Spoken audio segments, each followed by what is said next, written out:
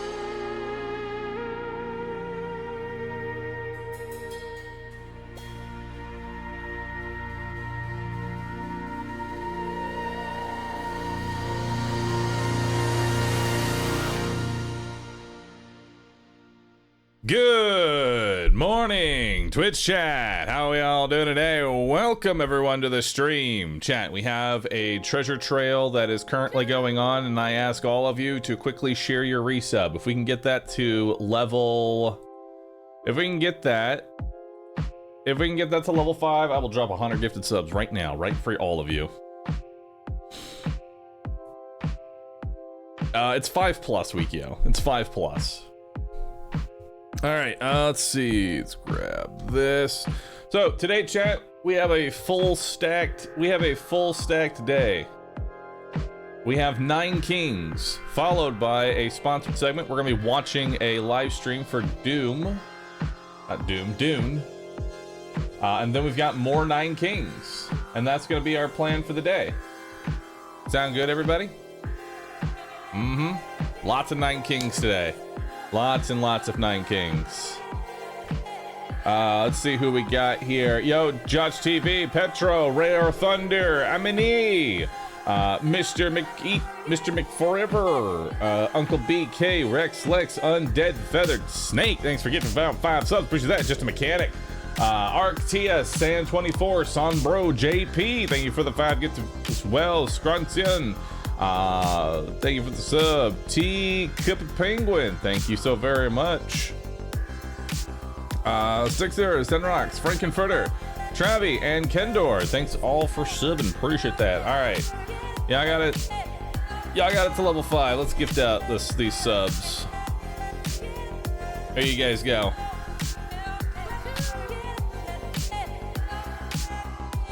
Here's some new friends for you all. New friends for the pandas. Anytime we see a treasure trail, I will gift out 100 subs anytime we get a treasure trail. I will gift y'all 100 subs. There y'all go. My PC. Oh, it's not that bad, man. It's not that bad. Don't lie. Don't lie. All right, let's put that here, and then we need to move this to this, and then we move you to here, perfect. All right, so we have about an hour chat, we have like an hour to kill before our sponsored segment to watch a special little stream. So we're gonna do some 9 Kings. Ingo, thanks for getting 5 subs. Appreciate that, dude. Thank you so very much. Appreciate that. So let's get some 9 Kings going. Let's get some 9 Kings going.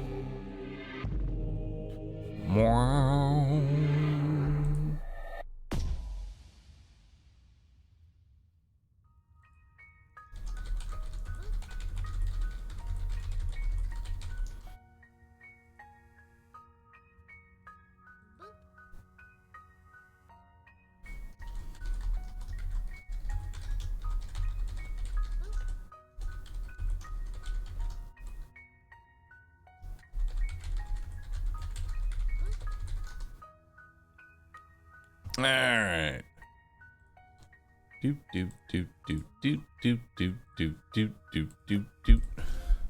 So we were currently working on the King of Nothing. We've beaten Peasant, Squire, Knight, Lord.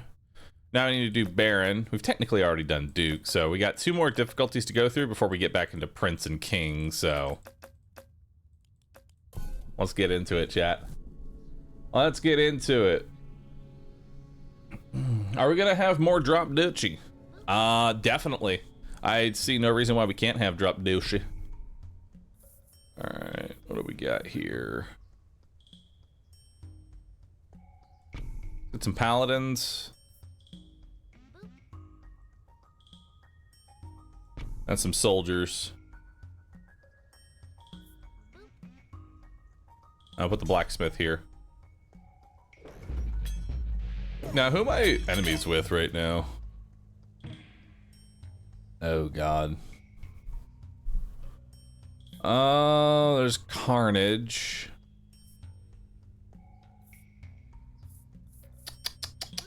I don't really like King of Blood too much. I mean, I don't want to really do Mangler.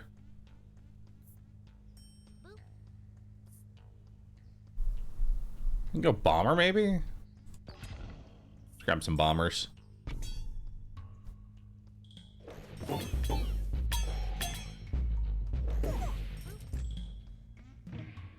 All right.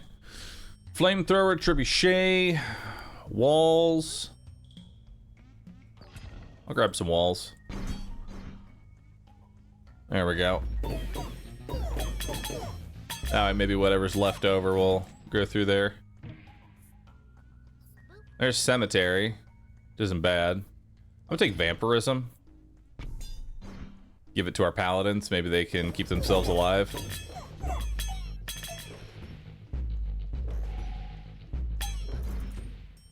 Nice. Yo, Pico! Thank you. Appreciate that. Bomber is good if you get devil. Really? Is bomber good? Like, how's bomber any better with devil? And yeah, cauldron's not too bad now. I'm gonna take the... I like gambling, dude.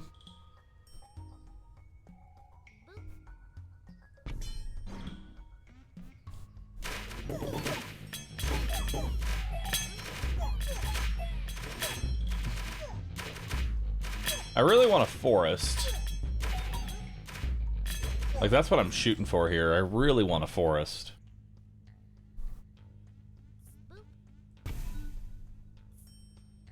And then we'll level up the castle.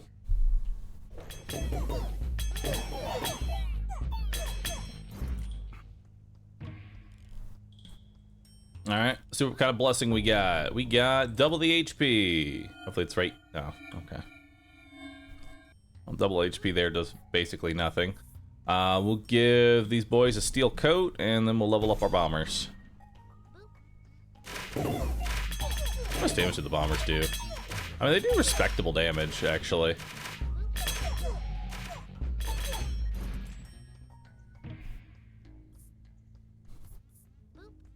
Let's grab some archers. Level up our castle again.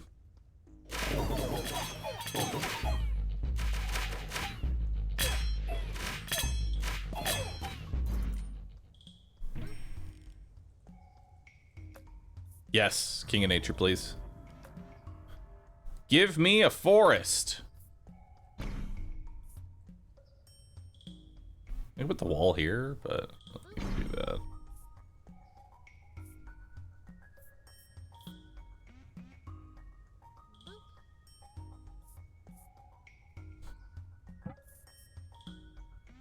Give you boys another steel coat. Wait, hold on. Does giving a steel coat to the bombers make them explode again? Or do they just still instantly die?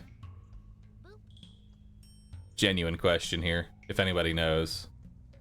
I don't know if steel coat makes them immune to their own explosion.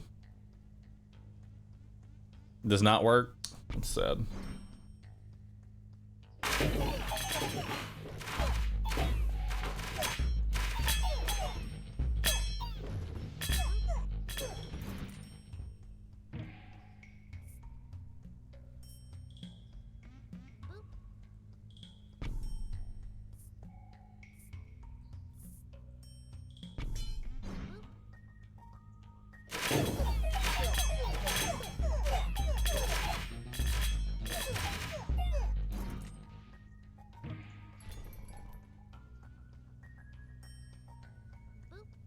Okay, I really want to get a forest.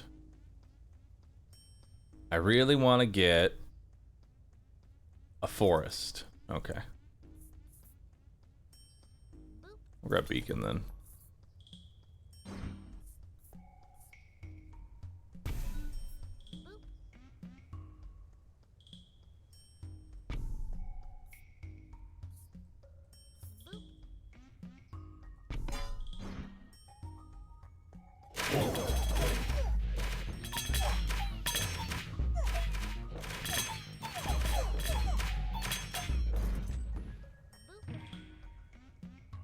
Wow, the archers are so bad. Like, legitimately, they are fucking terrible.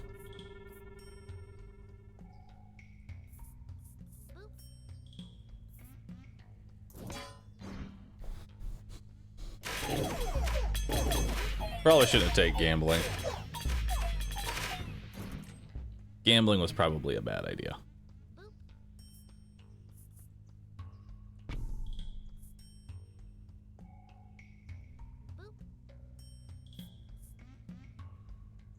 Yeah. The gambling was a terrible idea. Let that be a lesson, chat. Never go gambling. Oh, God. And the archers are just so bad. Like, archers legitimately some of the worst.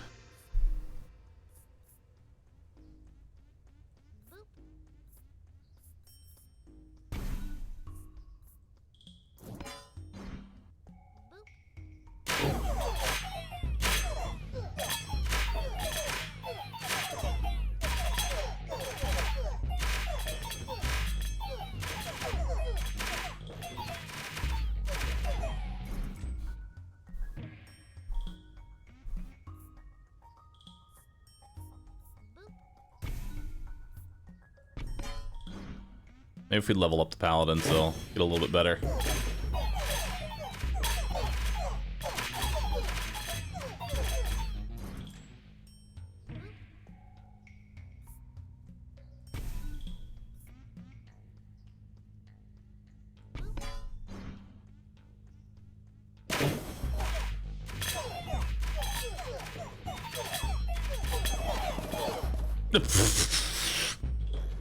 Nice.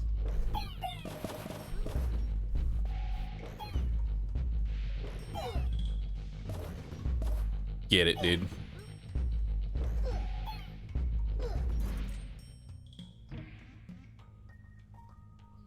Peacetime.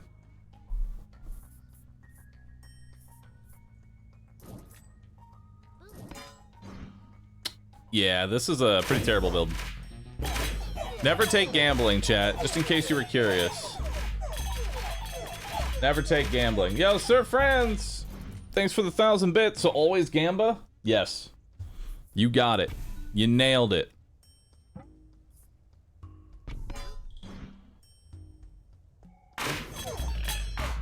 I mean, honestly, if we can make it to year 33, that's really all we need. Just make it to year 33, and I'll be happy.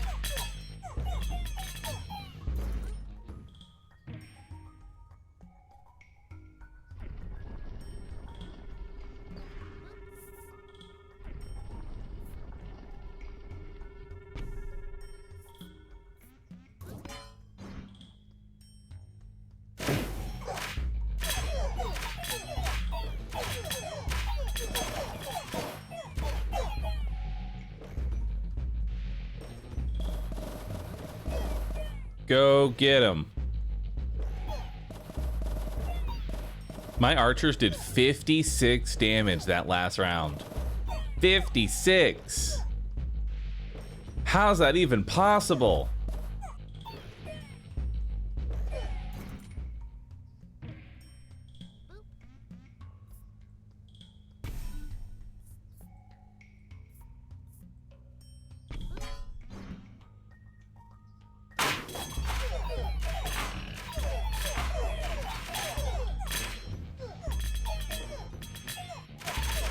The bombers are actually doing a really good job. Like, the bombers are actually insane.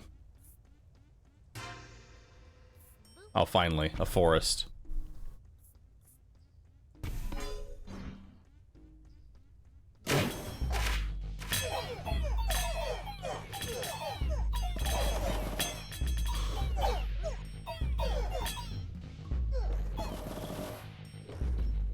Hold. Hold, brothers. Let the wall hold. Hold. Mr. Eyeball, thanks for the sub. Appreciate that.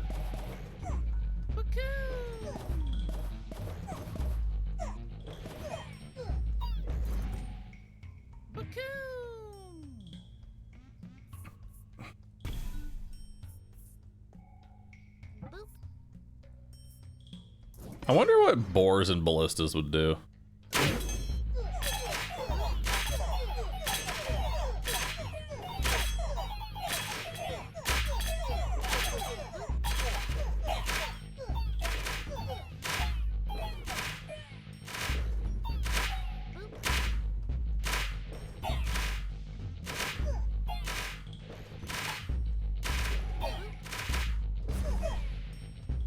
Yep, goodbye. Let's make peace with King of Stone.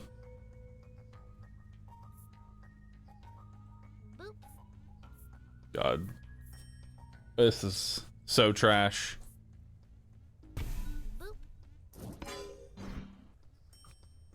But hey, at least the paladins are getting, you know, 2% extra health. So always Gamba? Yes, always Gamba.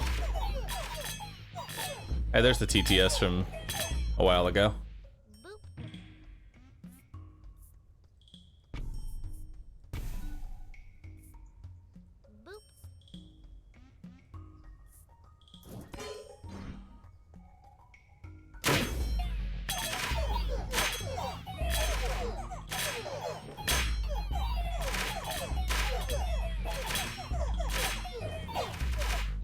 Like, how do you only do... Oh my god, y'all's damage is terrible. Y'all do 2 damage. How?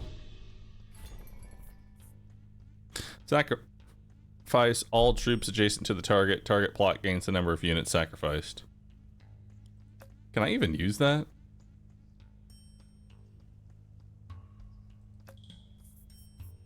You know, I want to see something real stupid.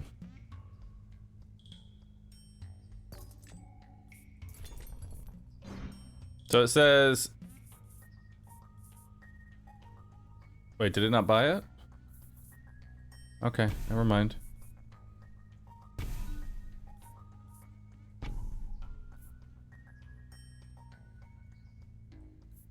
Guess I didn't buy it.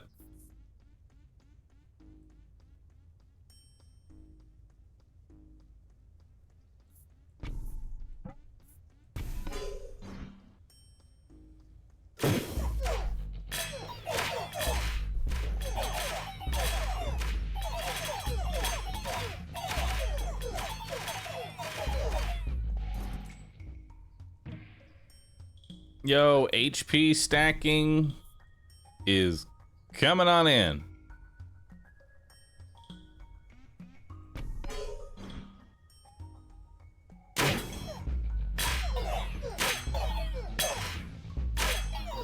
HP stacked paladins.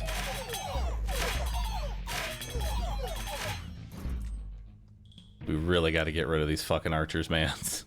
These archers are so terrible.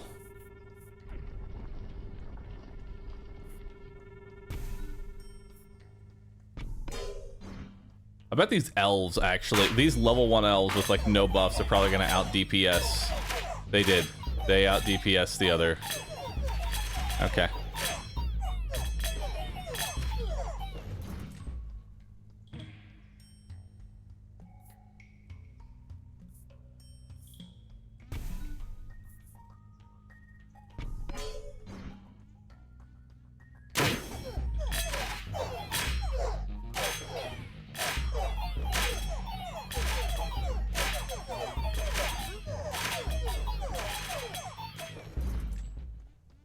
Archers are beating up.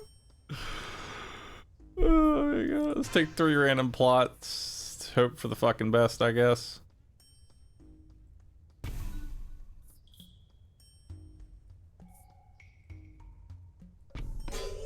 More HP.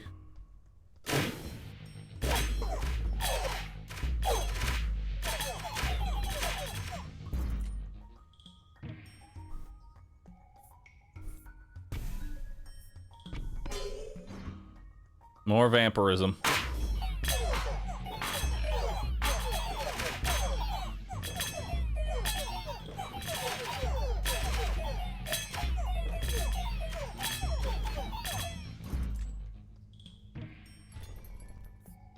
We don't need goat. I'll take more imps. I guess more boars.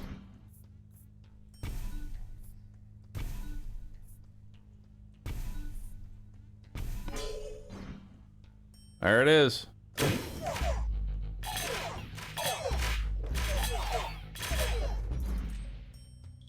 HP stacked paladins is going real well.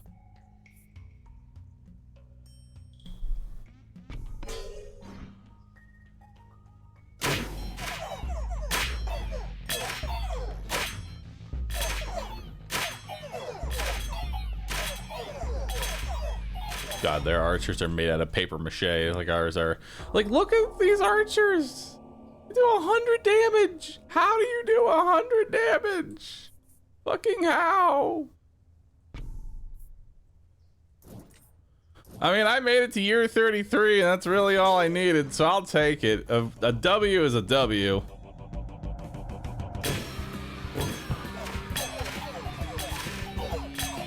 Well, actually, it might not be a W. This might be a loss. I take it back. This might be an L.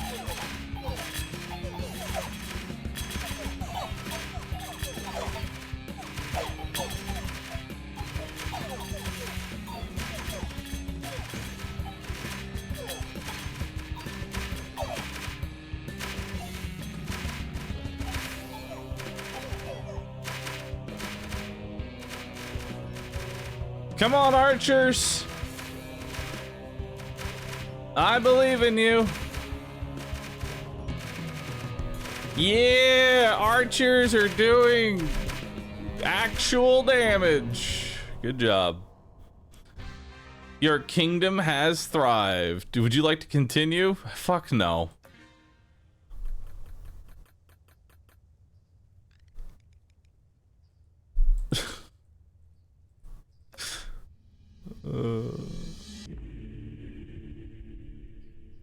King unlocked. You can now play as the king of wait, what?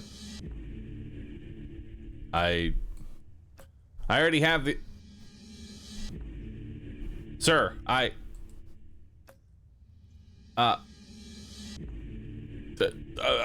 okay, but what? Happy birthday to me, Bahroo. I am now 1 year older and got my next unwanted uninstallable age-related free patch. My back hurts even more now. Old. Bad back. Rough. Rough, man. All right. Time for the count. All right, so what have we learned? Archers are irredeemably bad. Paladins are good. I'm okay with paladins.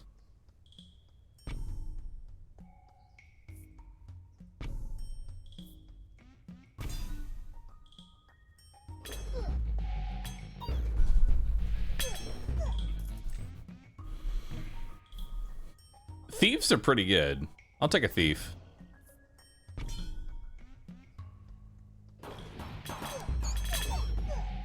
Yeah, thieves are decent. Concabulator? I'll take Concabulator.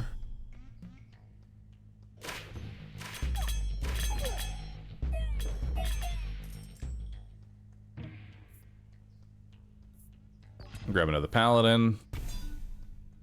And now that's already level 3 paladins. Which is quite a bit. There's Beacon. I'm okay with Beacon. Definitely increase the movement speed of all my units. Movement speed is king when it comes to paladins.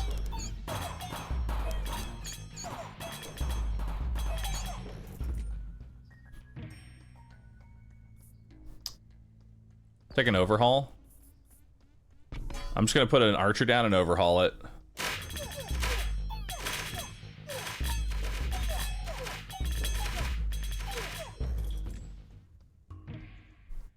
Ooh, farm. Nice. Baby boom. Oh, yo, that's a great spot for it.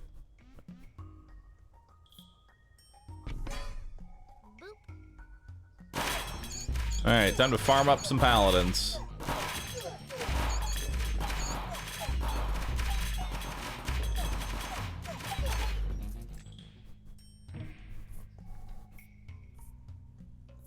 Another Concabulator. We'll level that up, and then we'll overhaul the archers next round. Beautiful.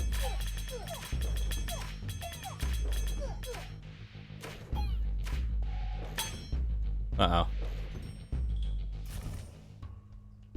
Archers, you failed me.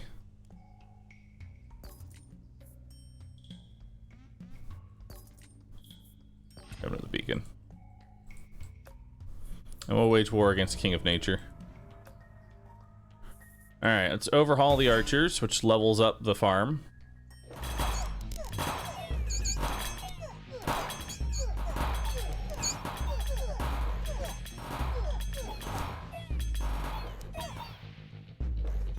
Uh-oh.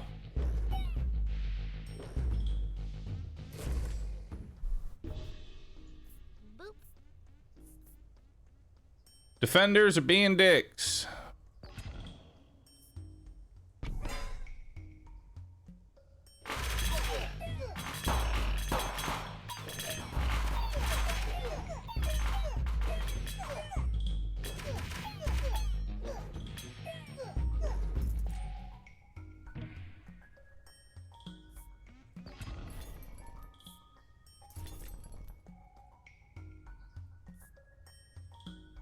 I need the expansion here so that way I can start health stacking.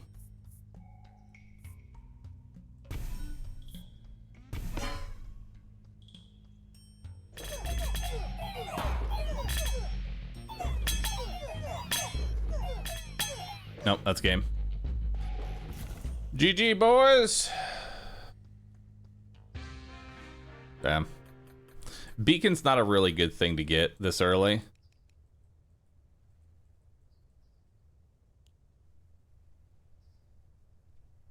Have you heard that we're getting buildings in Mechabellum Season 4? We're getting buildings in Season 4? That sounds awesome.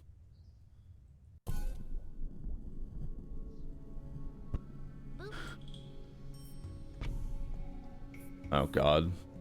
Not the archers.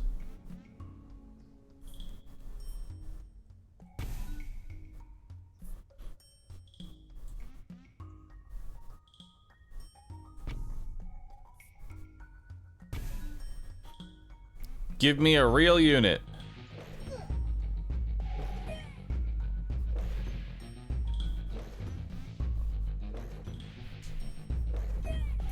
Not archers. I beg you. Fuck.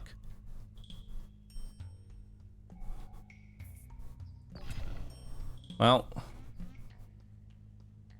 I mean, it'll do something.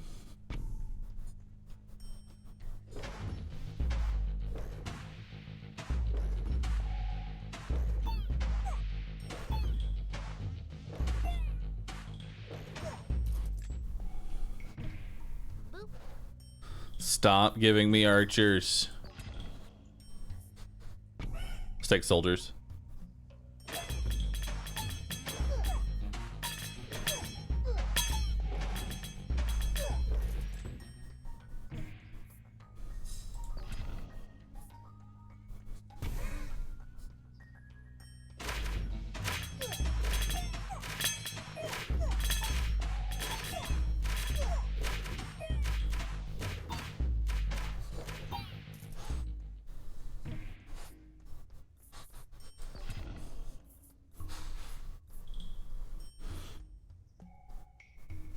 I'll take poison thorns.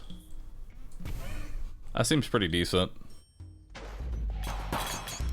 Because that'll actually really hurt the fast attacking units like that. Give that a roll. Alright. Concabulator it is. This might be a dispenser run. Dispenser runs don't do all that well late game because there just becomes so many enemies.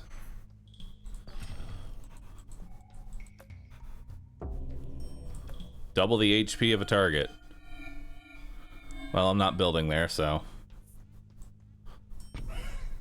I'm just gonna have, I guess, just the infinite soldier army.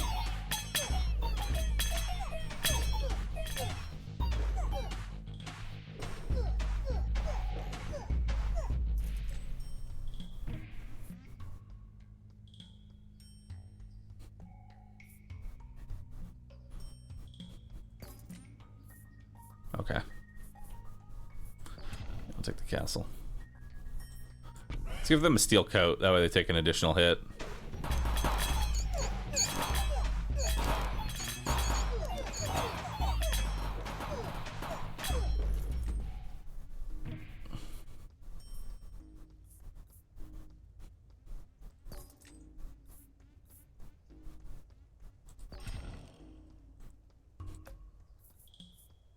Mage war against King of Blood? I'll take King of Blood.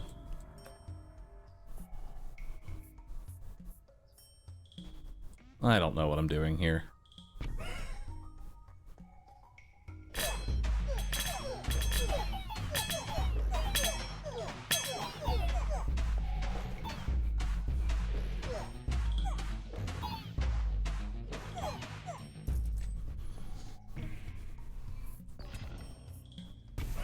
At least the dispenser keeps getting like a little bit better.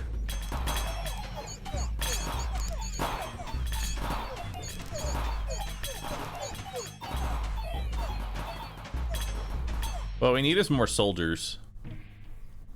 Like the actual card soldiers.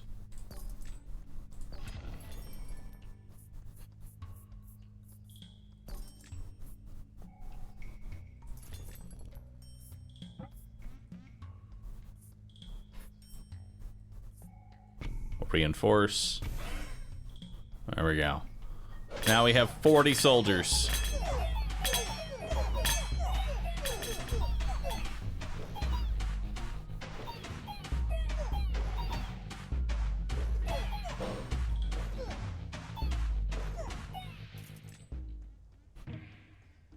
It's doing something. I tell you, it's definitely doing something. What? I don't know, but it's doing something.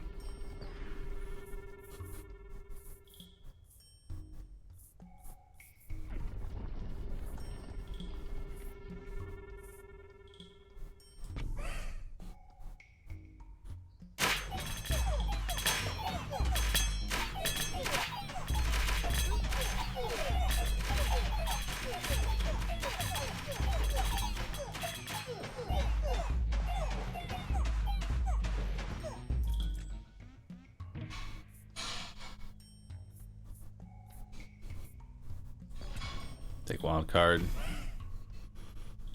Level up conk.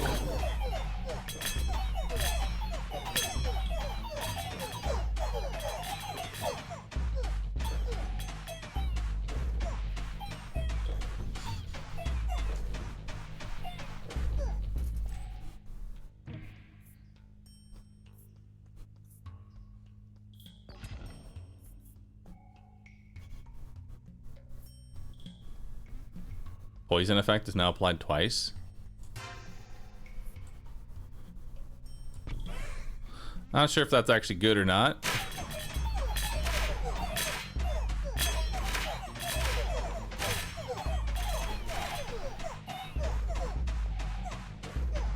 It seems to be doing good.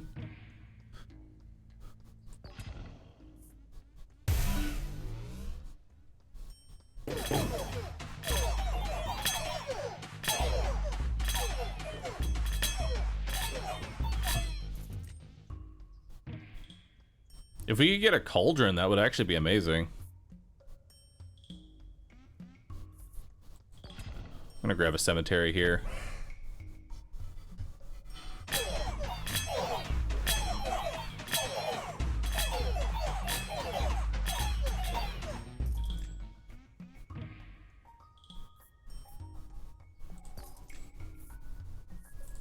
Guess we'll take thieves. Peacetime.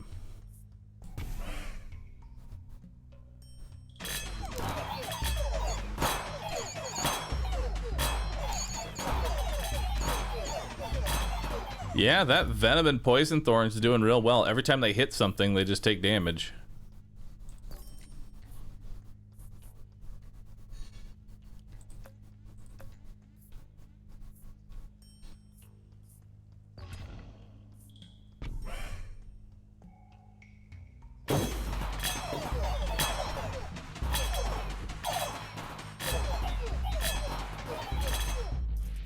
Go get him. Let's level up the cemetery.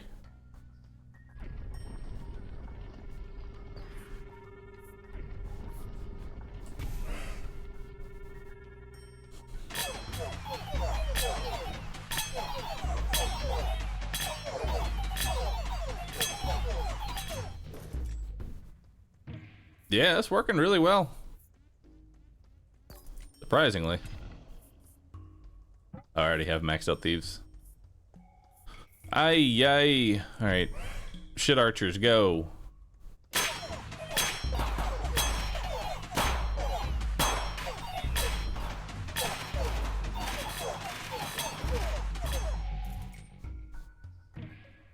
Yeah, I like this venom build. It's good. You know what? Let's grab another poison thorns. There we go. My whole build is just the enemies running into a blender. I like it. We'll grab another cemetery.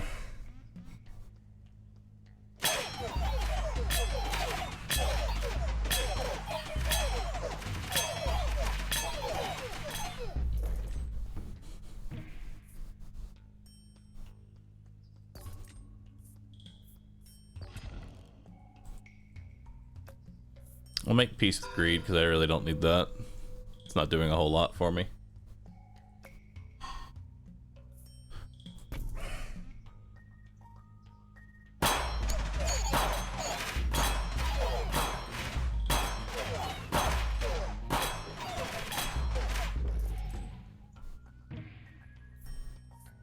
Yeah, it'd be nice to see how much damage like poison is doing in comparison to everything else.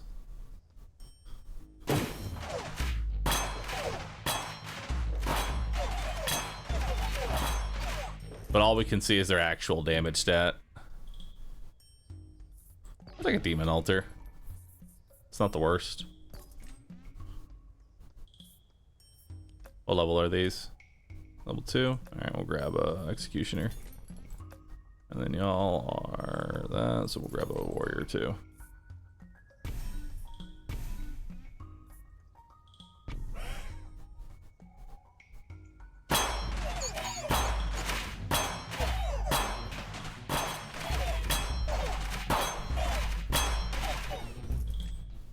Nice.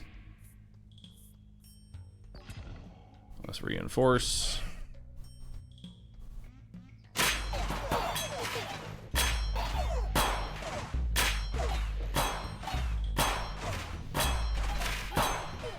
They can't get through this many units. Let's give them another steel coat.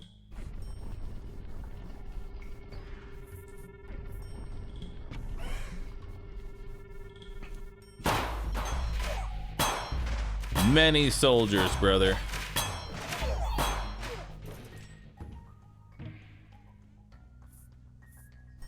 I don't really need vampirism.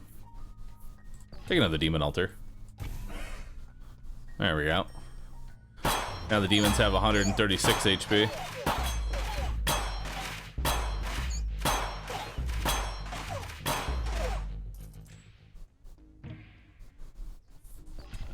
Another reinforcement.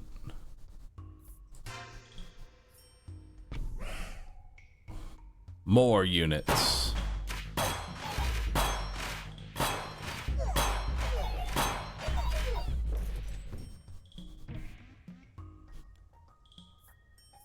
I'll take another carnage.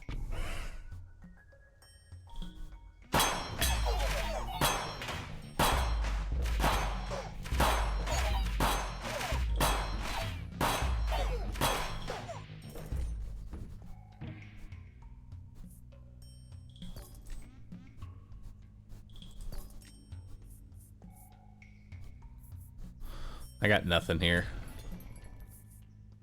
Destroy the plot automatically and trigger a royal decree. Sure. And procreate.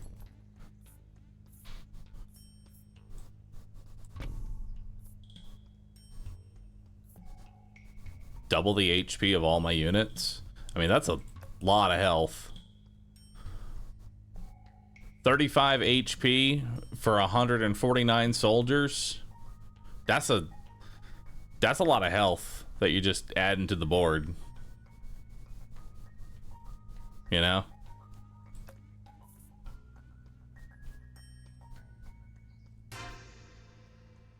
Yeah. That's a lot of hef. I'll procreate those, and then I'll leave the thieves. Yeah, true. It also scales the carnage. It makes carnage do more damage. Oh, dude, that was immediately noticeable.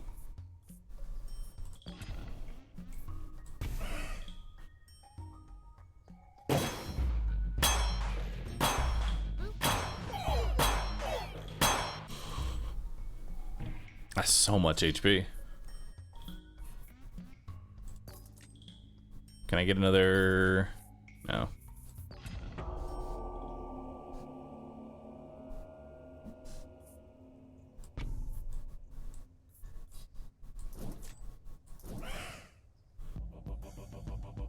All right, time for the king. Champion of progress.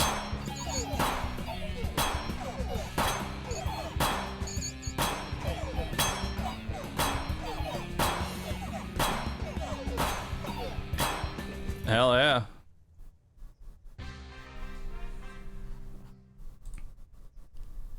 Hell yeah, dude. How much time do we have? We have about 5 minutes. We'll call it there. Not too bad, dude. Yeah, I gotta say, I like the, like, just farm stacking the soldiers is actually really good. And then making it so whenever they die, they just poison everything around them. Like, that's really, really good.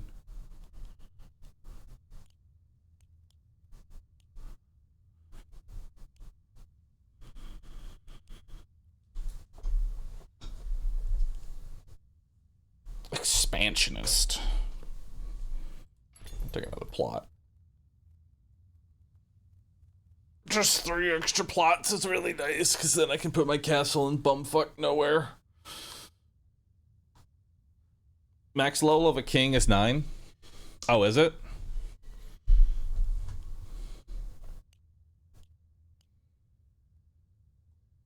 Gotcha.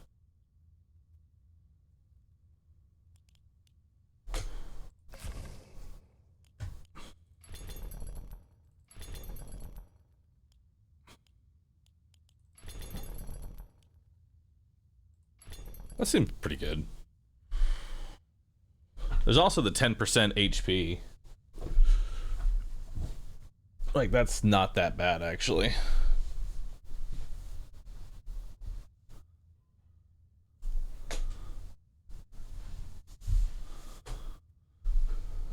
What's happening in 5? We have a Dune watch party. So let me go ahead and get that set up. All right, chat, we have a sponsored segment. We're going to be checking out Dune.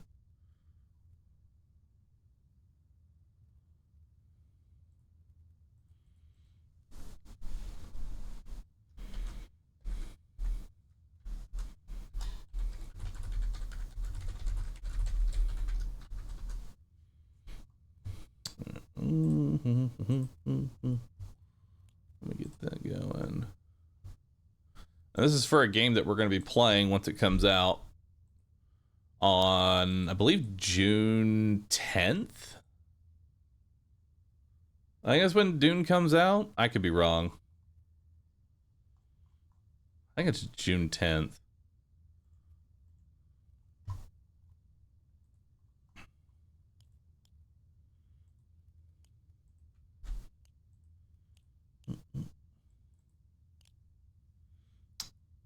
June 10th full release, June 5th early access. Oh, early access? Okay. So June 5th then.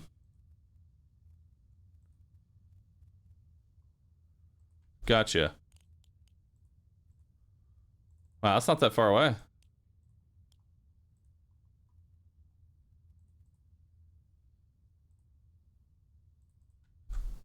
Why is the panel not working?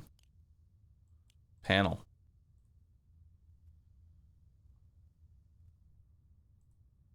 There we go. Panel works.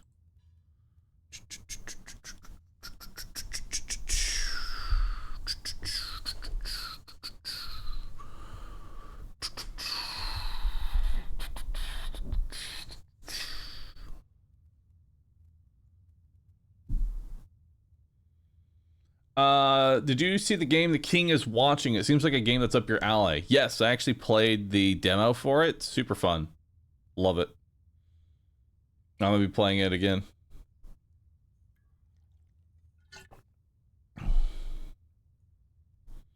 Would you rather play They Are Billions campaign on 3200% of Torchless Blood Moon Darkest Dungeon until you beat it? What?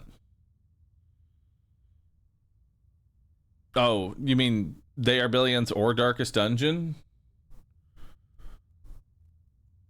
Both.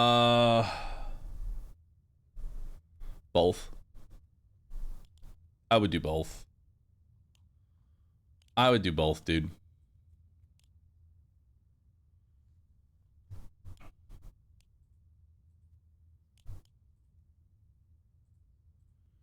Both, man.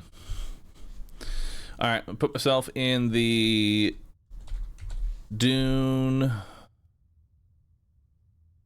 Awakening.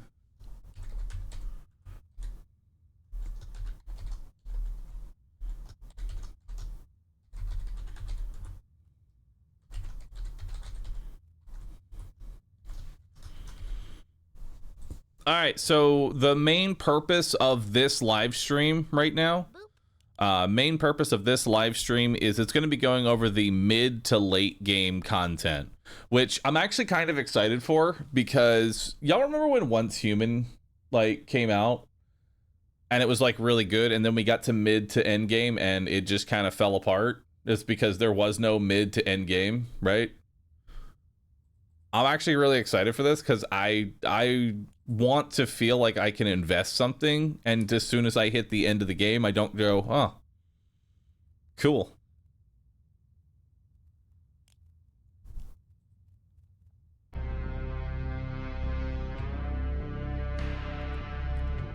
All right, let's do it.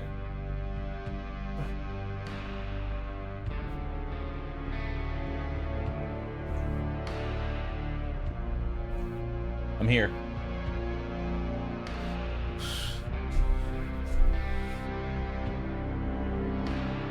We have MMOs in this channel. If the MMO is fun and has like good end game, yeah. Like, I definitely see myself no-lifing this on June 5th. It's all gonna come down, like, it really does come down to the mid to end game more than anything else.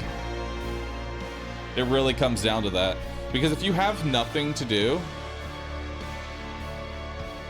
like, if you have nothing else to do, then people just leave your game.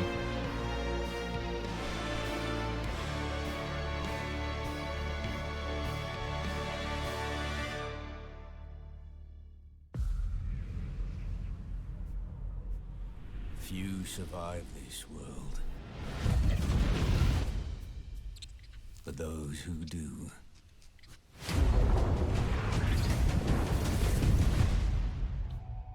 awaken. All right, let's see what they got.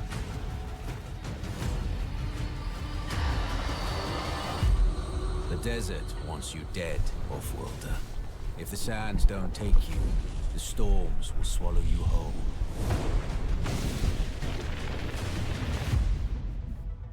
But you don't have to walk this path alone. Co-op. Every danger, We will have a Panda Guild once this game comes out. opportunity. Are there any fans of Dune in chat, by the way? Because I do want to create like a Panda Guild. Try and control as much of the desert as we can. Carve out our humble little path. Desert power. Some claim to rule this planet. But Arrakis is yours to explore. To fight for. To conquer.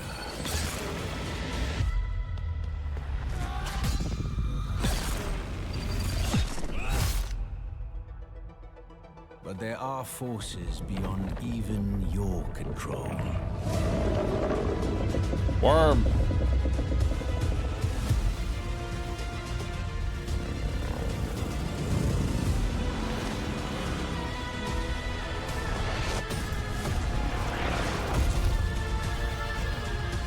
Master Arrakis, and it will open your mind. This is your path to awakening. Spice.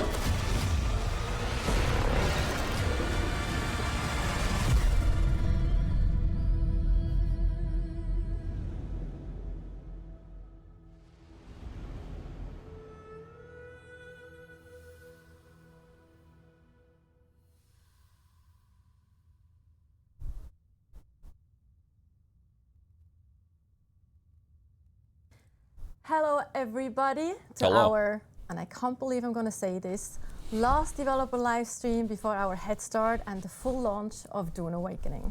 I'm excited. Natasha Rösli. I have the honor to be your host for today.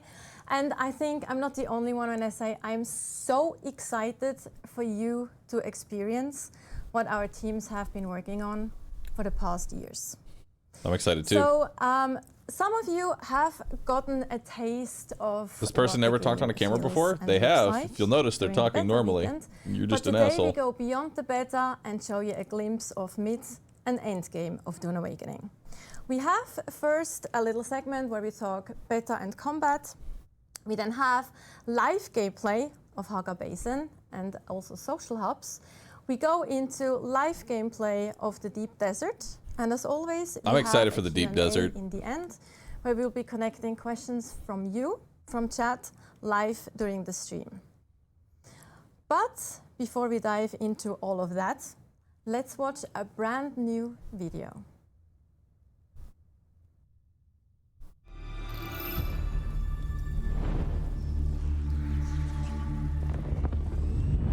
Combat in Dune Awakening is the fusion of melee, shields, ranged, abilities, and vehicles.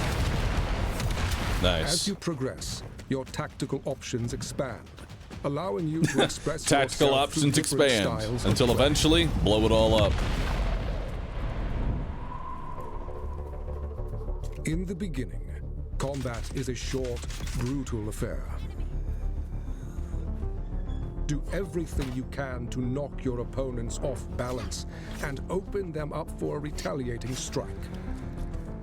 Keep an eye on your stamina, or find yourself in trouble.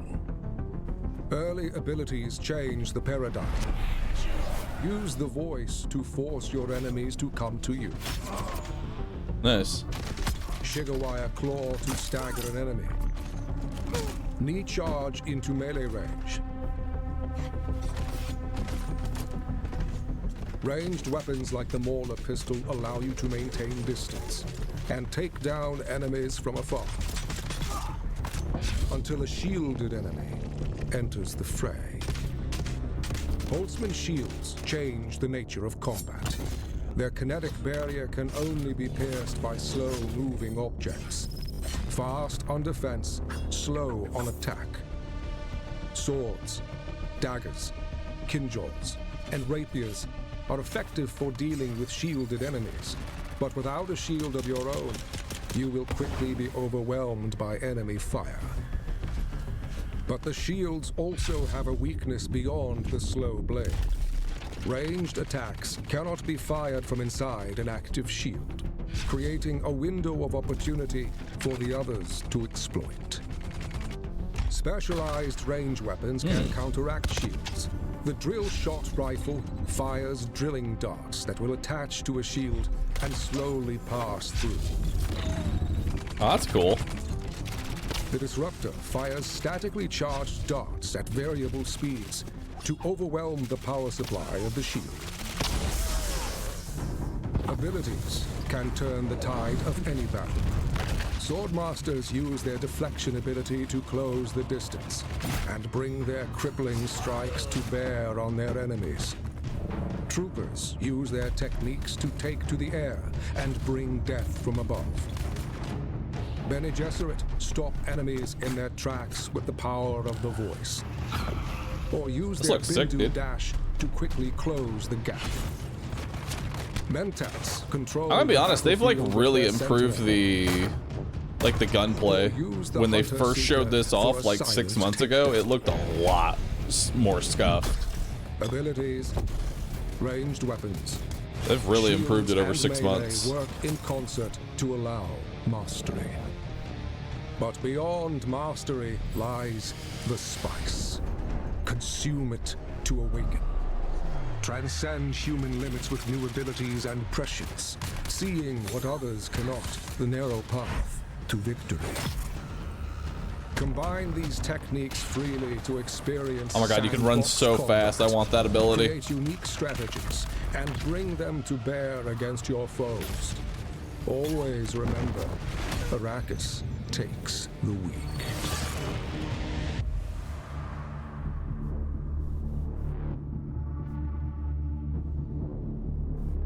The gunplay is still okay. I mean, that's fine. Like, it doesn't have to be like Apex level gunplay, you know? It's perfectly fine as it is. It's an MMO, you gotta remember that. Yakuban, thanks for the tier 3 sub, dude. Appreciate that. Straight into our first segment, showing you mid-game in the Haga Basin towards end-game as well. But first, let's of course introduce our guests for today. Is this PvE or PvP focused? Here I think on it's this both. side, we did let him out of the doghouse. We have Joel Bylos, aka Chris Knife, Joel! our creative director. Joel, do you want to introduce yourself quickly? Hi everybody. Everybody post My name Joel. is, I have to admit it, Joel Bylos this time.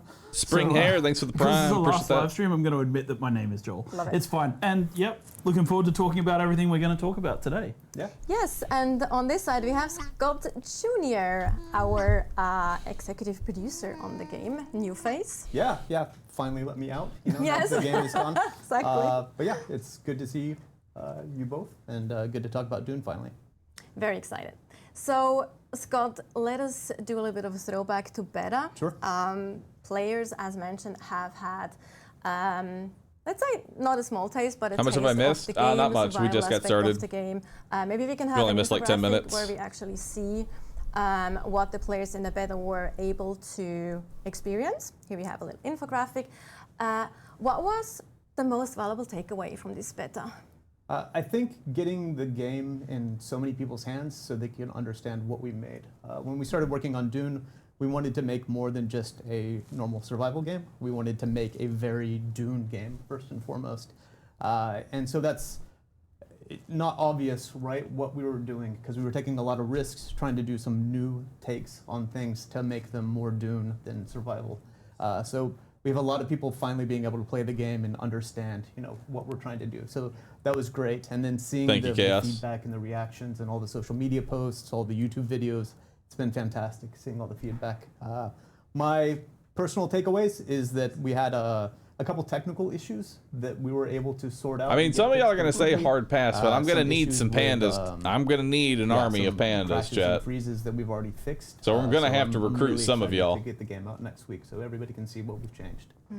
At the very least, Anything you resource want to add? gatherers. No, I mean, for me, it's just a lot of fun to watch people finally playing. Like, someone asked me on Discord, like, How am I going to year waddle ago, to war like, without war? tell us about the game. They wanted me to describe the game. They weren't in the beta, and I was like, well, it's very hard to describe because it's something unique. Yes, it has some familiar survival stuff. Probably but we've Legend. laid it all underneath the Dune IP, and it's That really doesn't hard mean to that I describe how can't. all of those things come together to create something that I feel is kind of unique and interesting, right? Chronix, thanks for subbing. And so, yeah, I think it was fun for people to really get their hands on it. I mean, we've been talking with the closed beta players for a while, but seeing people in the world having it, streaming it, you know, putting up YouTube videos, talking about what they were experiencing, I think, you know, importantly, people finding out whether they like or dislike the game as well, because I really like people to be able to make an informed choice about what they're buying as well. So, yeah.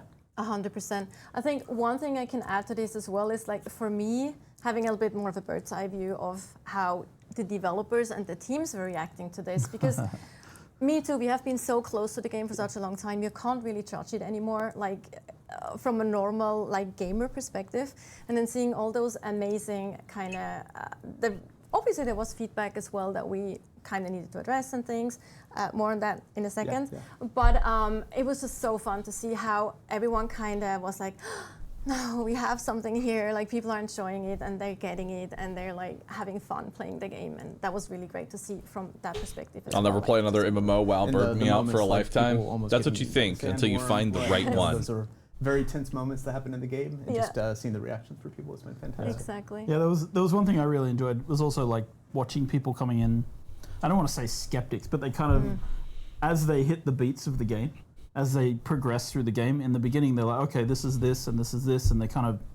And then Where are like, they getting they're the like, wood to build with? Wait, you can combine the suspensor belt and the sugar wire claw, and you can. Oh wait, you can do these things.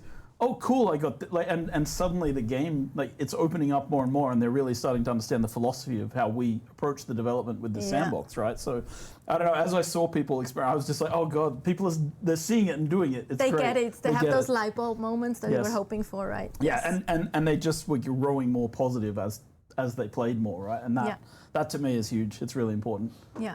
And it's, as I mentioned, that are the things that are really great to see from kind of an outside perspective as well. And it was good. Just the first slide was showing this, right? It's just the first 20 hours, so it's just a taste. It's a sad of the game, day, right? Jet. It's There's just no the very loggers. beginning of Act 1. We have so much more to show, and Which the best is parts are here to the come. rest, can quite a talk bit, about it. like a little bit of the stream as well. But going back to the beta weekend, there were of course some things that weren't that great, that didn't go as planned. One of those moments was of course the PvP moment in the broadcast, and when it comes to melee combat specifically. But we have actually worked on this and addressed it. Scott, maybe you can give a bit of context. Yeah, so to that. we were aware of this issue. We've been in closed beta for a year and a half almost now, right? The new combat came in August of last year. Yep. And we've been making tweaks based on feedback and playtests that we've been doing. So going into the beta, we knew that there was that issue around stamina and what would happen if it ran out. And we'd already been working on it for over a month to try to fix it. So we patched out a change to it. Do you want to go over the details of that? I mean, the high level changes it's something like this now, right? So heavy and slow blade have been separated as attacks. So a heavy staggers people now, and then a slow blade finishes them off, like it goes into the slow blade attack. So you actually, now holding the button, you'll actually do a heavy attack. All attacks have now got proper stamina costs attached to them. And then in addition, if you're in a place where you're getting into the stunlock situation, you get an ability which is called Second Wind. I still feel like melee is going to be one of those things that like you do early on, and then as you progress, you never touch melee ever again, because why would you when you have a gun? Balance around the way attacks work. I think it's all working pretty well. Scott and I did a fair bit of PvP. This is giving Warframe dev stream vibe. I mean, that's a good thing, you know? Yeah, and Joel won day 2. Maybe? I think you won day 1, but that was because on the second day I slotted the Bene Gesserit technique, the Mentat technique, which allowed me to avoid his voice power. And then he wasn't able to get me anymore. So then it was fun. Like it's fun to see. In Warframe, guns or melee's better than guns. Right? Well, that's also because you move it like 500. Yeah, I mean, I think we're 500 miles an hour. We're on the closed beta. We're getting feedback from people and testing. But one thing is important to stress, right? It's a live game, and we're going to continue to patch and update. So we'll be paying a lot of attention to what happens as the game goes live and as people are playing. And we're here to make the game better. That's our job. So yeah, absolutely. That's beautifully said. Thank you. But enough just a dry talk. Let's jump into some gameplay. So we actually have an example of group gameplay. I'm like, that word is just not as many. I thought you were going to, when you said dry examples, I thought you were going to break out the wine. But let's. Maybe I should. Maybe I would go better with alcohol. But yes, so we have some group gameplay, mid game actually. Yeah, mid-ish game. We can probably just comment on it as Sure. well, what we're seeing and how it's different from what people have seen in the beta specifically. Sure, you want. Sure, yeah, I can go. So if you played to the Vermilius Gap, the journey is still very isolated to yourself, right, and your sand bike, and you have a small base. As you're moving into the next areas, like the Hugget, or this is the Rift, right, you unlock the buggy, and the great thing about the buggy is it allows you to start mining from your vehicle, and the resource requirement as you go further and further into the game is more intense. But the buggy and other systems like that allow you to increase your harvest rate also. Yep. And this is a fantastic part, right? Just moving around, going to the different resources, either switching yourself to the turret, or if you have a friend, having the friend man the mining laser, right? And then being able to harvest resources. Yeah, the buggy's a multi-seat vehicle, right? So when you get to the mid-game, it's good to start crafting that, right? And then you can get out I'm there going and to you need can a harvest. It has dedicated huge driver, because inventory we know space I as well, can't drive for compared to, like, shit. the sand bike or what the players can carry. Our philosophy of design with the game, like I've seen people talking asking for more inventory space on their character. But our philosophy of design for the game was that Don't you let the build panda vehicles drive. and they become your inventory space. You can see how big this is and how much volume it can hold. So the buggy really is like your mining vehicle of choice as you get into the mid-game. And if you're playing with friends, someone's on the turret, someone's in the driver's seat. You can have a friend in the passenger seat as well. You can bring multiple people, but you can also just like do this alone, jump between seats. In the interaction menu, you just select, I want to drive now, I want to sit in the turret seat in mine. But I want to talk a little bit about this location because we're in this place called the Haga Rift. And as you Chip, can I see, haven't it's had this issues dark, with aiming in a gloomy- long time. It's basically a geological Don't roast me for that, ditch. man. My aim's gotten a lot and Herbert better. talked about this in the book. He talked about the folk of Pan and Graben. And this Graben are these big ditches, these big chasms that you have on Dune, on Arrakis. And in here, it's like the sunlight doesn't I'll prove really you all penetrate wrong. to the bottom. And down here, The there's been panda this has good aim. ongoing war of attrition between the Atreides and the Harkonnen over this shipwreck, which is central to this area. And then as you come up out of the Haga Rift, you come back into these other areas of the map, and it's like it's a different style and tone to the desert. And I know people have been concerned, or at least been worried that like everything's one biome, but as you go down into the Rift, you feel it's a very different place. And shout out to our world director Jeff. Like one of his big key points about the world was making sure that we had a lot of verticality, and I think Haga Rift is like an absolutely perfect example of how you can just keep going down and down through these galleries, and there's bases built up through the entire side of it. It's just this really fun place to be. It's like, Underground make it base, deeper, it's make it time, deeper. chat. Exactly. I remember he mentioned And, that. and this is where all the lights come into play. So headlights on vehicles, personal lights on players come in. At this point, this is where you start bringing things, and yeah, it's fun. And it's so huge because then you fly in with an ornithopter too. It's Yes. like wide, and yeah, it's really fun to explore that way too. The music and the setting and the Yeah. atmosphere when you're down. Y'all are You've been passing up in the harsh nodes. desert and the Vermeos Gap with like the bright lights. On you Disappointed. the entire time. There's so much going, ore like from shadow being to shadow wasted. To preserve water. When you get down there, like the music team's done a very good job of just setting the atmosphere. It feels almost cool. Is when that you're, it? when you're down there. That's our base in the distance there too. Yeah, I think yeah. where we're heading. So you can see the Yes. wreckage of like the wall. You can see that's a deserter base.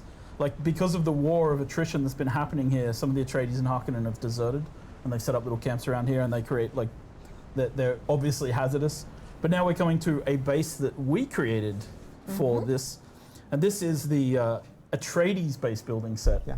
And this kind of, I think this is a Awoo. woo. This is Awoo. this is a great example of what you can do outside of the square blocks that everybody was seeing in beta because they only had access to the first couple of sets. Yeah, and what's important as you get into the mid game, you start building up your infrastructure, and that's just as important as your equipment or your vehicles.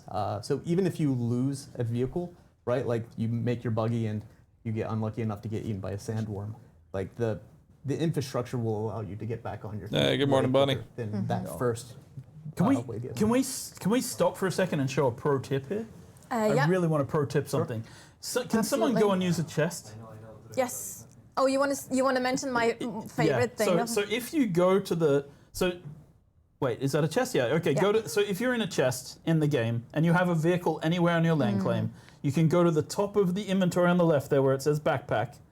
Other Where it left. says backpack on the left-hand side, whoever's driving, up there, up yep, there, and yeah. click the Yes. drop down, and you can select the vehicle Oh, storage. thank This is God. a massive quality of life for getting things in and out of your vehicles. Oh Because we my see it, God, we know it's a little yes. bit I hidden. can It's just not pull the easiest directly thing to from find, the buggy. but I don't once you have know to about pull this, it out of the ups your buggy quality and of then life in the game shuffle immensely it to a because you can just chest. drive in with a buggy full of stuff, go into your base, click any chest, click on the storage drop down, and start taking things My out God, of the back that's of that, so much that better. vehicle. It's something that the beta tester suggested, isn't it? Like directly. Yes. Yeah. This was something Yep. people were asking for during the closed beta, and we Exactly. implemented it. Yeah. Another thing That I right mentioned there before, which shows is that such they a actually small play quality their of own life game. thing, but we have know? that too. Is you don't have Stuff to like empty that your shows that chest they before you actually can move play them. their own game exactly. and care. This is like that's Yes. just a complete mind-blowing quality of life gem to me. That's like so nice. Yeah. So the game works in these phases of like, in the beginning, you need a sandbike to get off walking around, right? Then you move to the phase where you want a buggy to help you to harvest and gather resources. And then you move to the phase where you want to start building your first ornithopter. And so we have an example of this here.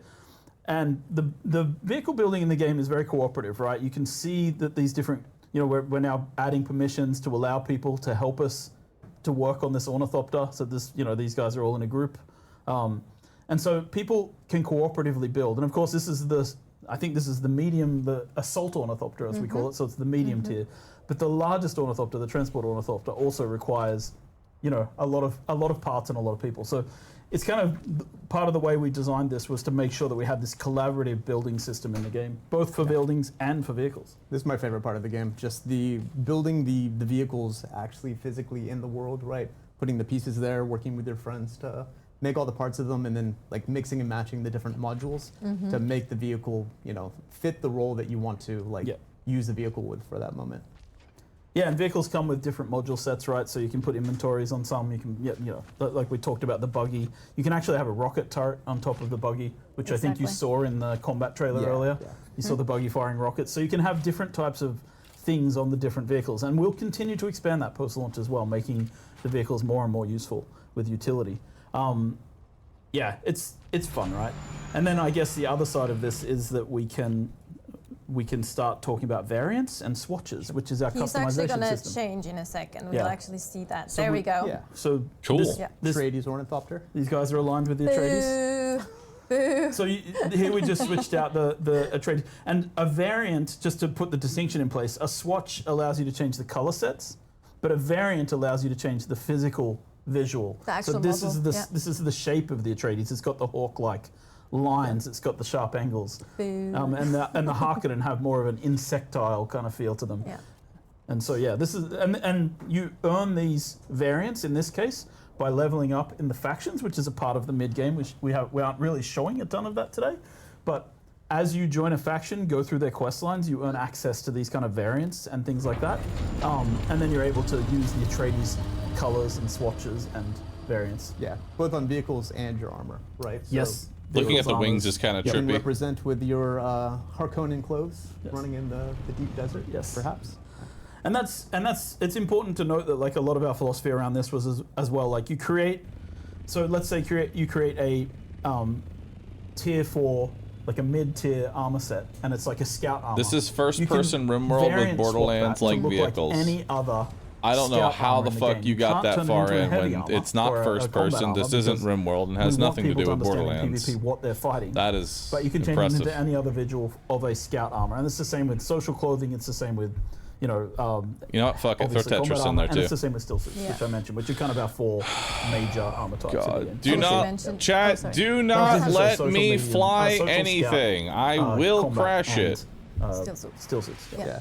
And what they're showing right now is the Vulture mode and the Ornithopter. Do not let me fly. Great, right? Because you have your helicopter mode where you can move in We all will directions. lose You can switch many to Vulture vehicles. mode, and then it's more of like a glider where you're going up and down to gain speed. Yep.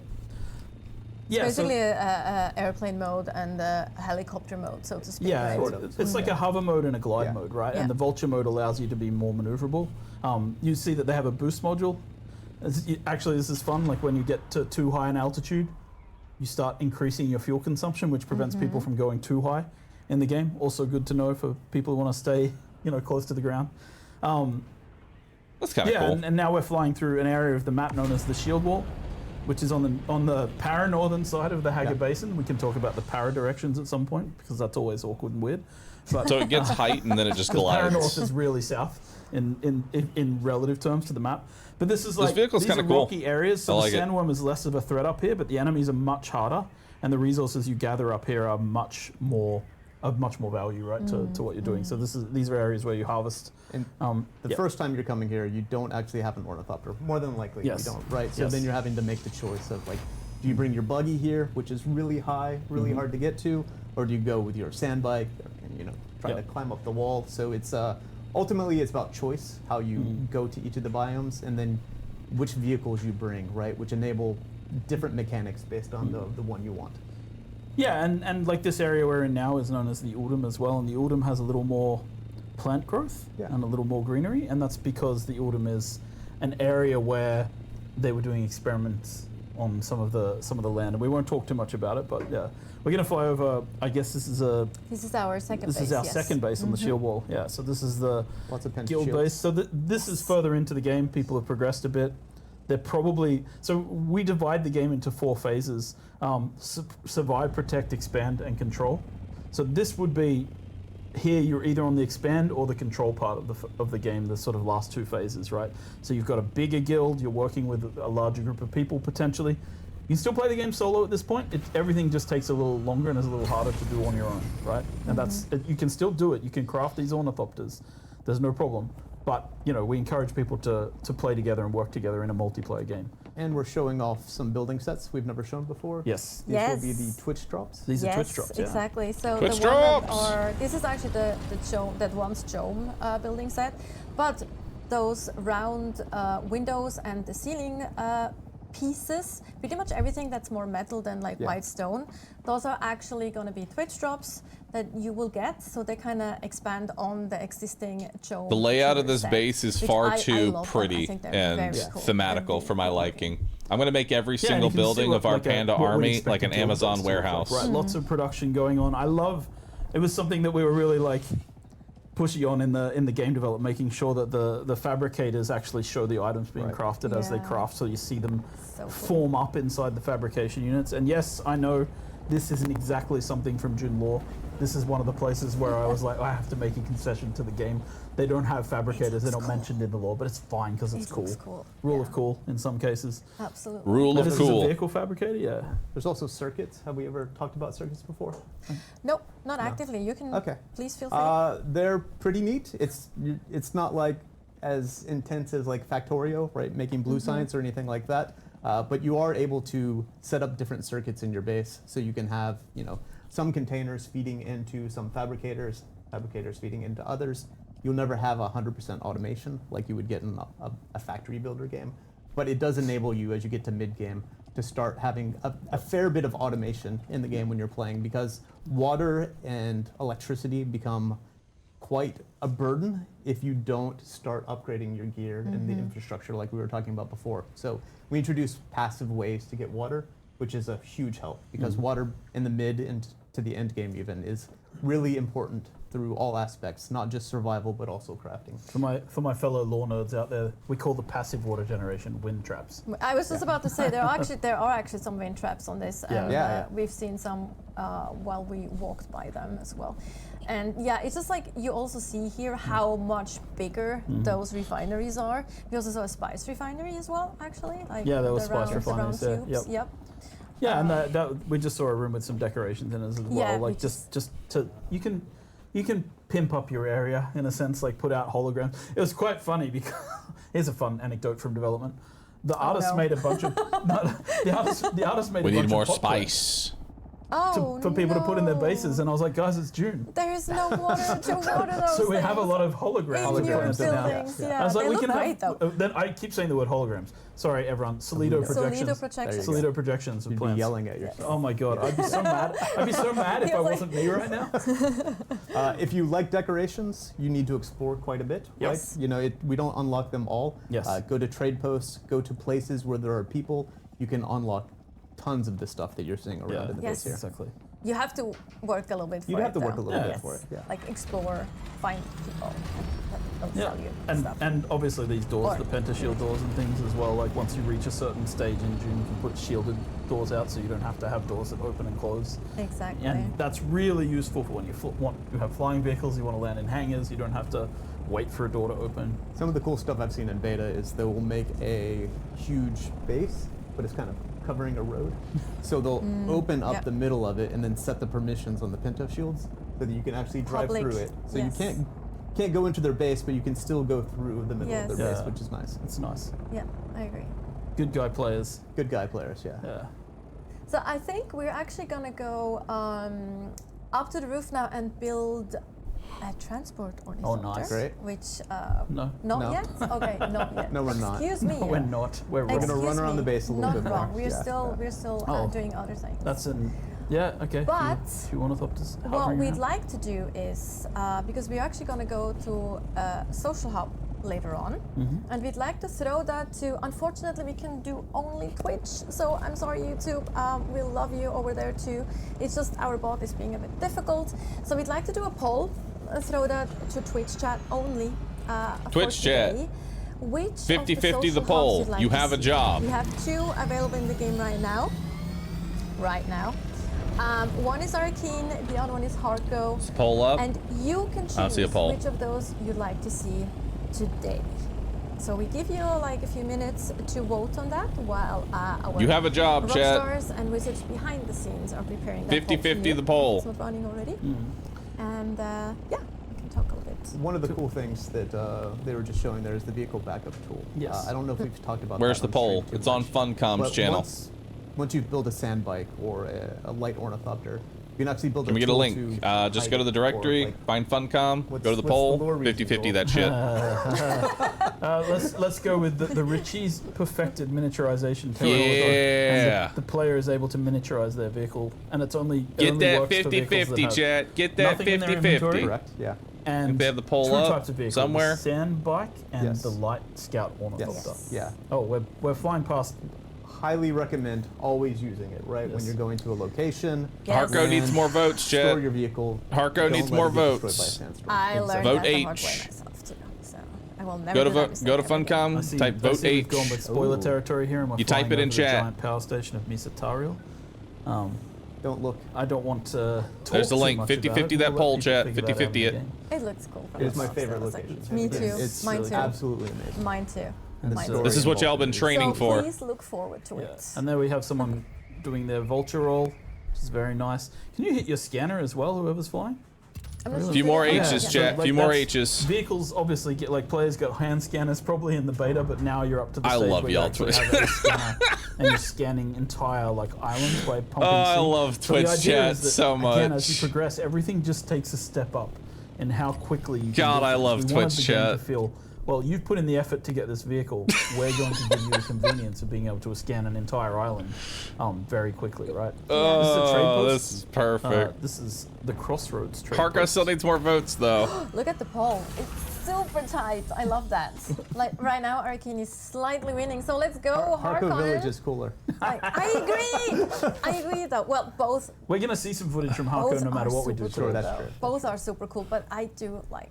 Yeah, Thank just you, chat, because for you're doing an your evil part. Round of person. applause, I am, everybody. I am just like. Round of Coming back applause. and Y'all did a very good job the fun part is I 50-50ing the always poll. try to go evil in like games where Anytime you there's have ever a choice, and I poll end up chat, you good always anyway. 50-50 Because it. you can't bring yourself to do You're it. bad. Always So- 50-50. So these are the pilots. They were disabled in the beta. You may have met one at the first trade post if you were playing. And we're going to Arcane, by the way. We're going to Arcane Arcane? Yes. All right. Okay, It's fine.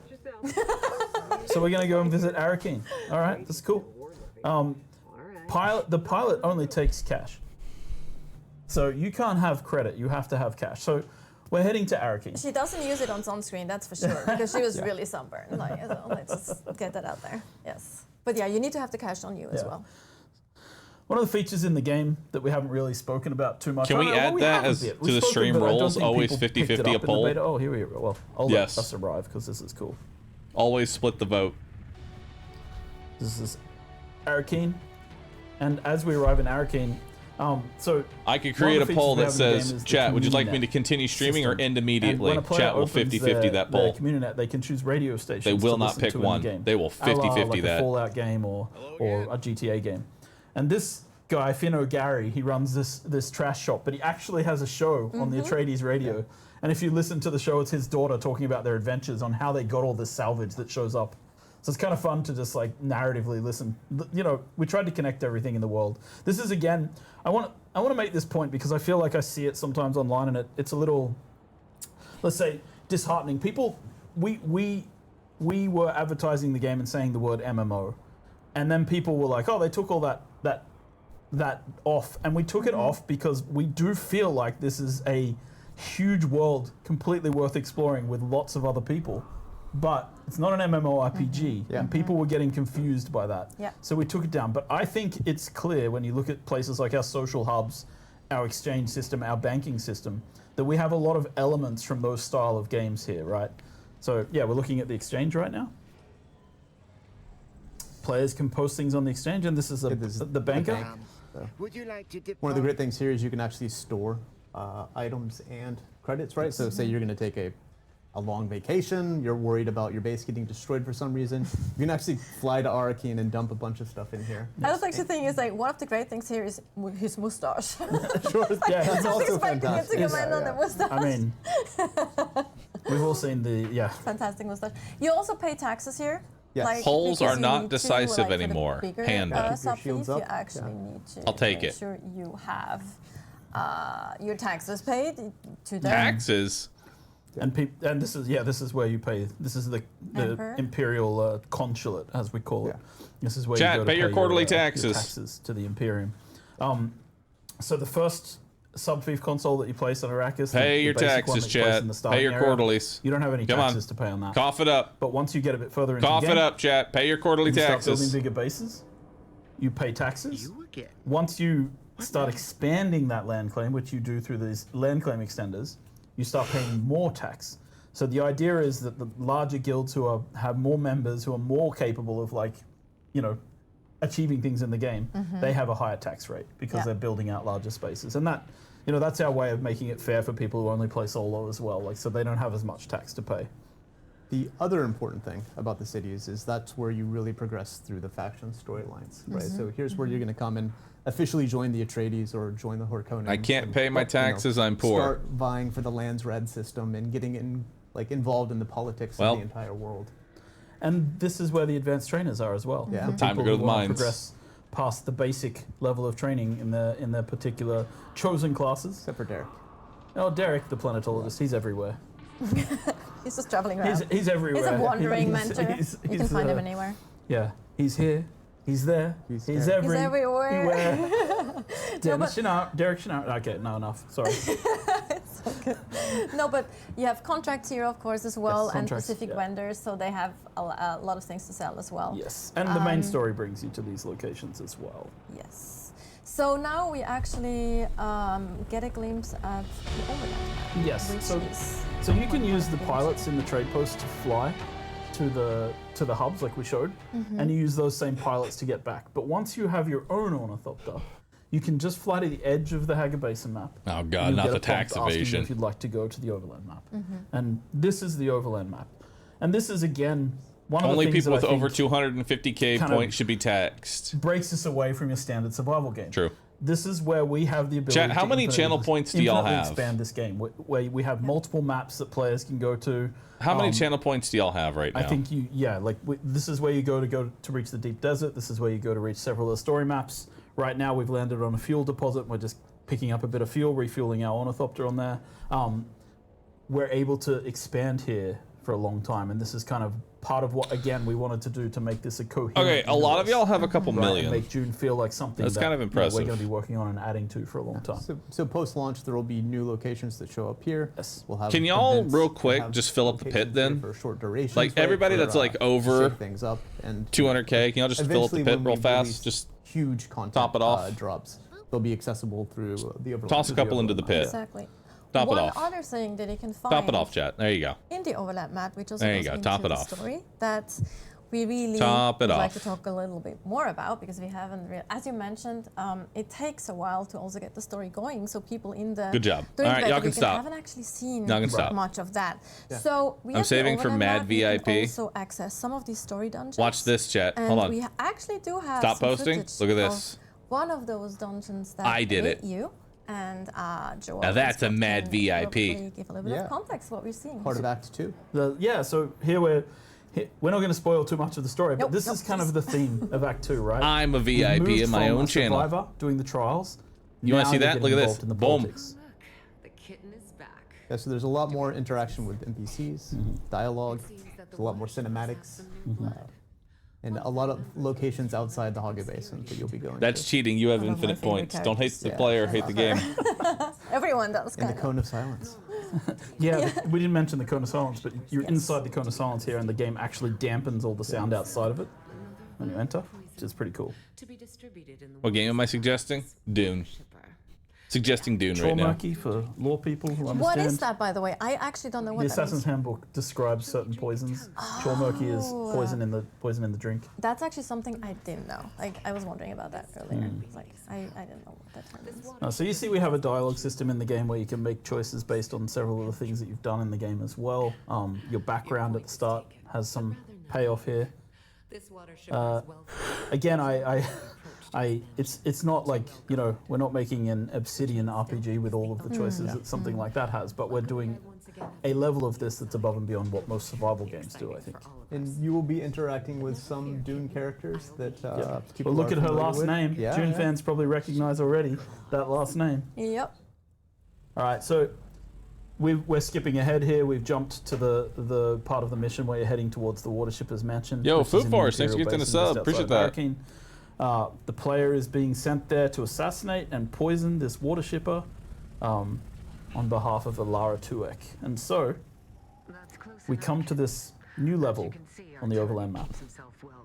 Oh, Naran Yeah, so with your job is to 100 months of Yeah, she's subbing. Yo, talking can I and get a explaining round the of mission, Rue but Olds I for can't hear it, so I'm Naran? just- That's a long time But, subbing. One of the things we wanted to Thank do you is so make very sure much. all the abilities still work. And Fluffy, in thanks this, for so it subbing is as well. still very sandboxy. Yeah. Condemned, There'll thanks always for be subbing. multiple Forum, thanks for getting the approaches. sub. You know, if you have a Shigawire Claw, you can You're use that so to grab people over old. some areas. If 100 not, you know, then you years have to be of a little bit more old. stealthy and avoid the searchlights. Yeah, exactly. It's like it's one of those Yo, things go back, where our Mr. philosophy Prime. is like we give people 100 all these months is tools, such a but it's long sandbox, time, play the way dude. you want to play. Like here, it's, you know, we have to find a guy called Yargan, who's her contact. And so like it's like we're quite nice to people. You might get spotted, but you can escape the lights quickly. Yeah. That's the one we I'm found not. here. You can read the dialogue here. It's fun. One of those ones. And again, depending on your background, they actually get different choices to to the dialogue. Character creation is important. Why don't we just have this Yeah. conversation in that spotlight over there? He's a grumpy guy. I agreed to help Alara with this. It was because her old man got me out of a few scrapes back in the day. But if you get caught, we ain't met. Am I going to be Especially when gaming it talks about the 8.5 place. years from now? You'll appreciate this option. Good. Probably. Dude, I'm a gamer through and through. I'm probably So, going to be doing which this till I'm background? like 40 or 50. It's virtue. And which background do you have to I don't have see to get myself that changing my option? trajectory unless my channel just That somehow one's for everyone implodes. for free. It's for everyone. That's for free. Okay, there you go.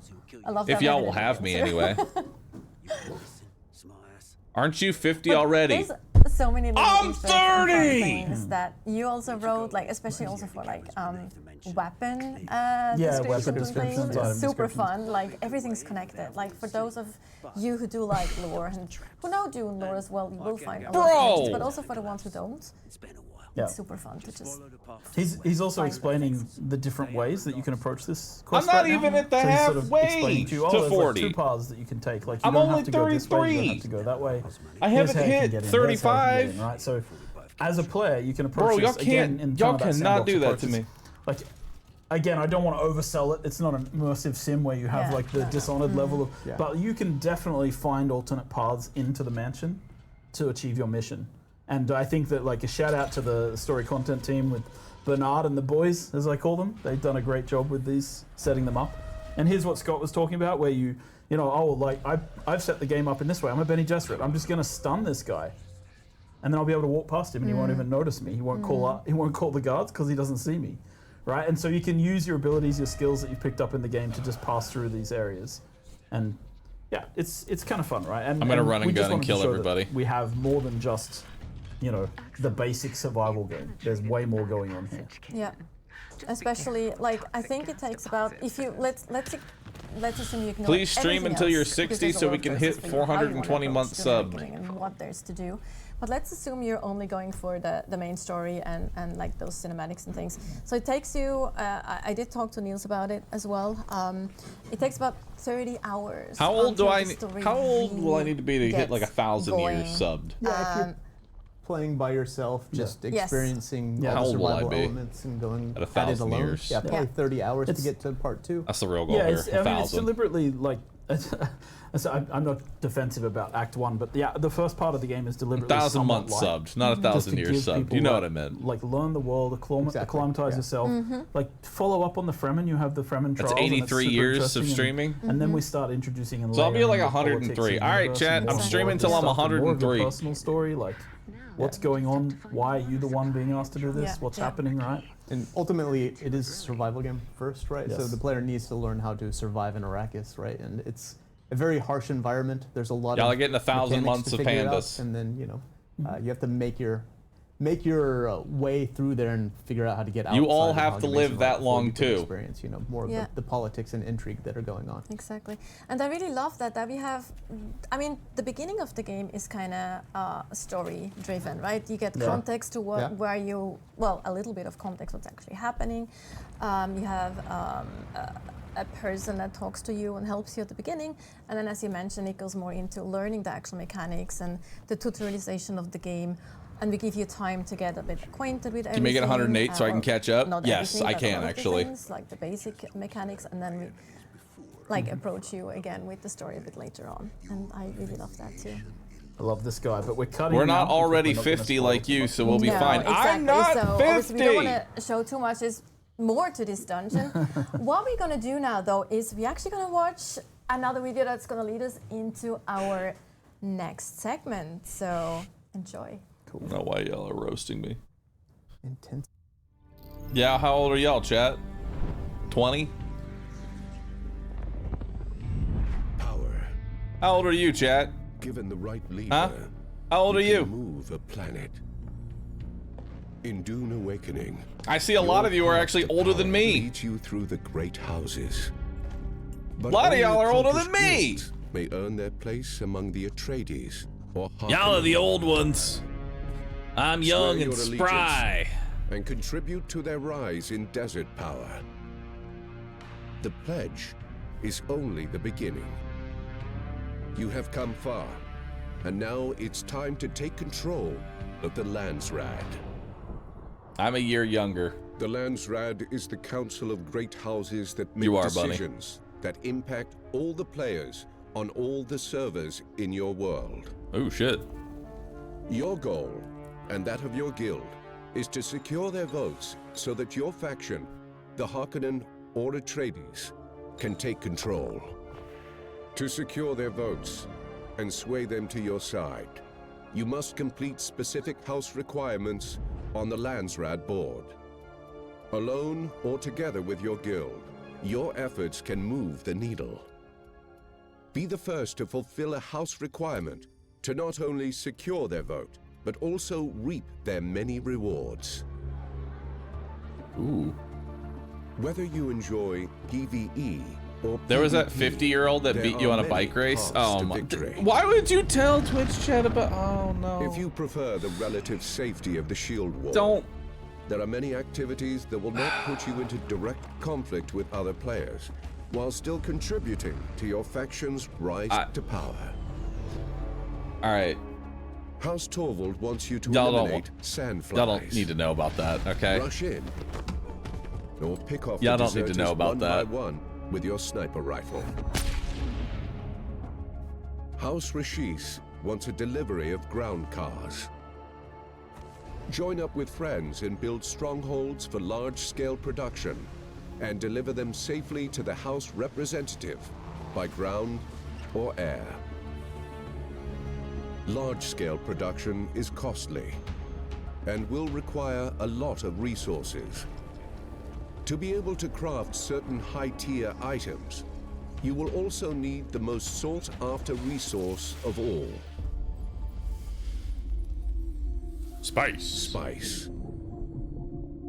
You can buy spice from spice merchants or on the player-run exchange. And it can even be found in smaller pockets behind the shield wall.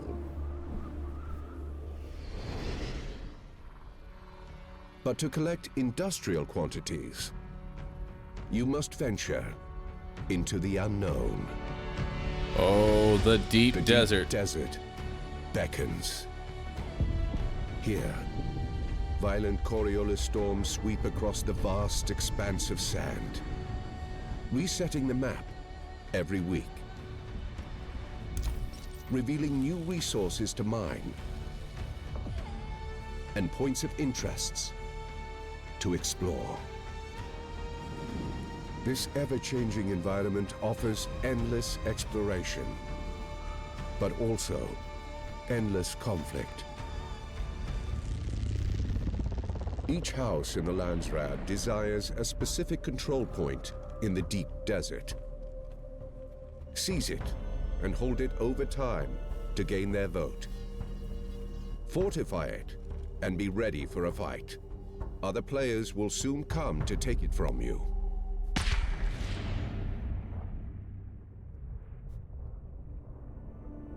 The deep desert is also home to frequent spice blows, offering large quantities of the precious melange.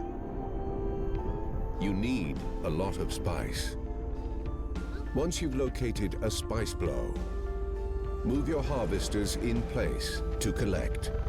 Just be ready to defend it with your life.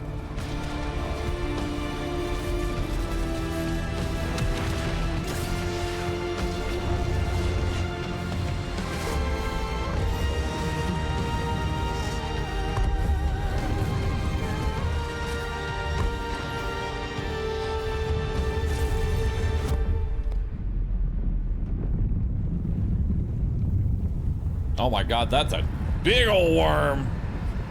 Woo! After a week of politics, manufacturing, and conflict, one side emerges victoriously. The Harkonnen have seized the Landsraad, and the leaders of the player guilds who contributed to their victory all get to vote for a decree that will impact everyone on a server belonging to that world. They choose to unlock exclusive weapon imports rights. By decree of the Landsraad Council, under the seal of His Imperial Majesty. Oh, this is cool. A trade consortium has been authorized to visit Arrakis, providing Harkonnen players with exclusive access to a unique weapons vendor in Harko Village. Big guns.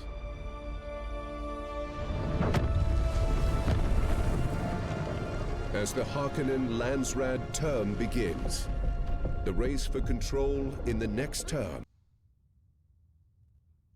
I think the worm ate a cable. Hold on.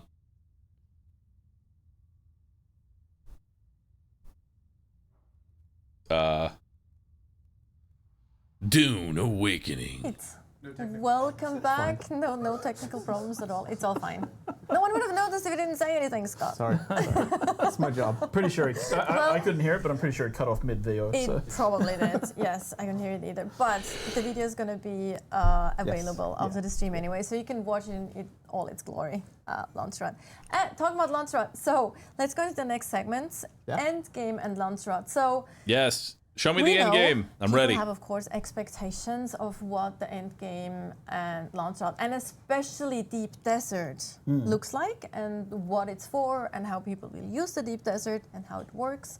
A lot of those things. But I think before we go into more details and show some really exciting gameplay as well, Joel, I think it'd be cool to talk about the vision for what the end game is supposed to be, right? Yeah. Yeah. I think, like, going back to when I joined the project, so this is 5 years ago, right? And we were talking about what is a good survival game, like, because Dune, we were making a Dune survival Yo, game. Nal, thanks for we were subbing. talking Appreciate about that. Yes, I am Potato. What is Ricky, the vision for thanks an for end subbing. game in Dune? And the kind of the goal and the idea, at least in the beginning, was like we started I'm with, messaging hey, Thor. like, you start by surviving. We won't have like a joint guild, but we'll In each the have our own desert. guild, and And it's ideally that I'd like us raw both to be able to like control a good Nature portion of the versus, desert. mankind kind of thing. It's the sun, You know? it's the sandworms, it's the storms. But then you move into this new mode of survival, which is political time. survival, which is the end game of the game needs to be about these big forces, right? The Imperium is made up of the great houses, the Landsraad, the Emperor, the Spacing Guild, Chome, all of these things have an influence, and you as a player are just a small cog in the machine, but we want you to be able to feel like you're participating in this big umbrella system. And so we started there, and then we talked about, like, there's an element of, like, I think very technical game design here where we talk about player activity cycles through the week. I was looking at, like, games like Rust. Rust has their server resets, which is great for, like, people to start building up, and people really enjoy that cycle. But a lot of people also love having their stuff and not losing it. And so we talked about, like, okay, what about a place, and in Dune it's perfect, right? You have these Coriolis storms, And there's scenes in the book where the sand is just tearing apart cliff faces and ripping down the things in the desert and revealing things from beneath the sand. And so we said, okay, what if we had a map, the deep desert, and in the deep desert, the landscape changes every week.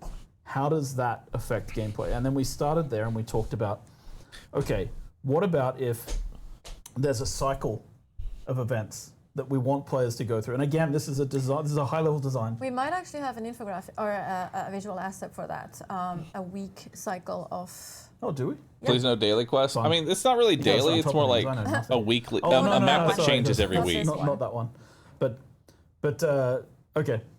Either way, maybe it's not right. Maybe we didn't. I can just keep talking. Yeah. Go for it. It's fine. Sorry, everyone. I know it's just boring old Joel.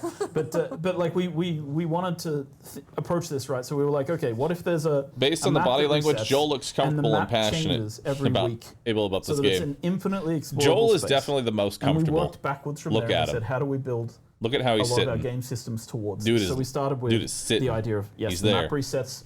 When would we want to reset the map? Let's say we reset it on the lowest player activity day of the week, right? Which tends to be a Tuesday night or a Wednesday in these kind of online games. And then we're like, okay, and then there's this activity we call scouting and cartography. And then we built a game mechanic around cartography and scouting, which I think we're going to show in a little bit. And that is, and maybe you saw it, we definitely tutorialized it in the beta, you reveal parts of the map. And then we made it so that you can save those maps and sell them to other Natasha players. is engaged so in the conversation. Players who are scouts. Scott, and that happens, let's say, Scott is asking if the oven is still on at his apartment. Low ebb. He is currently conflicted. He know that How do we make information? He turned on the oven to make his food. He's not entirely sure. Then once that information is gathered, it might still be with on. Their friends and their guilds.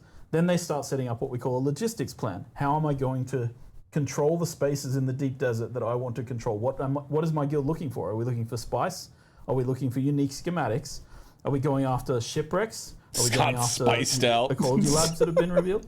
Like, what are we doing this week? So then they go set up. And then the weekend, which is when the highest player activity count is, that's when people are online. And that's where people really participate. I feel bad, though, because like I am definitely like Scott. In order for me to listen, it just looks like I'm disassociating because I have to focus on like... Whenever I'm listening to somebody, I have to like focus on a wall. Sorry, I should say, on top of like I'll just stare at some random wall in order to be able to actually focus on someone talking. That take place both in the deep desert, but also outside of the deep desert. Exactly. There's a lot of PvE stuff in there. And then at the end of that activity cycle, everybody votes. It sets a server-wide change, like a worldwide, I think we should say in our terminology. It changes every... He definitely left the stove on, though. Rule set in the world can be changed by the Landsrad. And then the Coriolis Storm happens again on a Tuesday, and we start over again with a new weekly cycle. And this is kind of the vision and dream for how the end game should play out and how we would like it to work. And we'll talk about how that we've set everything up for this to be the case, but of course no plan survives first contact with players. So another point I would like to make is just we're a live game. This is a continue reminder to tweak and update these things. So take your meds if you have maybe meds. Look at and talk about it. Yeah? Yes, let's look at the gameplay. Actually, some activities that you might be wanting to do. So we have like actually a team here that will now go into the desert. Okay, so we've gone through the overland map. Yeah, we're in the shield wall, which is the southern part of the deep desert. It's the PvE area. Correct. Yeah. This is the PvE space. It was important for us so that people that are scared of PvP or reluctant to get engaged with it, right, that they had a place in the deep desert that they could go to without, instantly getting killed as soon as you're coming through, like in warping in, right, gate camping or whatever from other games. And this is also where you set up your base of operations. Yes. The very first area, because the deep desert is gigantic. There's no water here. Yes. And you need to have the logistics set up, and like you can go there by yourself. Like I fly there on beta. I try to stay away from people. There we go. As we said, we're not great at PvP. Can you repeat that shaking sound, please? Yeah, ratting. You can go in and rat. Oh, I'm totally. I don't know why you want me to repeat that, just to point but out one thing here, because these guys are using. So there you again, go. coming back to like how do we get towards this vision? We started with how do you build this is going to get wiped every week. How do we encourage people to build bases? Well, first of all, we created this blueprinting system. You bring the diagram of your base, you place it out, and you build it quickly. Why do y'all like this that? This is very fast. It doesn't take very long when you're with a few friends. You get a base put down. you build it up quickly. This is part of the logistics cycle of the Why do deep y'all desert. like the sound of Hog pills? the Basin and all the vehicles that you're bringing with you, Yeah. or you can harvest in there's quite a bit of resources in the shield wall, you Yep. know, so you can set this up. So this is what's happening here. We're building a forwarding base. Exactly. I was going to say that this is obviously a forwarding base because it is kind of very boxy again compared to like the actual home bases that we saw earlier. Because this is all about efficiency, right? Yes. And like fitting your the storages and the all the machines that you need. You know now my brain just stopped working. Fabricators. Thank you. Yeah, and we made a change, or not a change. It's just the building costs are different in the deep desert, so it costs half as much to build Yes. everywhere. Building and is you get 100% faster, when yep. you're breaking things down. Just because we know you're going to be redoing this every week, Yep. there's Yep. going to be some loss, right? You know, so we're trying to make it easy and accessible in the ways that we can, while still. I actually really keeping like the that they're threat there. reducing Yes. the And requirements intensity, for right. building in Yes. the deep desert. It's nice. Yeah, I think that's it, right? Like the deep desert is a little bit about that tension as well, that feeling of like, so Exactly. we're building here, it's the PvE area. I expect people to build their primary. Now, my like, question weekly is, what's to base in the stop PvE somebody area from and then just maybe like set out some building logistics literally bases so on that the they can do edge things of like the deep refining spice. desert? And that's where it becomes You know? an interesting kind of like, we'll Like see building how some people play super out base these on the scenarios very in the edge of it, actual where they're not deep in desert the game, but this is kind of the expected behavior. They're not This is what in. we hope people will do.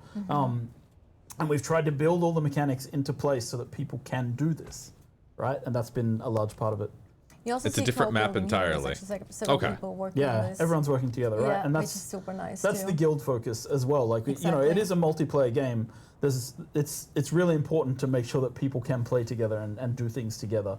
And I think it like the fun part in this game and this style of game is that it extends beyond like the traditional MMO experience of like we can fight things together, right? And we can role play together, but you know, you're not building things together, you're not crafting vehicles together, right? We have those options, which is nice. Exactly. And it's just cool to see how quick you can use the blueprint system to get like a gigantic base, right? Yep. Even though it's utilitarian, right? But yeah, it does what it needs, and it's quite impressive. Yep.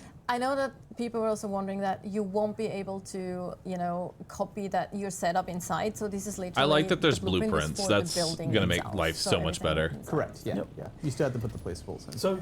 So we're behind the shield wall. I think we've just left the base now, Yeah, we're actually and we're just showing a little bit of the Yeah. PVE area here. so this as is well. this is behind the shield wall, and then you come out into the deep desert, and this is like I think oh yeah, sorry, behind the shield wall there's also PvE elements here. This is the PvE space. Yeah. So there are things like shipwrecks that you can raid.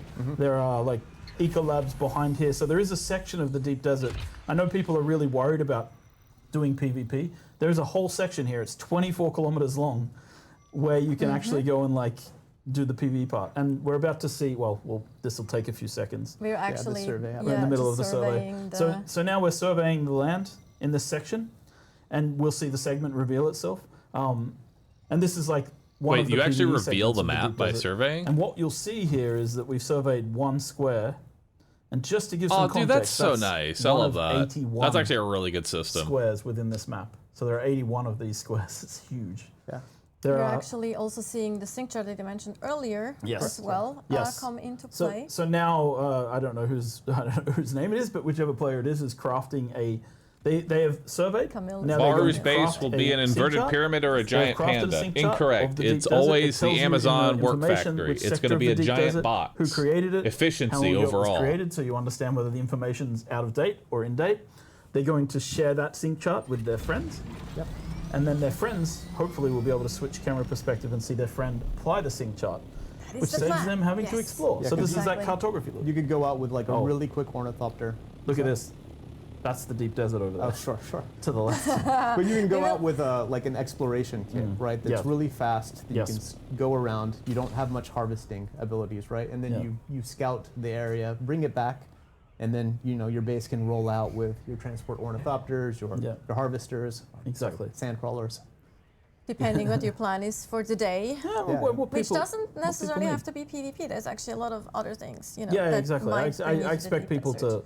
in guilds to be figuring things out and how they're going to work together to do these things. But there's roles here, right? Like again, we tried to really build this game with different roles for different people within guilds. Exactly. So the idea is, oh yeah, maybe I'm just the scout, and that's what I do because I hate, going into fights. But I go out, I bring back the information. then people who like building bases Your are 7 Days to planning, Die like, wasn't a what our box? logistics Yes, are it going is. to be and It's what an we're going to elevated be doing box. this week It's a in big the deep box in the desert. sky. What do we need to harvest? Box what do with we a big need old for our ramp. crafting? Mm-hmm. Are there uniques that we're looking for? Are there specific uniques? Mm-hmm. I think one of the really important points about the deep desert is that like the unique schematics, the Imperial permits, which maybe people saw, the purple ones, they're on a limited loot setup, so you don't get the same ones every week, and the layouts of the deep desert change. Here we see the trading system. The sync chart's been traded. And those schematics you can only make a certain amount of times. Yeah. And now we're going to consume the sync chart, and then we're going to open our map and see that the sector has been cleared, the same sector that was sync charted. So this is kind of cool. You can create copies of this and pass it off to your guild. You can create copies and sell them on the exchange to other players as well. That's cool. Yes, and while now they're actually building a transport ornithopter, we can actually quickly talk about the Coriolis Storm in combination with the map, because we actually have a visual asset here that shows how they can look like on the so map. we can talk about the rotation. So this is like, so let's see that we're going to see 3 weeks of Coriolis Storm changes to the map. So this is week 1. And then we move to, and you can see that there's like 1 eco lab, a shipwreck, and a cave there, right? And a small base, and some spice blowers that have been marked. And then to the next week, the layout has changed. Where Same things tile. are is different. There's a control point now in the bottom left. There's an eco lab in a different place, and a shipwreck that's been uncovered. And there will be different loot and different Different schematics loot that you in all get. of them. And then we go 1 more week again. And now you can see that this is a bit larger. There's another control point. It's a different house control point now. Different spaces on the map. A couple of eco labs this time. 4 or 5 caves and the shipwreck. So you can sort of see how this changes and how this loot encourages exploration for people each week. And that's 1 tile. That's one section. One of 81st. One of 81. Yeah. But I will say There we this. go. It's One a of very big 81? desert with a lot of space. So there's not all the tiles. There's are that populated each 81 week. tiles So people aren't in like, the oh, there's not desert. 15 eco labs in every square, right? No. Like, Excuse me? It's a more big, sparse. barren place. And this is also like important because if we want people to fight That's a over big things, desert, man. we actually need to draw them to the same places to fight Yes. over specific things in PvP. Yes. So for Alright. the ones who actually do want the PvP, they have a place to go where they know there's probably other players there as well. Okay, so now we have a transport ornithopter. This is the largest flying vehicle that you can craft in the game. And this may be wow. my favorite game mechanic because the transport I agree. ornithopter can pick things up. And I love it because it can pick up almost anything that is a vehicle, right, in the game. So one of the things you'll see in the mid game is like the buggy is really hard to get to places, right? Even though it mines so much more than you can ever possibly mine yourself. But it's a pain, right, to get up on the shield wall or to get it out here. So a good tactic with the buggy though is to use it as storage and use the transport ornithopter to pick it up and carry it. Are we going to show an example of carrying? I guess we are. Yes, we are, cool. because what we're actually preparing for here is a spice harvesting mission. So the team's going out to do some spice harvesting. Cool. So we're actually gonna pick up a harvester. So now we're coming out into what I call the real deep desert, right? This is actually what you think of when you think of Arrakis from the movies, right? So this is we just got the nice tutorial pop up talking about the deep desert. Yes. So this is the Arrakis that we know from the films. So Hagar Basin is like and it's taking a lot of the information that we have from the books and about like the different biomes and things and making it into a truly sort of interesting PvE experience. But this is the true deep desert of Arrakis. This is the place where people are scared to go. This is where the Fremen live. We're passing outside the shield wall now. This is where the War of Assassins and the PvP is allowed to happen. Spice blow. And you can see a spice blow in the distance, which draws people from miles around to go there, right? And I do want to say, this section here, if you turn the camera right and left, you can see that we have the shield wall. This is 24 kilometers long. Jesus and you can't Christ. see people all the way along. So people who are like nervous about going into the deep desert because they're worried about the PvP is, I think there's like an element from my end, a designed moment that we've talked about on this project quite often is like it's so you come to fucking the edge big. of this vast ocean and you dip your toe in the water and you're a little bit scared of sharks, but you see something in the distance and you think, I can make it. I can get there and I can get back. And the first time it's scary. And you feel that tension, and the second time, and the third time, but you feel that tension, but you actually start doing it, right? And I get that people worry about toxic behaviors and ganking and so forth, but we tried to build a space where you can get away from people as well. Correct, yeah. So I think that's really important to talk about is in Dune, you were given the tools to get away, right? Like if overwhelming amounts of people come after you, maybe you can't quite get away, but that's generally not going to happen. So a lot of it is more about, PvP is about controlling a point and like having to give up that point if you don't feel like fighting. Fighting over things instead of kicking down sandcastles. Exactly. Correct. So on the Landsrad here, this is kind of interesting, right? So you can see the Landsrad's in the state of like, if we claim this as the Atreides, we're going to win what we call a Sisselrad. And a Sisselrad means that we're going to get the voting power for the week. So a Sisselrad is when we can complete a row. So normally, if you were Harkonnen and Atreides in this situation, you'd both be fighting over this particular control point because you really don't want the other one to win for the week. But normally, like it's kind of, you're always blocking each other and causing like the other team to have to, go back and focus on filling out a row or trying to fill out as many squares as possible. So we're trying to take the House Hagel? House Hagel owns this control point in the deep desert. We're in the deep desert as Atreides taking over this control point on their behalf. And you can see it's just this control point. It's a place that you have to defend in the deep desert. It'll draw other people, and it will earn you points over time. It's a classic control point in the deep desert. One other thing, just if you stop for a second here, one other thing I just wanted to point out, one of the feedbacks we had in beta was about team markers. You can see our new team marker system in the game here. It's deliberately only for the 4-person groups. I will not allow this to be in the game for guilds because I want, like, especially I know people talk about Zergs. I think when Zerg guilds and there's 40 people attacking each other on the screen, if everybody can see who's in their guild, it's very easy to target the people that you're trying to Zerg. But if it's just the group, then it's much more difficult for Zergs to actually not do friendly fire. Yeah. And there is full friendly fire on guilds. I mean, they can do it if they work for it, right? They can make sure everyone has the same Team swatches colors and will armor. be So there is required. ways to do it, but figure out they have what to you're work. dressed like and infiltrate. Yeah, right? exactly. Quickly switch to your exactly. Yeah. So that's we didn't want to take no away artificial. it's been one of my let's say I will say this is one of those things where I have had to Everybody fight with a lot will of wear their developers on this team project color. about this. Our team There's a crash color ship is down there, by the way. green, It's kind of cool that you could also like Jade.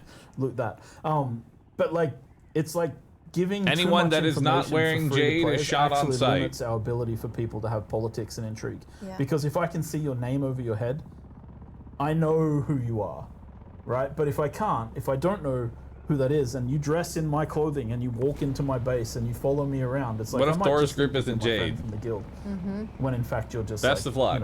Wear Jade. trying to infiltrate. And we want to allow that possibility because that is Dune. At its core, that is how things Goblins work. There are green. plans within plans. There are groups within groups. I remember that from Green early like a on, goblin, where green like your Jade. kind of Everybody else lowest shot on sight. information has to be Oh earned. yeah, for sure. That was a very early thing. Can I just point out that we just Very crossed cool. a server border? Yeah. Like Sure. our game has server meshing tech in the deep desert, and it's been a very painful technical thing to get working. Yes. But we just crossed a server border. You probably might not have even noticed any sort of hitching or anything because it's very seamless. And again, shout out to our technical team who've been working their butts off to get this in good shape. But we just crossed a server border from one server to another, and it's basically not visible, which is great. Yeah, what we call authority transfer. Authority when you move transfer it. between servers, yeah. So now we're picking up a random sandcrawler and bringing it out to the spice harvesting field. So, I mean, I love that. I love that mechanic. I think it's fantastic fun in the game, just picking things up. The transport ornithopter is quite slow. Yeah, it's very slow. So it is dangerous to go out just in the transport ornithopter. And you can of course sit in the harvester Yes. while being Sure, you can, transported, yeah, which yeah. is really fun too. You can also, Yes. I think the transport also has 5 seats as well. So Yes, you can bring a whole little group with you. Or have them standing on top. kidnap other enemy harvesters as well, which is also super fun to do. But we should talk about spice, because Yes. that's really ties the entire end game together, right? So all the tier. Yeah, that's actually a good question. I wonder if you can just tier pick up 6 enemy or the vehicles and last, just set of resources, move them right? somewhere Everything else. requires spice to craft it. So your end game gear, your end game tools, end game vehicles. Everything end game requires spice for crafting, essentially. And also, we mentioned the Landsrad. The Landsrad has always the center square of the Landsrad requires spice to win. It's important. The Sandcrawler is like, it's not the full harvesters that you've seen in the films. Those are owned by the big houses. But as you can see here, this is like a little raid event. We just placed a thumper on the sand. We have a guy on a bike. He's riding around dropping thumpers. You should also hear it actually on stream now. You hear the thumpers are really important because sandworms roam the deep desert. They will be coming, and you need to be placing out thumpers to distract them away from that Sandcrawler while it's harvesting spice. And you want to keep it on the spice as long as possible, just like in the book. You want to stay on the spice, earn as much profit as you possibly can. You can even see the trail that the Sandcrawler is leaving in the spice as it sucks up spice into its little vacuum pack. Yeah, so the sandworm stops being, it not stops, but it's less of a threat as you're going throughout Haga Basin into the mid-game. But then at the end game, right, there's sandworms all over the place, and it becomes a threat again, especially when you're trying to get spice from the sands. So yeah, so you saw the sandworm just took that thumper. Hopefully our intrepid thumper placers have put out more of them. They're totally well organized. They have like several people placing out thumpers. They have like the scouts here in the air that we see as well, which is really cool to see. Looking for worms. Plus our transport to be ready for any kind of danger that might occur. And so as soon as the Sandcrawler, like the person driving the Sandcrawler knows that they're the target of the sandworm, they need to radio in and be like, get me off the sand, so that the transport ornithopter will pick them up. But at the moment, I think we're using the thumpers effectively as a team, and this is a part of it, right? Like, this is why the deep desert is very Dune. I don't think you have this experience in any other game, and the idea was to create this. So if you are here with your guild, there's something to do and it's fun and it's interesting, but then other players might show up as well, and that's where it becomes another step, right? So you're saying it's not just reskinned Conan Exiles? Is that what you're saying, Joel? We could talk about what the word reskin means. We could talk about, like, you know, that some of the best games in the world are reskins of other games. So you see here, though, that there is a lot of sandworms that are popping up here. This looks really nice. Which is both fantasy, this seems but also very terrifying. There is a limit complicated, to how much they and I like it. will eat thumpers. Right? Yes. They do eventually get annoyed. Eventually they have enough. I'm not that dumb, right? Like they'll eat thumpers for a while. I see what you're doing here. Yeah, so, a diverse palette. Yes. But yeah, this is like. You also see nicely the scouts around. To see, like, also potentially looking out for sandstorms coming in. Of course, they're kind of devastating in this particular. Yeah, worm signs. Enemies coming in as well. Enemies coming in. Yes. Yeah. So yeah, it's this is kind of the experience of like harvesting spice in the deep desert from a large spice blow. And there are smaller spice blows like that you can come to with a smaller guild. We also have them in Haga Basin, of course. Yes. There's just a couple ones in Haga. Yeah, it's very limited because we wanted spice to be a rare resource that you need to go out here into the deep desert to get. And talking about like concentration of people, like the spice blow you can see from really far away, right? 20 plus kilometers away. I want to see the Sandcrawler's POV. You some friends to be looking out for other people coming in. Yep. There's another thumper down there. So I know we've seen some comments from people that are like, well, you have to go into the deep desert to get like the highest type of gear and such. That is not true. We have the exchange. We just showed that before, right? So you can be somebody that is making something that a person on the exchange would want, right? That goes into the deep desert to get spice or to get, you know, like some schematics. They can go to Arakeen or Hargo Village, post that, you know, and then you can trade it on the exchange. Or you can meet up in person and trade with the Picking up the PvP. crawler. I think there might have been some we can't hear it though, but there might have been some rumblings and some indication that we I think that they got worm sign and they need to move. We do have a known bug in the game where the spice color disappears from the sand. It's still there. Yeah. But yeah, so it's happening. Oh, there he is. That's why they big worm. That's shy. It was great seeing the little sandworm. Yeah, the little tiny one on the side. You can see the scale. Little baby, like getting into the action there. This is the ring mouth worm. That's the ring mouth, yeah. And that's gonna swallow everything that's in the middle. Yeah. They're like just everything there is lost. It takes the lot. But these guys managed to succeed and they can take their haul out of the deep desert today with them. Very well prepared. Yeah, they were well prepared. Very well prepared. So as our crew here is now going back to Actually, maybe we can explore a little bit because we do actually have Imperial testing stations here as well. And I think we're actually somewhat close to one, if I remember correctly, so we can maybe show that from above as well. Again, to just There's bring another it in plume that there off is a on the lot left of there. content That's even in, further out. the deep desert that is not just like flat out PvP, right? So we really Yeah, want to. Correct. And this is our high-end PvE encounters happen in the deep desert. So the eco labs or ecological testing stations. They're actually tuned for 4 players. So it's the main PvE challenge would be out here where you're going to get those unique schematics that we were talking about earlier. But you need to scout, you need to find them, and then you need to perhaps fight over them. And work as a team. I think these are tuned towards minimum 4 people. Yeah. Right, We actually showed one in our combat stream. Yeah, the second part. 2 streams ago. Yeah, Yes, exactly. They're like kind of wave-based, kind of very different approach than the Imperial testing stations that we have in Haga Basin. Yeah, and they're different every week. It's the entrance Yes. to quality station. And you know, like as the game continues, as we go through live and we continue to update and expand, there'll be more things that show up on the map, for example, Fremen Seaches and things like that, that people would expect to explore. So things will be uncovered. And as I mentioned, like the layouts for the deep desert, they're handcrafted. We have a cool system where we like build the layouts by hand and generate the spaces between them with the sand. So it's kind of like we fill in the gaps with the sand. But like we are building new layouts for this all the time, right? And then over time we'll incorporate more and more elements. So there'll be always something to do. That's the pillar of the game, infinite exploration, right? And that's one of the goals, is to create a space that's always explorable. And something else I'd like to say that I think is like important is we will add, like we have the DLCs and things coming for the game.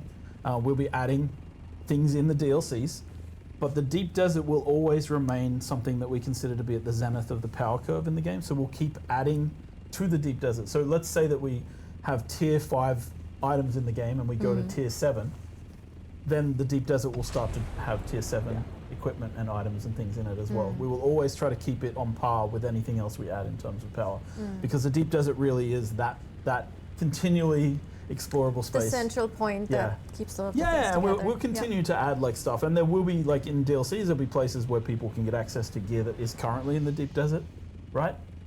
When we do that, we'll also increase the deep desert and make sure that. That's my biggest problem with the game is I hate PvP. The Don't worry. goal is we're gonna be like a swarm of fucking locusts.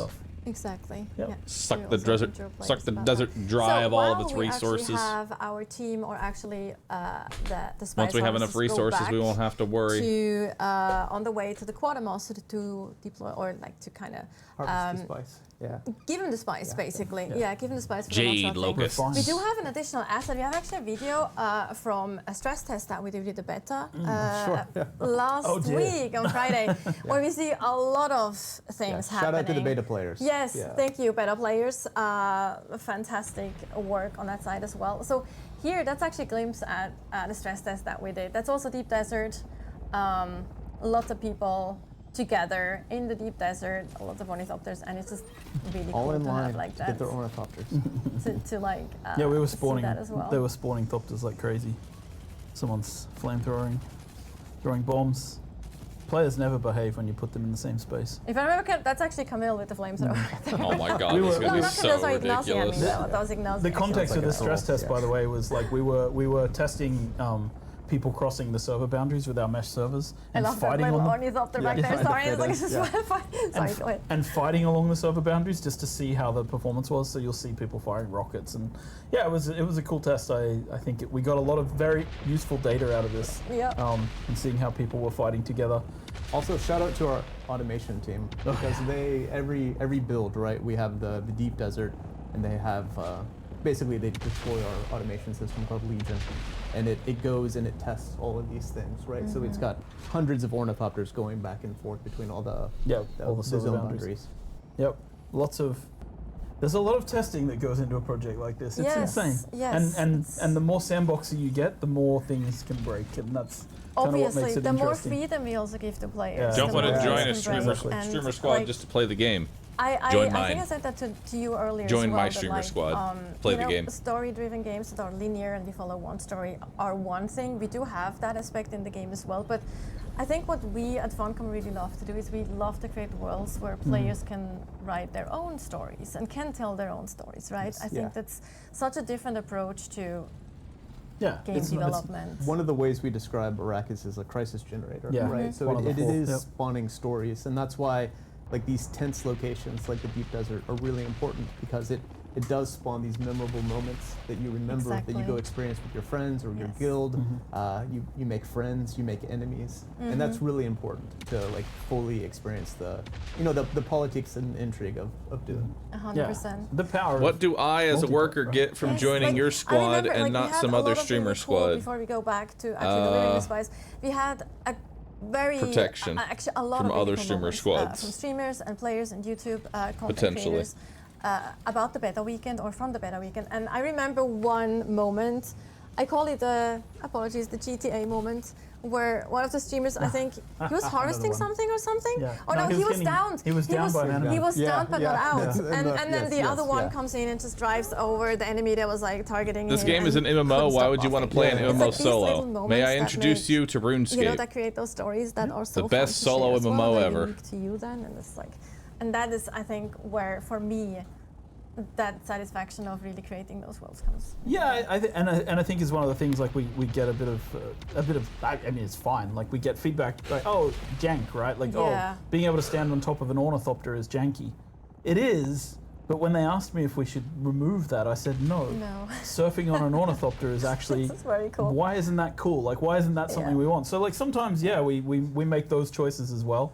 Like it's like, this might look a little weird sometimes, but you know what? It's way more fun when you can do it. Yes, it's way more fun when you can do it. The meta on beta might have been, surfing on ornithopters, shooting people with assault rifles. A little bit of that might be fixed now. We fixed some of the assault rifle issues. All right, so let's go back into delivering the spice now. Oh, actually, no, let's talk a little more. I actually wanted to ask you both a question. You actually have answered that recently in an interview, but that's not the reason I'm asking, because I plan to do it anyway. It's like, what is each of you's favorite thing in the game? I mean, you mentioned a few things that we saw, like the transport ornithopter and stuff, but I'm pretty sure there's other things that you're particularly proud of.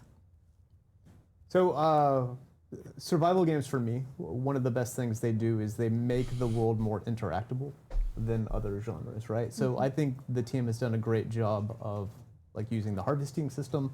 Not only does the cut array like cut up the resources and get it, but you come across these like wrecked ornithopters, and every time I come across one and I'm cutting off the wings and getting the resources from it, it just feels great, right? Because it makes the game grounded. So I would say that whole entire system there is really unique with what we're doing. Yeah, I mean, for me, it's I think I'm thinking about the one that I mentioned in the interview as well, probably, but like the Dew Reaper.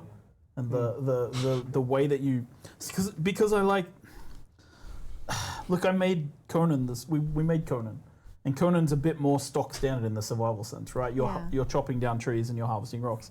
And when it came to Dune, we had the design principle of like, make your designs fit Dune, do not make Dune fit your designs. And it was like, what is harvesting water look like in Dune? And there's a line in the book where Duke Leto is looking out a window and the sun's rising, and there's all these people out in the fields harvesting dew off the flowers, and you're like, that's how precious water is on this planet. And that's a moment that our game needs to have. And so it isn't just like the confluence, it's like, it's cool, this action of like sweeping the dew off the top of plants using this little Holtzman field that drains the water up into, and like, not only did the animation team and the effects team nail that, and the audio team got all of that works, but it's also like the back end, the time of day, checking when the dew harvest time is optimal, feeling like, and it's so satisfying to be out there like 10 minutes before the sun comes up, and you're filling just liter johns full of water because you understood the game system and you understood the timing.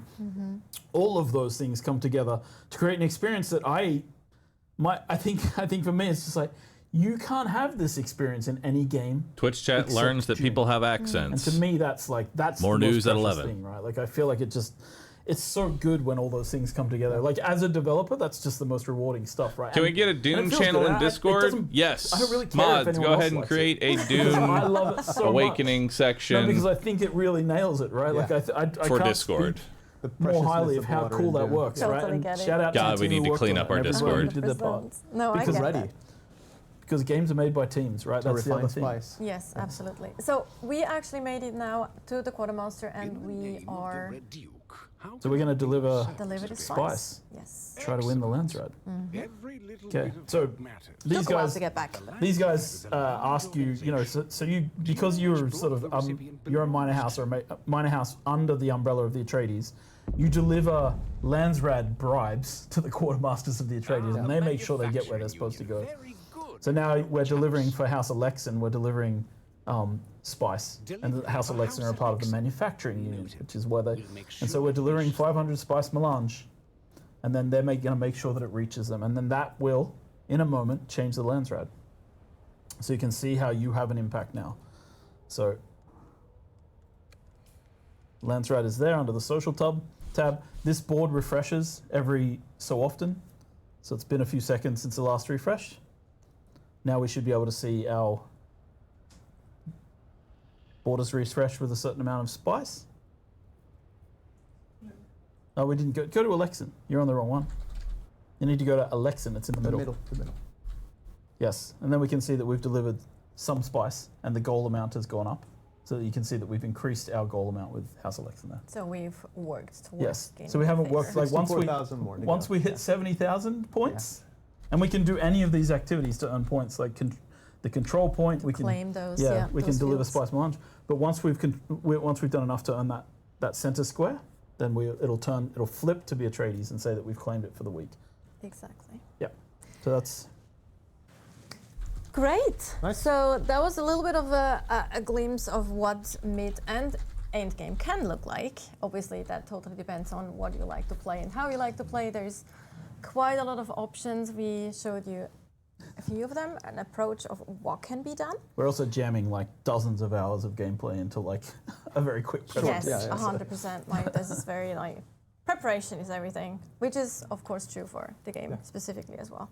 But before we dive into the Q&A, we are gonna take a quick look at the Mentats.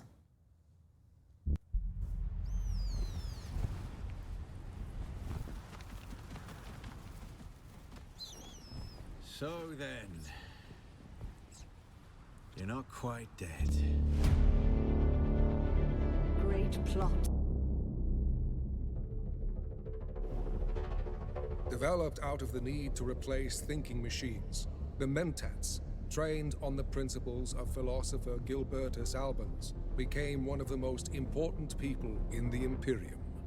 Able to calculate immense amounts of data and devise complex strategies, they are the most advanced tacticians on the battlefield. Combined with advanced assassination and combat technology, you will be able to think many steps ahead of your enemies.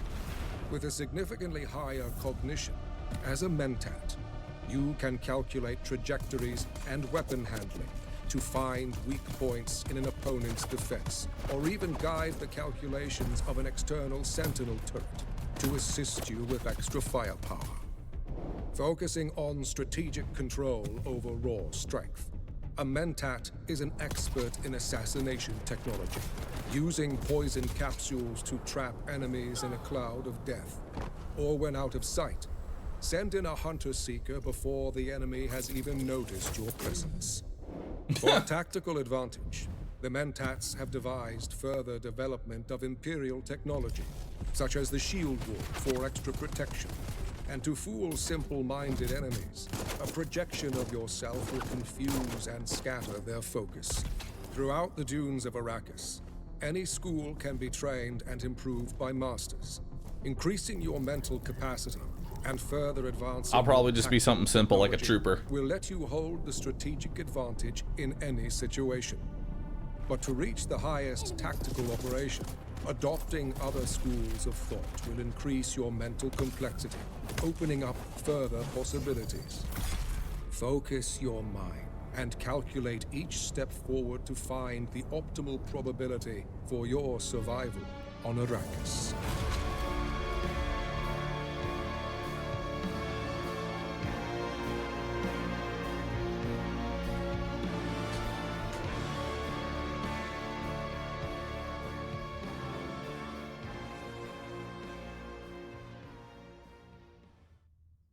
Nice.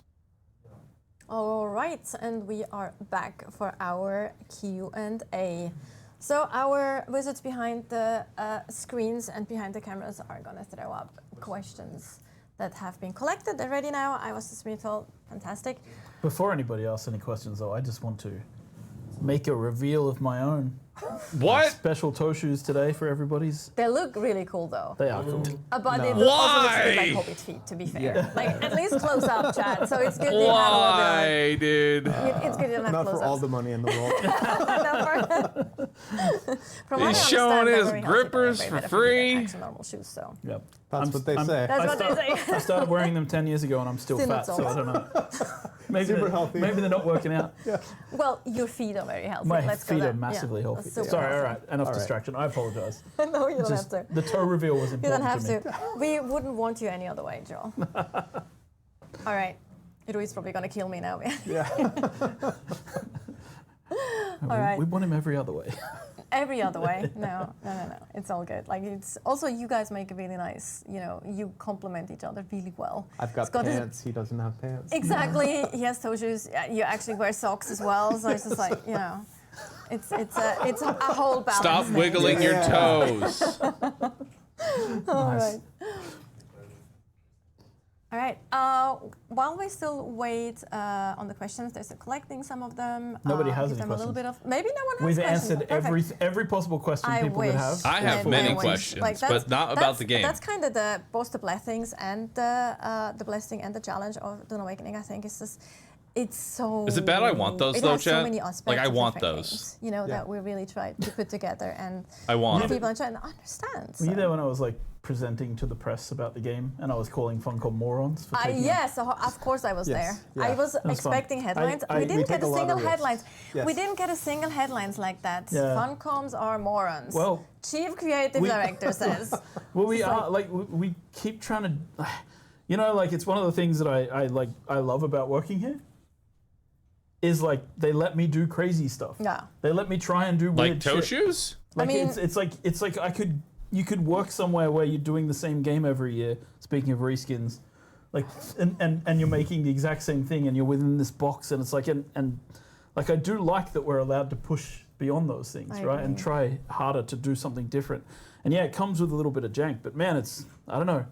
I feel like it's like the I agree though. I think one thing you can't say about us is that we like it easy. no, exactly. like- We're morons. We make it hard for ourselves every time. It's what we were talking about at the beginning, right?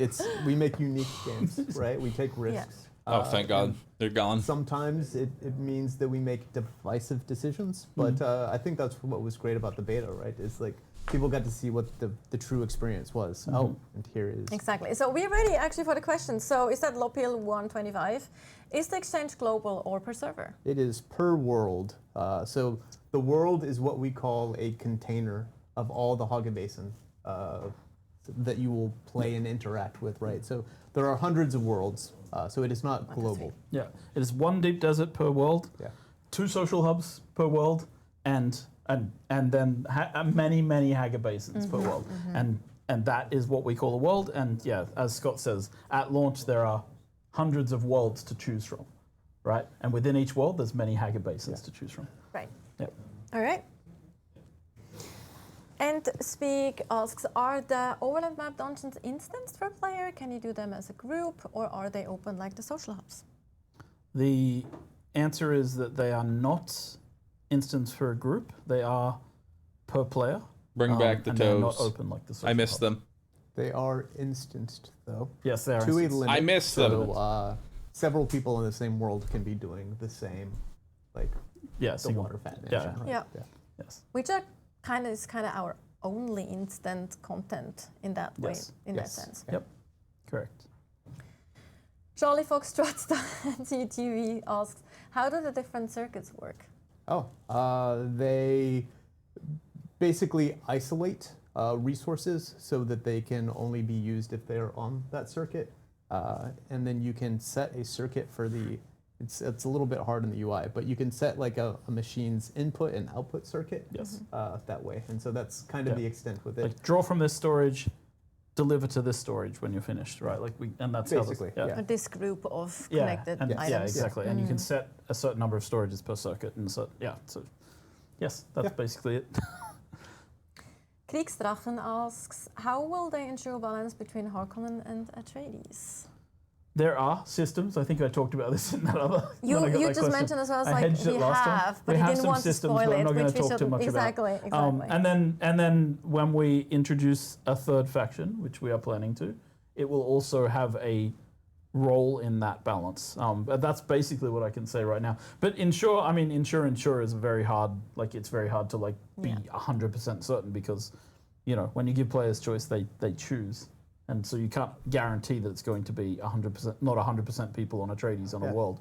But I think we have pretty good systems in place to make sure that at least feels like it balances itself out pretty well. Yes, and the deep desert is not Atreides versus Harkonnen. Yes. It is every person for themselves, right? So even if Harkonnen are kind of dominating a server or they're 60-40, they're going to be fighting themselves in the deep desert as well. And that's actually something I forgot to mention when we were talking about the Landsrad. Like the Landsrad, you can see the different within the factions who the top guilds are and who contributed the most. Because a part of the Dune thing is that like it isn't that like everybody in Atreides is a monolith. It's actually like people want the Duke's attention. So they want to be further up, and the same with the Harkonnen, right? Like I want the Baron to, witness me, so I'm trying to get to the top of the list of guilds. So there should be inter-guild competition, even within the factions. So they overall are working towards the common goal of the Landsrad, but they're trying to beat each other to be the best in the Landsrad. So they have the most voting power, they get the rewards, etc.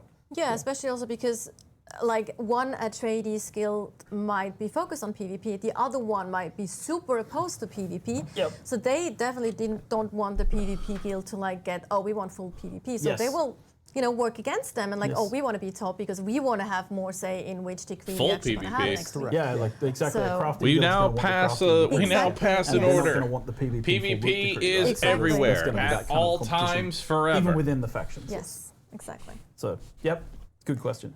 Cypher asks, can our bases get raided? So not in Hogga Basin.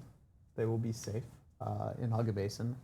In the deep deserts, it's a bit different. Yeah, in the PvE section of the deep desert, no. Yeah. But in the PvP section of the deep desert, there is a mechanism by which bases have a vulnerability window where they can be raided. It is a very short vulnerability window, and again, I would point to the lore of the Dune universe. So I'm sorry for everybody who hasn't read the books and doesn't know a way in which shields can go down for a brief period of time. But it is worth looking into because then you'll understand exactly how the mechanics can work. And I know I'm being needlessly cryptic, but I'm sure there's people spamming in the chat about it already. Let them figure it out. Altman Alchemist, if I don't take the mission to talk with House Atreides, can my base be raided while I'm offline? That's the real question. Will I be content locked as far as progressing, sorry. No, the main story and the ability to craft. No. Yeah, no. The story, while it involves House Atreides and the Harkonnen, it is not about that. It's about you and your role on Dune. It's your quest to find the Fremen and wake the sleeper, right? Yeah. So the main story follows that. What we were talking about and what we were showing earlier with the different faction unlocks, like in terms of the visuals and those things, you're locked out of if you don't want to join a faction. But those are pure vanity. But they're pure vanity, right? No mechanics. But yeah, you can't. But one thing you cannot join the Landsrad unless you have aligned yourself with a faction. Your guild must be aligned with a faction to participate in the Landsrad. That is the one hard requirement that I think faction alignment has in the game. That's it. Otherwise, you can do all the content without joining Atreides or Harkonnen. I also think when it comes to progressing, during the beta weekend, you were still very much in the tutorialization part of the game, right? Yeah. So I know that some players were like, whoa, this is very linear and things. But the thing is, things open up quite more once you're past that tutorialization section as well. So you won't be actually locked progressing when it comes to crafting or where you spend your points. Yeah, and in the opening Intel points specifically. In the opening of the game, after character creation, you actually get a choice as to whether you want to play with an unlocked tech tree or a locked tech tree. The reason we put that there is so that people who are advanced survival players or people who've played Dune before can just go, okay, I want the unlocked tech tree, I know what I'm doing. But I recommend, and we recommend, that the locked tech tree is for people who are playing the game for the first time, and really, like, because there are so many, we've been talking about it a lot today, there are so many mechanics that are just kind of Dune mechanics that we want people to learn, and we need to teach them. And it's going to be hard for you to know what to do. Like, you don't know about dew reaping and times of day when you should be out harvesting dew unless you follow the tutorials that we put in place for that, right? So it's just that. Or that you need to go to shipwrecks to craft better weapons. Yes. Yeah. Yes. Koopa is asking, is there a level cap Yes. Yeah. I believe we're at 200 Yeah. currently? currently. But you can respec. Yeah. Yes. So it's, I believe it's on a 48-hour cycle. So even if you cap out and you play something and you decide you don't like it, you can switch to something else. And there's a point where you run out of, like, you stop getting unlock points for your tech tree, intel points. And then we have a mechanic in the game for you to go around and unlock more intel points by going to bases in the world, like enemy bases and outposts. So there's a level cap that puts a stop to some of those progression things, and then the next step from there is for you to go and explore more and enjoy the game more. Because we do want you to make some choices, right? Yes. Yeah. Yes, exactly. Also, like, I mean, there's different level and skill point caps, right? Because you have a character level, you have skill points, and you have intel points. So Yes. there's like 3 different Yes. caps that you Yeah, particularly exactly. hit. K69N is asking, is it possible to lose all your gear in PvP? So not in PvP in the base level. In the deep desert, you lose resources that you're carrying, Solari and Spice, and you take durability damage to some of your gear. Right, that's what happens every time you die, PvE or PvP. But if there's a specific decree from the Landsrad which enables full loot PvP in the deep desert for 1 week, then that's the only time in the game where you can lose all your gear in PvP. That's it. Or if you're fighting in the sand and a sandworm comes and eats you. Yeah, sure. If you I try guess to you fight can the lose all your gear in sandworm, PvP, but we count the. Is the sandworm PvP really? You know. It's more like PvE, but yes, 100%. Wolfie1974, are we going to be able to get blueprints that devs made of their bases? Oh, the Tor Eagle presents. Exactly, this is Tor Eagle presents. That's actually very cool. I love that idea. That's actually a very cool idea. Maybe we can fill up some vendors post-launch with some of our I was just, cremates. I was just about to say I don't think players should actually pay for them per se, but we should, or maybe they need to. I don't know. You don't want copies of my bases. I mean, you shouldn't. No, actually, let me rephrase that. We shouldn't have a dev sell those items in game, but we can sell it via NPC. Sure, yeah, That's what I meant, right? Maybe we can put a vendor or something. That'd like be cool. Yeah, like you yeah, mentioned. maybe a vendor in the world can sell some blueprints. You see, like Tor Eagle bases Tor Eagle's everywhere. the guy. Tor Eagle's the builder among us. Mine would just be no one Mine wants, are boxes. No one wants to see my. I'm the guy who tests T2P New dog houses. TTP every time. Yes. So I'm sure we're gonna have players who make fantastic. I'm gonna make a box. Okay. Quintinovic is asking, will GeForce now be in Dune Awakening? I believe so. Yes. Yeah. I don't know. There's I have no discussions going on. There's at least. discussions. I can't remember what the last is, but people are looking at it. Yeah. I don't have Slack open, otherwise you could check. GeForce Someone Now was is like the hammering streaming messages service, right? to me Yeah. online. So It's like, the question, I guess, would be, will Dune Awakening be on GeForce Now for streaming? Yes, that's what I Yep. interpreted. I don't as know well. the answer. I'm sorry, but Scott. Yeah, I don't think I have an official answer, but I believe so. But yeah. Helping Hans, how do you balance the council wins? If one side gets unique weapons, won't that side have a better chance to win the next vote down the line? Not Yes. necessarily, because the tasks for the Landsrad are pulled from, so there's 25 tasks per week, and there's a pool of 400 tasks that can potentially show up. So you, first of all, don't necessarily know what's going to be there. Unique weapons doesn't actually influence everything. Some of the tasks are kill tasks. You don't know which tasks are going to be revealed first. You also have to bribe Landsrad envoys with spice to reveal tasks. And if your faction does it before the other faction, you'll see, okay, we need to do this. So you might just get ahead because you had more spice or whatever. It's not going to come down to unique weapons. Absolutely not. That's not going to be the thing that means that one side gets a sudden landslide kind of advantage. So little do I they think know. the best way to answer that, I think, from my perspective. I think that's a great answer. Here's too, the and I real think it just goes question: What again if one into side? people What are if a little on too your afraid world that you everything decided is to about roll PvP and on, fighting, Endgame, and that's everybody is absolutely not the Atreides case. And hopefully we or Harkonnen, and it's like an explain that 80-20 on the split, game as and well you for have people to no feel a bit fucking more, hope? like, Can you switch worlds? or disappointed, depending. Or are you just stuck on a Dr. Horde Evil world Eye, as an is there Alliance any player? content or materials that are hidden behind PvP, meaning that the only way to obtain that item gear material is to risk losing to large guilds? I wouldn't Those say are hidden, but yeah, like you can. The Deep Desert, which we just explained, is a place where tier 6 gear is, like items and materials for crafting those things. You need to go there to get those things. You can buy them off the exchange. You can trade for them with other people. But yes, you have to go to that place in order to get those things. And there is a risk of people attacking you when you're in that place. We tried to explain that this is a very large place. It's not going to be possible for a guild to cover the entire space. It's just not going to be possible. Yeah. I think guild limit's 32. The guild limit is 32 Yeah, people. yeah. So 1 per kilometer, Yeah. maybe, if they stretch Yeah, across. they'd have to stretch all the way across, and even then, I think there's all kinds of Yeah, tactics yeah, and yeah. ways to draw them off, and I don't think it's going to be a problem. There are potentially hundreds and hundreds of people that can be in the deep desert, Yes. right? Yes. So one guild would be outnumbered by 100 people.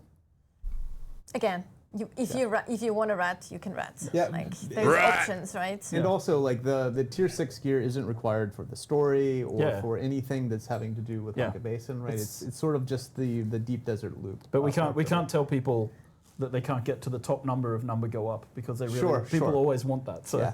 so it's There are even other though, ways to get it. even though it's not required, you I know people are going to want it. I feel like it makes sense though, because those people who really care about the highest level tier are probably the PvPers, and they want to be in the deep desert in the first place. So I feel like it's kind of a natural balance there too. Hopefully we also have I think there's this weird. I speak to a lot of people in our closed beta and our Discord, right? And I see that like there's people who kind of assume that everybody who is a guild in PvP is going to be this toxic, sweaty kind of. And I think it's going to be the opposite. I think we're going to have the good guy guilds who are out there actually protecting people and like helping people out. I've seen it in the beta already. People, I got lost in the desert, help, and people would come and help them, give them rides home, like give them more gear. I've seen people in the beta like just give other people an ornithopter when they lost one because of a bug that was in the game from our end. They're like, "Oh, do you want an ornithopter? I have a spare one." Right?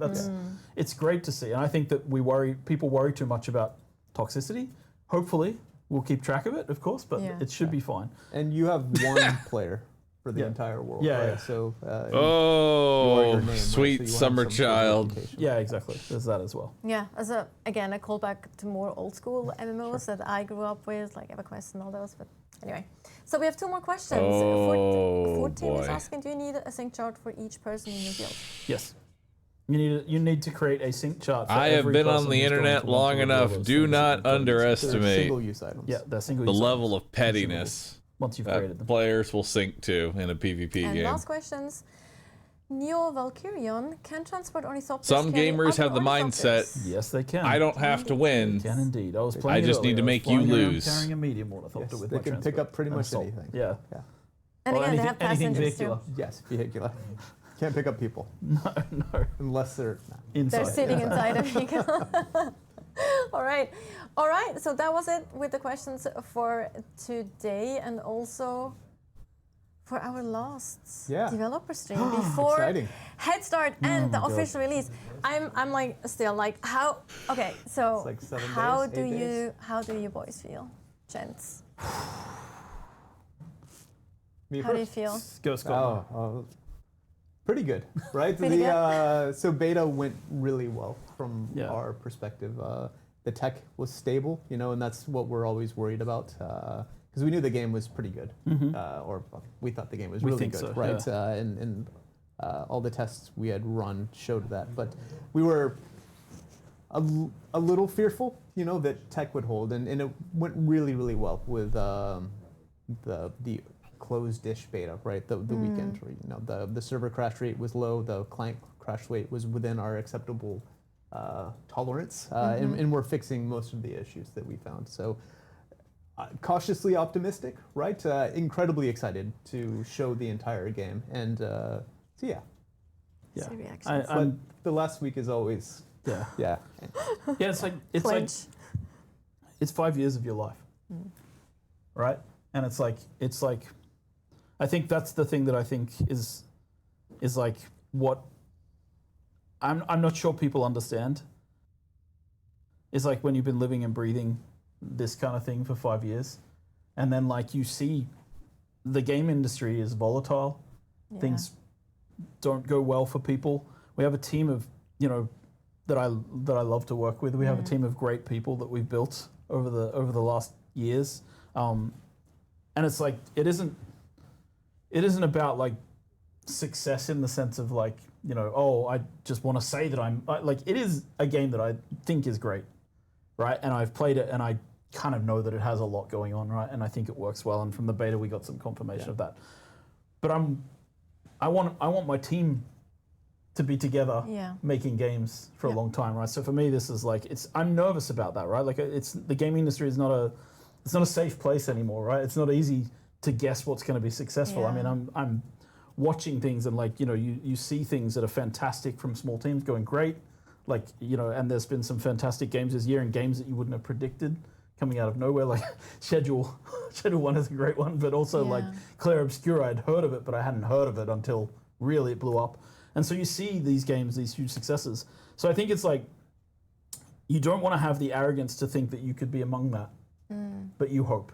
And that's kind of where I'm at least. I'm hoping we strike a vibe. I'm hoping that all the decisions that we made, and there's 10,000 decisions on a gaming project, right? There's 10,000 decisions, and every one of them is about moving towards a goal, right? Towards a vision, a creative vision, a vision of a universe, a vision that a guy created in 1963 when he wrote a book, right? And that's, I don't know, like I'm extremely nervous, but that's what we're trying to get to, right? And that's, I hope what people feel when they play the game is, yeah, okay, you nailed it, right? Like that's what we want. And I feel like we've made an amazing Dune game, right? Yeah. And it's the first where you're walking right on Arrakis. You're experiencing Paul's journey. We're skipping 2001's Frank Herbert's Dune, sure. But for me, right, in a modern sense anyway. So it's and we have a story we want to tell. People saw a really short glimpse of it in the beta, but there's so much more going through the rest of Act 1 and Act 2, right? Playing through that. And there's this long story that we want to tell over the, Lex, you said 10 years, right, on the thing, so I'm seeing that. So we have a long story. We want to continue releasing updates, every 3-4 months with additions to that story, in addition to the DLCs that we're going to come out. So when you buy the game, you're getting everything here right now, plus all the story content that we'll continue to release over the next years. We're excited. It's a lot of pressure, but we'll do fine. There's no guarantees in Love and War, but you know what? I'll say this for the record. I'm really proud of our team and what they've done. And like, no matter what happens, all of them can hold their heads up high because they have worked really hard to bring this to fruition. Absolutely. Shout out to our teams, the many, many teams that work on this game with all different departments. Every department. And absolutely, it's a beast of a game. I think we can say that. Yeah. And I'm actually getting goosebumps now. I'm sorry. I'm actually getting goosebumps. I'm sorry. Yeah. Anyway, but I think that's a wonderful note to end this last developer stream. Yeah. Yep. On for before Head Start and release. One thing we can actually say is that you will be able to upgrade your editions on the 10th of January. So there will be an option. 10th of June, I 10th of, sorry, June. Oh my God. I just, that January. I just completely We can do it now. Oh well. Congratulations. Anyway, pro here, right? Yes, so 10th of June, when the game goes into full release, you will be able to upgrade your editions. Should you want to do that, there will be options on Steam. Oh, thank God, they're launching it at like 8 a.m., not Scott like and the ass Joel crack for being of here during night. out of your busy schedules. Love that. We really appreciate it, talking to us. And we'll have a last trailer. And with that, I thank everyone for watching and joining us today. And hopefully, you'll enjoy what's coming your way. Thanks, everyone. Yeah, see you on Thursday. Yeah, cheers. Hell yeah. So then, you're not quite dead. Well, that was a good showcase. Are afoot in the Imperium. That was a good showcase, Chet. I'm excited. You will go to Arrakis as our agent. You have one task. Find the Fremen. Wake the sleeper.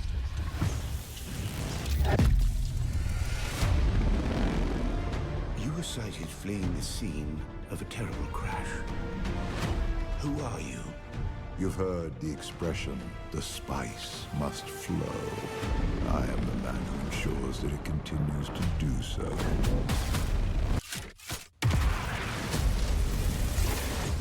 I dreamed of you. Burst in fire. Twin comets in the sky. The seer of lies. I am terrified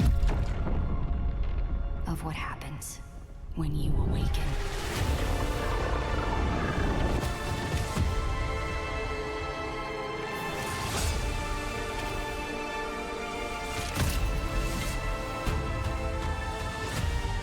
We've all lost our way.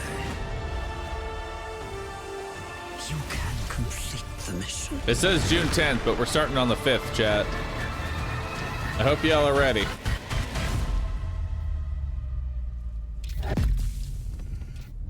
Every person carries their past with them.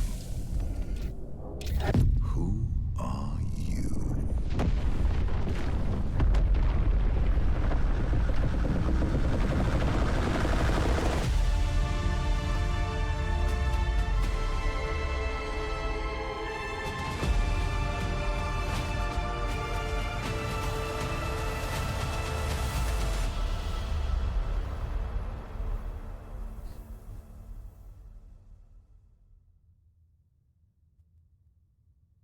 Oh, yeah.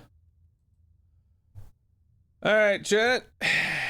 That will bring an end to the sponsored segment of the stream.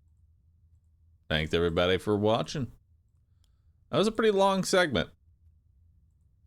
That was a pretty long segment, but thanks for hanging out and watching. I appreciate you. I appreciate you, chat. All right.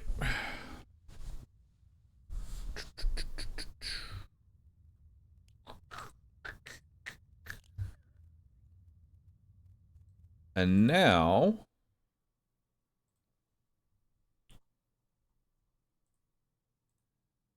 we have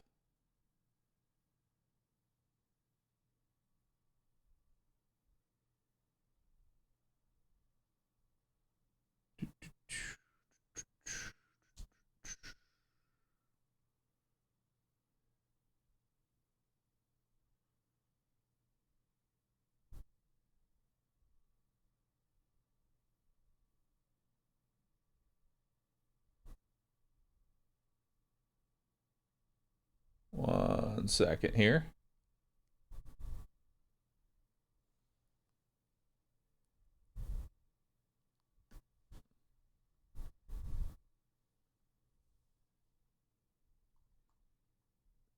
There was a new game, chat, that came out today that I want to try out.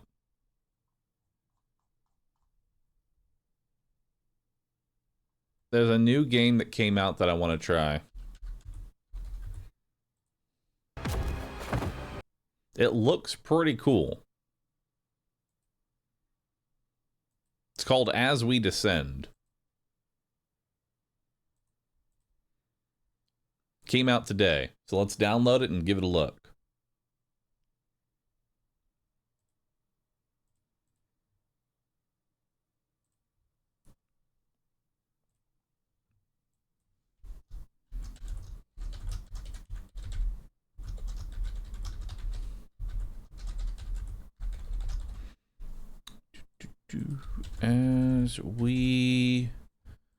As we descend. Let's take a look at this game, chat.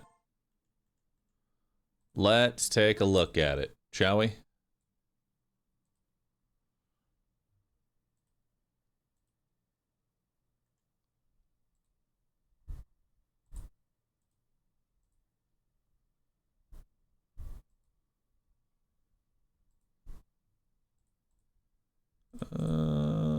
see here. Where are we at?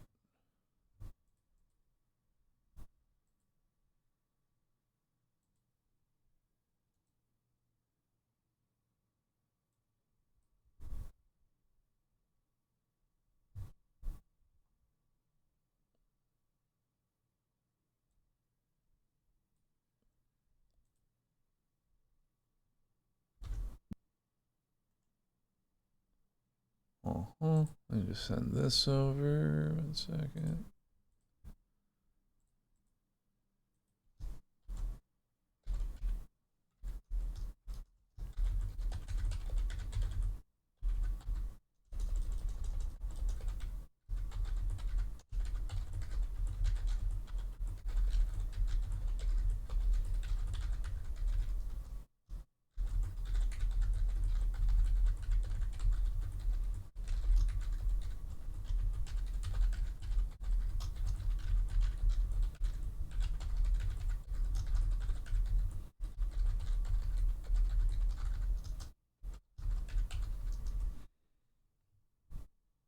All right.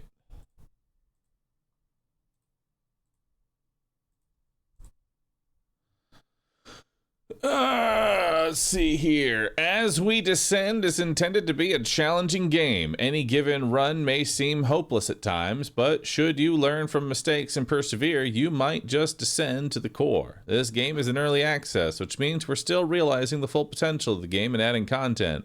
As We Descend is designed for early access, and we look forward to integrating your feedback into the plans of this game. This game with many interwoven parts, feedback helps. Cool. Accept. So let's try this game out. I don't know how to describe As We Descend. I really don't. But we're gonna descend. Any plan of playing Tainted Grail? No. I'm good on those type of games.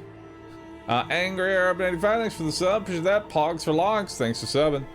Spiky Jack, thanks for the prime. Appreciate it. So let's see what we got here.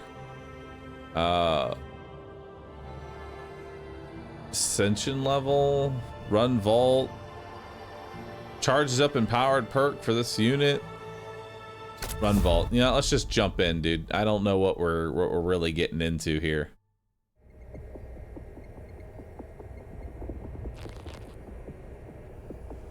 I don't know if they're gonna give me a tutorial, if they're just gonna send me in.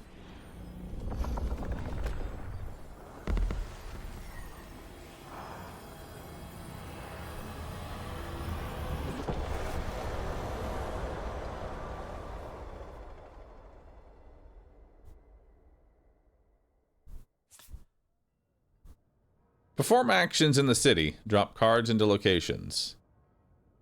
The summons. A command bearing a blood red seal of Troika. You would be wise to go. Answer the summons. Before you stands Lord Attendant, High Steward of the Missives and Speaker for the Troika Regency. This cycle brings mixed tidings. The force field has drained and the vault's city energy was abandoned. The commoners whisper of end times, but no, that means that Ava will fulfill the prophecy and may the machine god bring us to the haven. You, the Troika Council, has been decided. You are granted the title of Warden of the Wall, and you will retrieve the parts to restore energy to the city. I'm ready to go. Cool. I got a reactor rod. Take your forces and expedition party. Bring them to the rally point to depart and find the reactor part. Alright. I bequeath you these envoys. Expedition force. Send your forces along with 5 scavengers to scavenge resources. Envoy.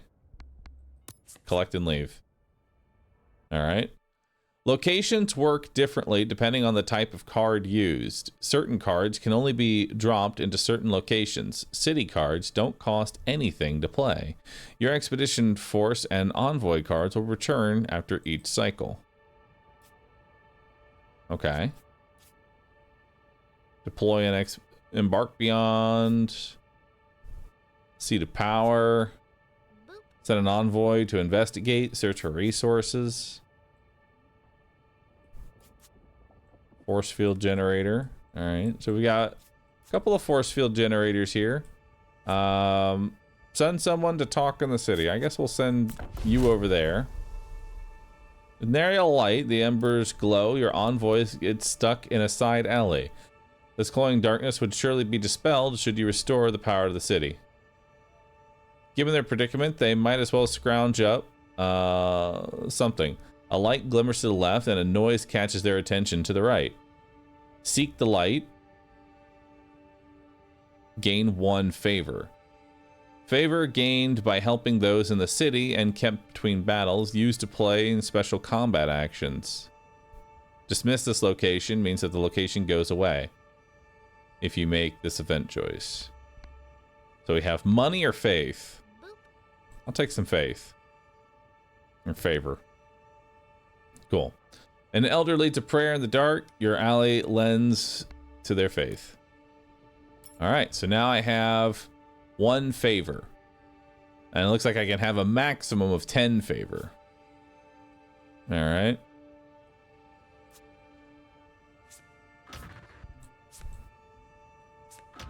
City must be repowered first. Alright, so we got a rally point. Let's deploy an expedition. P. Flair, thanks for the prime. Appreciate that. Lucas, thank you for the prime. Scavengers take out a map with pins of nearby objectives. They trust you to choose a destination, and they'll need you to protect them from the hazards outside the safety of the walls. Remember, the Lord Attendant said to retrieve the reactor rod. Accept their favor and choose a destination to depart. Alright.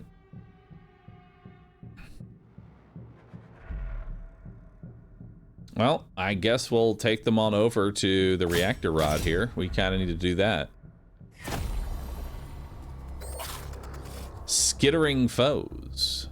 Scaler. Enemies will scale quickly in power as battle wears on. Attack bonus. Increased attack power. Alright. Your forces. Vanguard. We have a battle deck here. We only have the 1 unit. Deploy for battle. Alright. Move intent will move to the other zone. Move intent will move to the other zone. Guard zone. Units in the guard zone are prioritized by enemies with standard attacks. Okay. Guard zone auto action must be in guard zone to auto perform. Empowered stagger. Empower the vanguard to increase stagger values and add stagger. Let's see what we got here. We got alacrity. Rune. Use to discard a card from the hand and draw a new one. You start the battle with 3 and it persists between turns.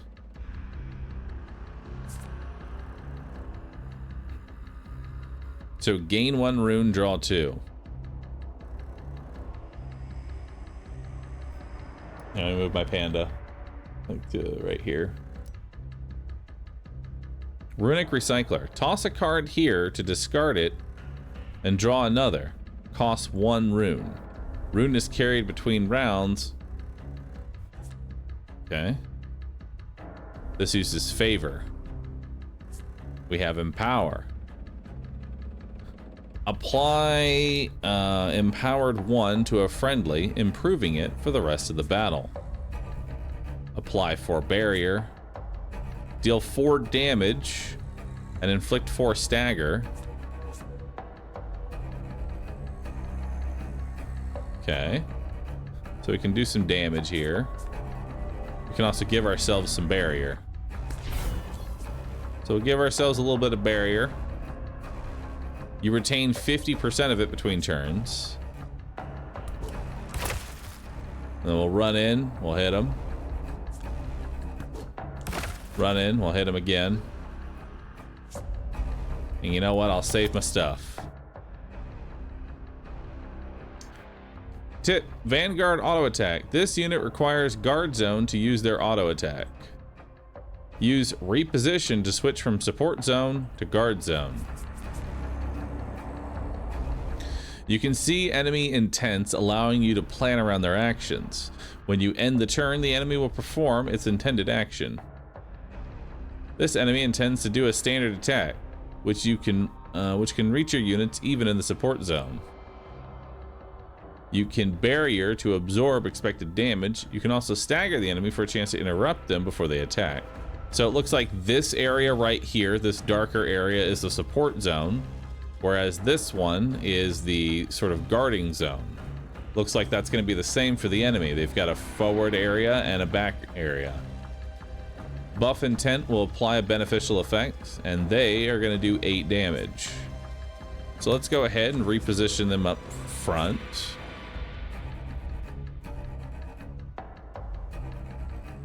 And I guess we'll go ahead and give them some barrier here. And we'll do some damage to you. Oh, we actually staggered him. The enemy has become staggered. You can target its weak points for critical damage. All right. Oh, we don't have any more attacks, so we'll end our turn. But we got a crit because we're in the guard zone. So the staggered, recovering intent will break free from the stagger. So staggered lasts an additional turn. Okay, now we have a couple more abilities. We have Shield Slam. Deal 9 damage and apply 2 Dizzy. Dizzy. Receives 1.5 stagger, counts down each turn. Alright. Guard bonus. When this unit is in guard bonus, this effect will trigger. So you have to be in guard zone in order to apply the 2 Dizzy. Alright. And how much damage does this do? Just 4. Let's go ahead and shield slam you. Might be a little bit of a waste, but we get them out. And then I don't know if damage carries over, so we'll just do a little bit of a barrier and it should be good there. We'll take 1 damage. Now let's see what they're doing. They're gonna try and buff again.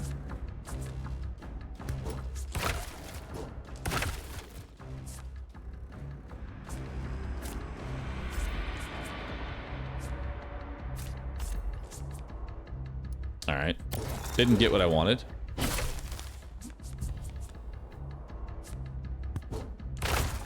All right, now we've got a stagger, a hit.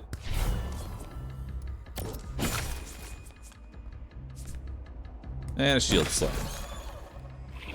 Probably could have used my favor in that fight.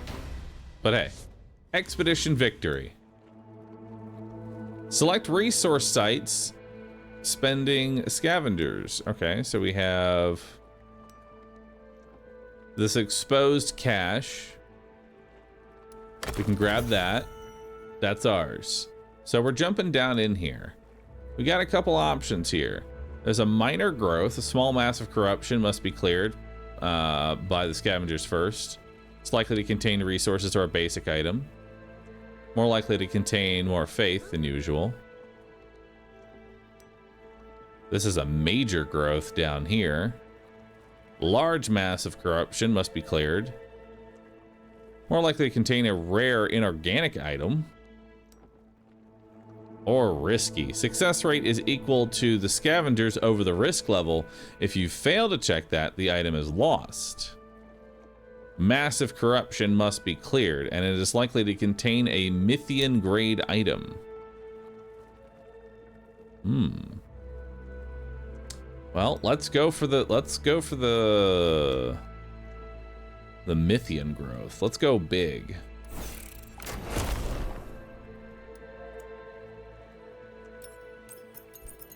I'm gonna take it that the skull is a bad thing.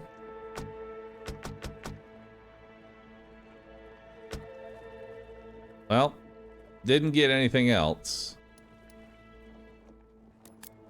Leave. You're about to skip rewards. You still have rewards left to scavenge. I do?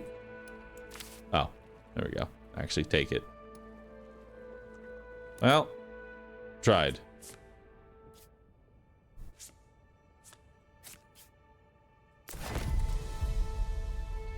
It is foretold the warden brings a radiant hope back to the city. The workers immediately restore critical power. This will give us access to the market plaza, along with adding a meager force field to our defenses. It would be wise to find more. Yet you mentioned trouble outside the walls. Terrors. Raise an eyebrow. There's some filthy molters. In that case, in case you run into anything bigger, we're sending you these imbued crossbows. A small squad of crossbows. Troopers file in. Cool. Let's take them. Take rewards, draft a new unit, and restore 20 shields. Force field. Protects your city by granting added health to the gate lantern. Nice. And now we've got a new unit that we can draft, which we have an arbalist. Empowered flurry. Empower the arbalist to increase the number of hits for its auto attack. Can be stacked once per squad member. They've got reposition, quick shot, and precision. Now all of them have reposition and quick shot, but then the bottom one is a little bit different. So we can do precision shot, which does 10 crit damage. Firebomb, which applies 5 burning.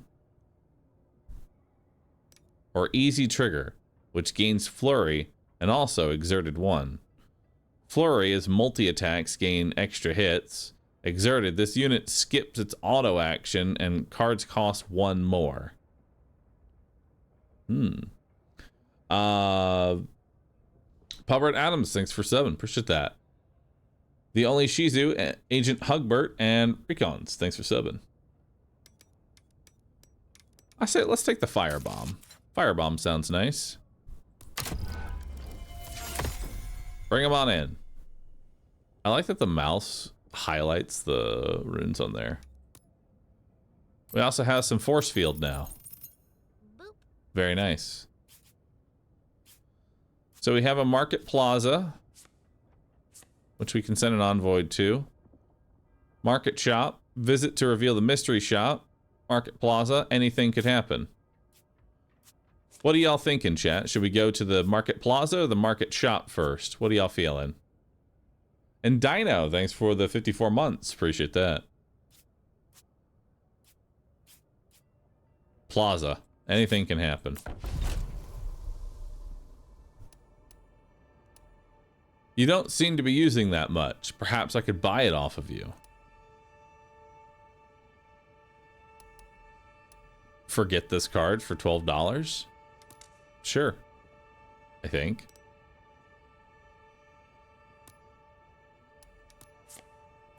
And then we've got another expedition. Oh, I didn't even realize there's stuff up here too. Research lost technology.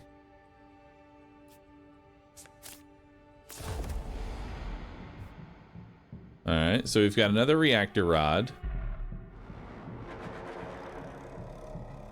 Unit limit 2. Let's go for that one. Symbiosis. Armor shred. Reduced armor. Negative armor increases damage taken. Counts down each turn. Splat.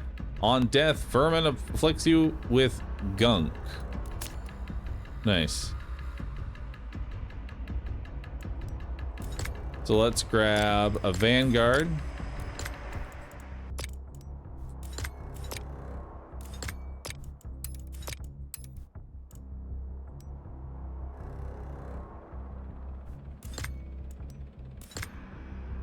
There we go. Now let's deploy for battle.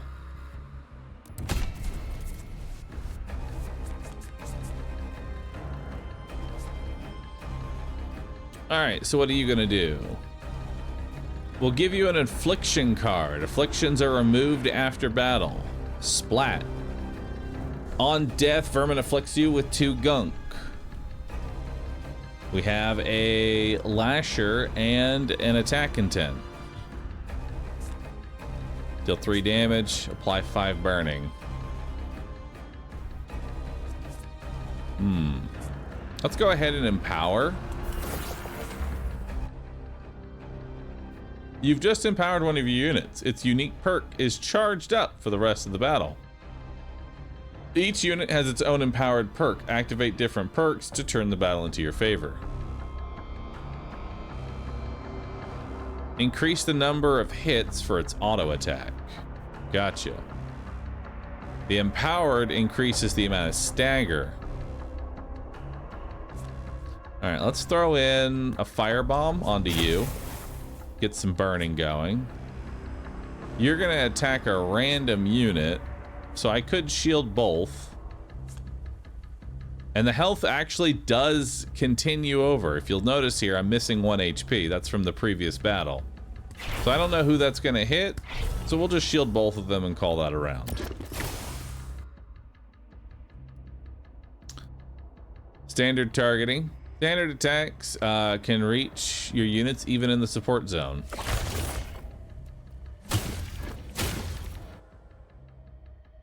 Guarding. This enemy is now guarding because it is in the guard zone. Units with standard attacks must hit the guarding enemies first. Okay, so let's reposition our guards up forward. And now you're going to do 7 damage. And you're also going to do damage. These are standard attacks. So y'all are going to take a lot of damage here. So I think we go ahead and give you 2 barriers.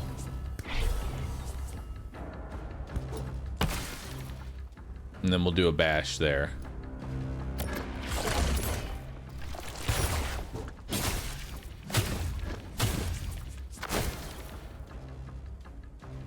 All right. So this guy's going to move forward, and then he's going to do another 7 damage. Now, I think we can actually do a shield slam here. There we go. So now it's staggered. Then we'll do a quick shot.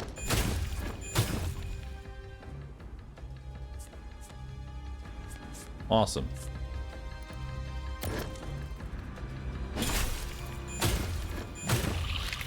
And now it's dead.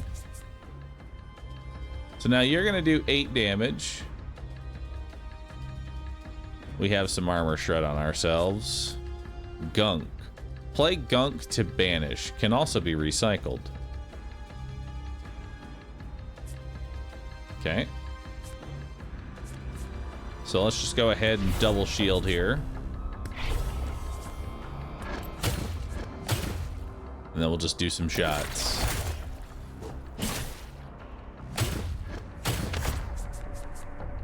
There we go. Another quick shot. Beautiful. Expedition victory. Alright, so we got our reactor core.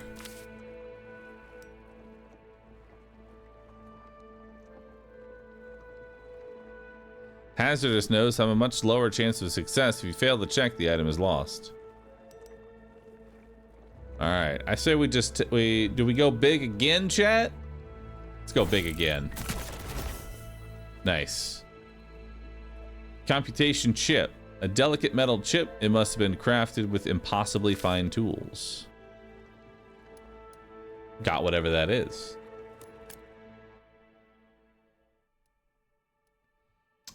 You just got an item card. Trade this item in the city for rewards.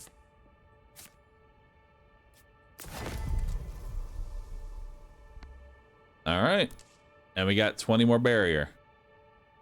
The force field is slowly pieced back together, staving off the miasma and beast alike. There we go. Unknown locale. Meet this character to find out more.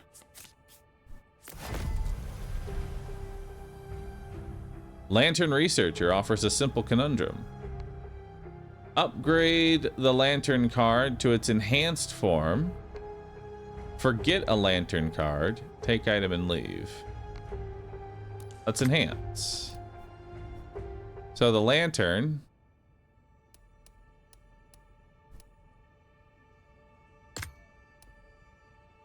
I can upgrade the barrier. I can upgrade in power. I can upgrade Alacrity.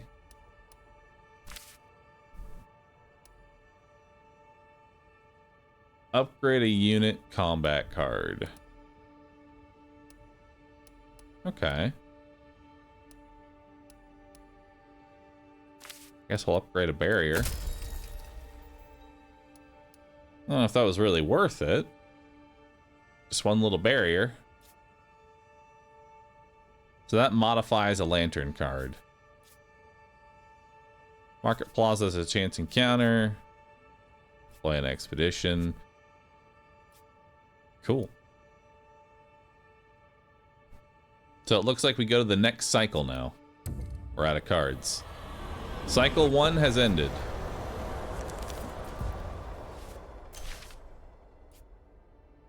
All right.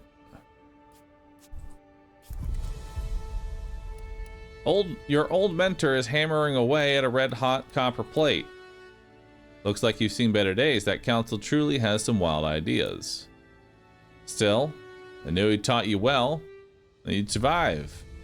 Draft a new combat card. So, the Arbalist can draft dodge back. Apply fleeting armor 2 to a friendly unit. If it's a unit move to a support zone. Fleeting armor is increased armor clears after this turn. Okay, so we have temp armor. Fixation. Your units prioritize attacking this target when possible. Last until fixation is applied to a new target. Gain critical aim 2. This has 2.0 attack power against weak spots. Or the Vanguard. Deal 4 damage if the enemy intends to attack. Also inflict 16 stagger. Love counter hit. That looks awesome. What we got here? Innkeeper's Blessing. Your units have been healed by the Innkeeper's Blessing at the beginning of this cycle. Make sure to stop by for a drink and give your men some additional rest. All right.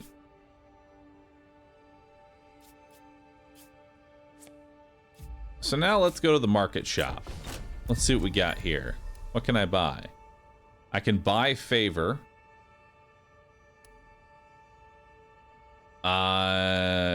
What is this? Draft new tech. Draft a new technology. Choose one option to acquire. Upgrade a lantern card. Bandages. Miracle of Ava draft.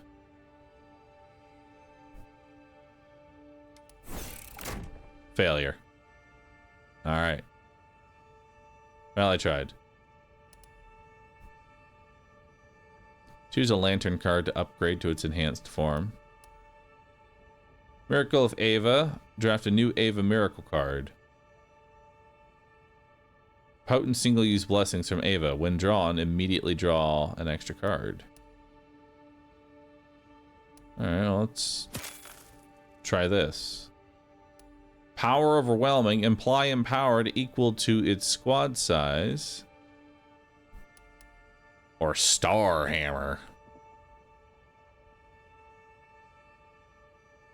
Star Hammer seems awesome. Let's grab that. We'll grab some bandages, because you never know.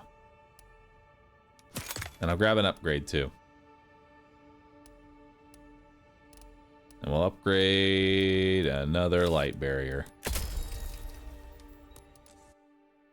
Alright.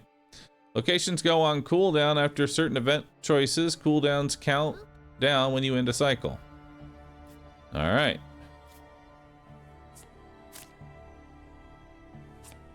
So where else can I send an envoy?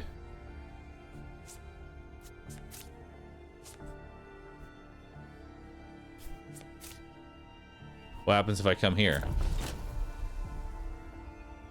The Tasty Grub is a filthy establishment. Let's see. I can gain some favor. I can restore health. I guess I'll try and get some favor. Success. Alright, gain 3 favor.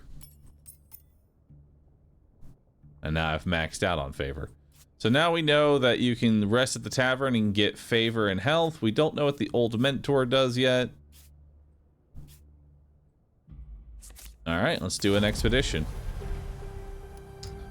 As a bustle at the rally point, the scavengers have halted. Something is emerging from the corruption. We dare not provoke it. Prepare. Shore up defenses around the city instead of venturing outside. Mandatory single use. Ready the defenses. Prepare the defenses. Ooh. We can send them to the forum to trigger a special event. Or we can go to our old mentor. Let's try the old mentor first. The old mentor with the ominous encroaching miasma on the horizon. Draft a new combat card for your units or spend one favor to choose which unit to teach. I'll teach a unit. Let's teach...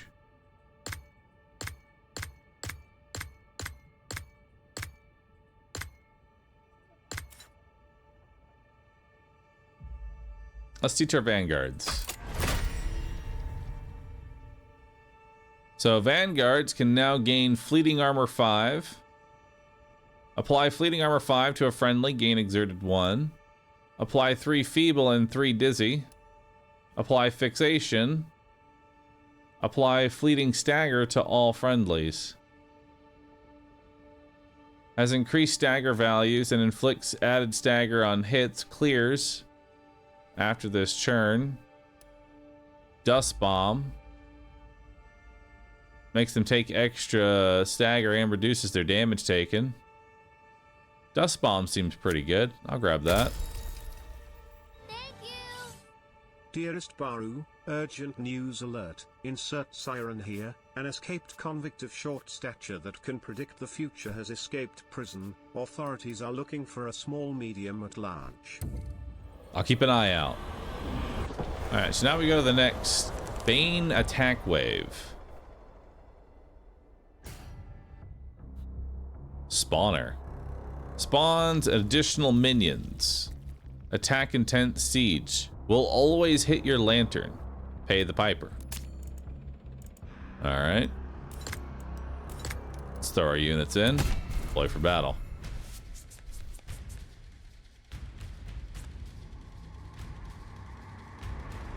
Alright, we'll perform a special action.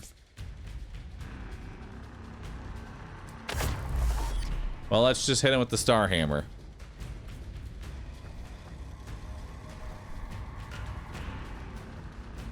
That does 13 stun? Counts down each turn. Alright, well. He's having a bad time. Do a quick shot there. Oh, every time you hit him. Okay.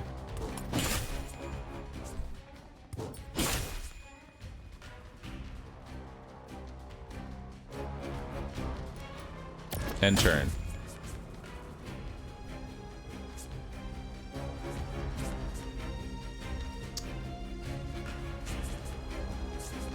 Let's throw a firebomb on there. Hit him with a dust bomb. And we'll give you some barrier. Might as well do the counter hits, free extra damage. He's still having a bad time. Let's do some quick shots.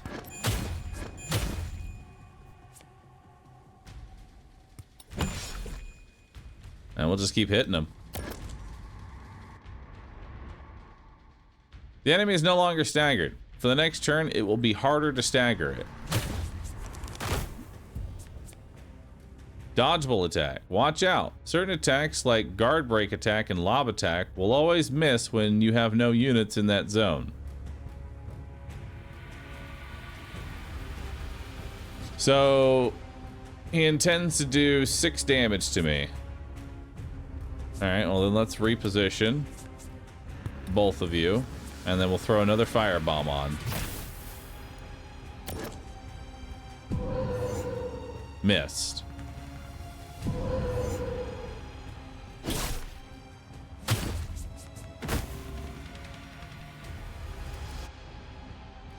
He intends to attack your siege your thing directly. Alright, killed him. Easy fight. The walls hold for now. It's grim work. The scavengers cut away the useful parts of the carcass. We have a corrupted core and an artifact fragment. Not sure what those are, but we have them. Awesome.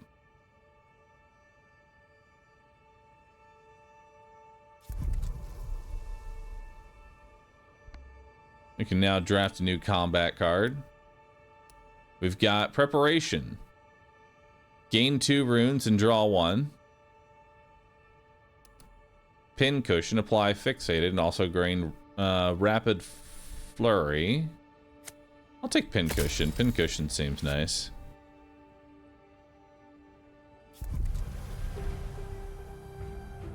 Alright. With a sudden influx of new artifacts into the guild, has reignited a spark. We can embrace curiosity and acquire an investigator, or embrace danger and acquire a brute. Ally stats. Your allies have 3 stats: strength, intelligence, and charisma. Higher stats improve the odds of successful events around the city. The brute has more strength but bad charisma. Or I guess they both have 1 charisma. This one has high intelligence. So high in or high strength? Negotiate. Let's take a brute. Junior member of the guild speaks up. This warden will lead us through. Behold. Alright, we gained ourselves a brute. Now we have a lot of cards to spend. We have a lot of things we can go do. We can also go on an expedition.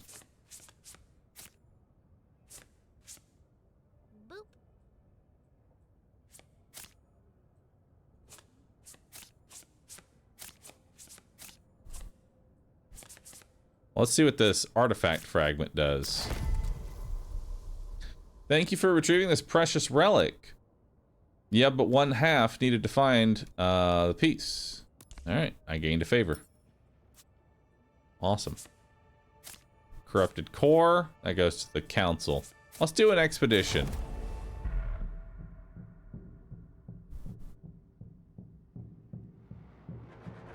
So let's grab...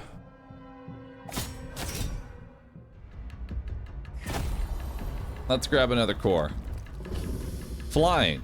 Receives only 0.5 damage from melee attacks unless staggered. Will always attack the lantern. Interesting. Deploy for battle. Okay, so you're gonna do 6 damage to the back end, and you're gonna attack the tower directly for 8 damage. Pretty yikes.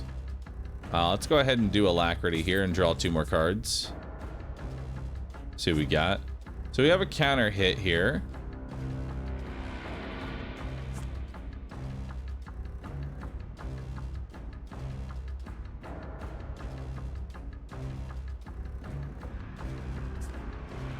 Probably do the counter hit. I can counter hit to stagger one of these 2 here, right?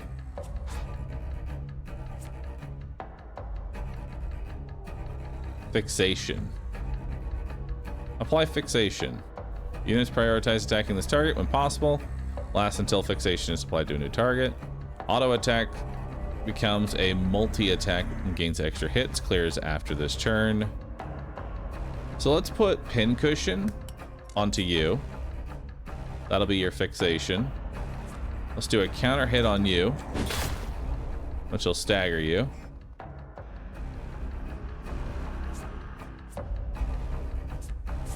Let's reposition the guards forward so that they can get an extra hit in. And then we've got quick shot, which we'll throw it into this. Probably should have thrown dust bomb on this first. And turn.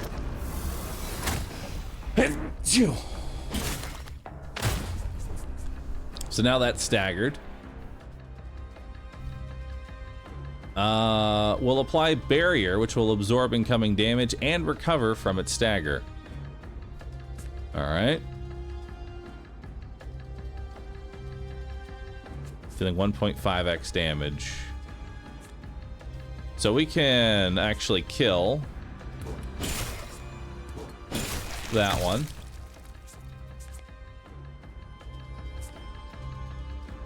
And what does empowering you do again? Increase the number of auto attacks. Power of the Vanguard, increase the stagger values. An added stagger on all on hits for all of your units by +1. And we'll empower you.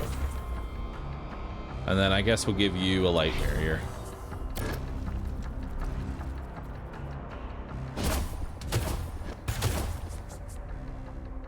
So let's see what you're doing. You're gonna lob again.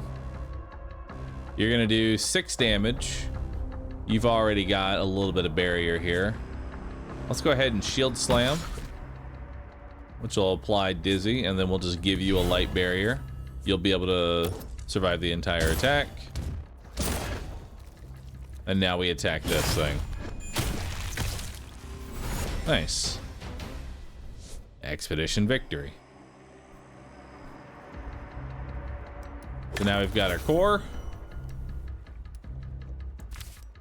And let's go for this thing. Nice. So we have preparation, precision shot, or wild volley. Deal 5 times 4 hits, scatters randomly amongst the frontmost enemies.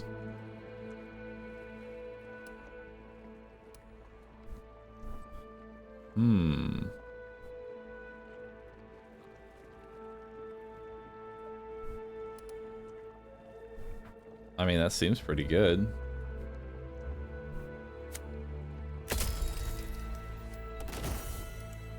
And then we got some cash.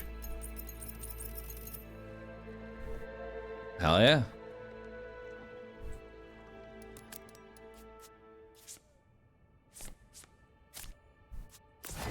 There we go. Another reactor. Let's go ahead and repair that.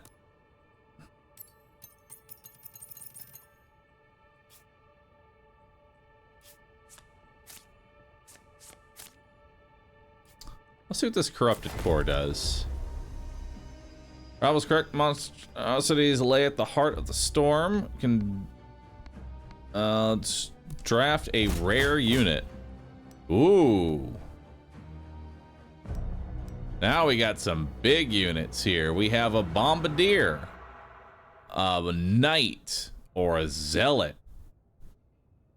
Interesting. Attacker prioritizes guard enemy, requires guard zone, only usable when this unit is in the guard zone. He comes with 2 armor, so he is a thick boy. Bombardier is also here. Empower the bombardier to cause its auto attack to deal splash damage equal to 50% of the attack power.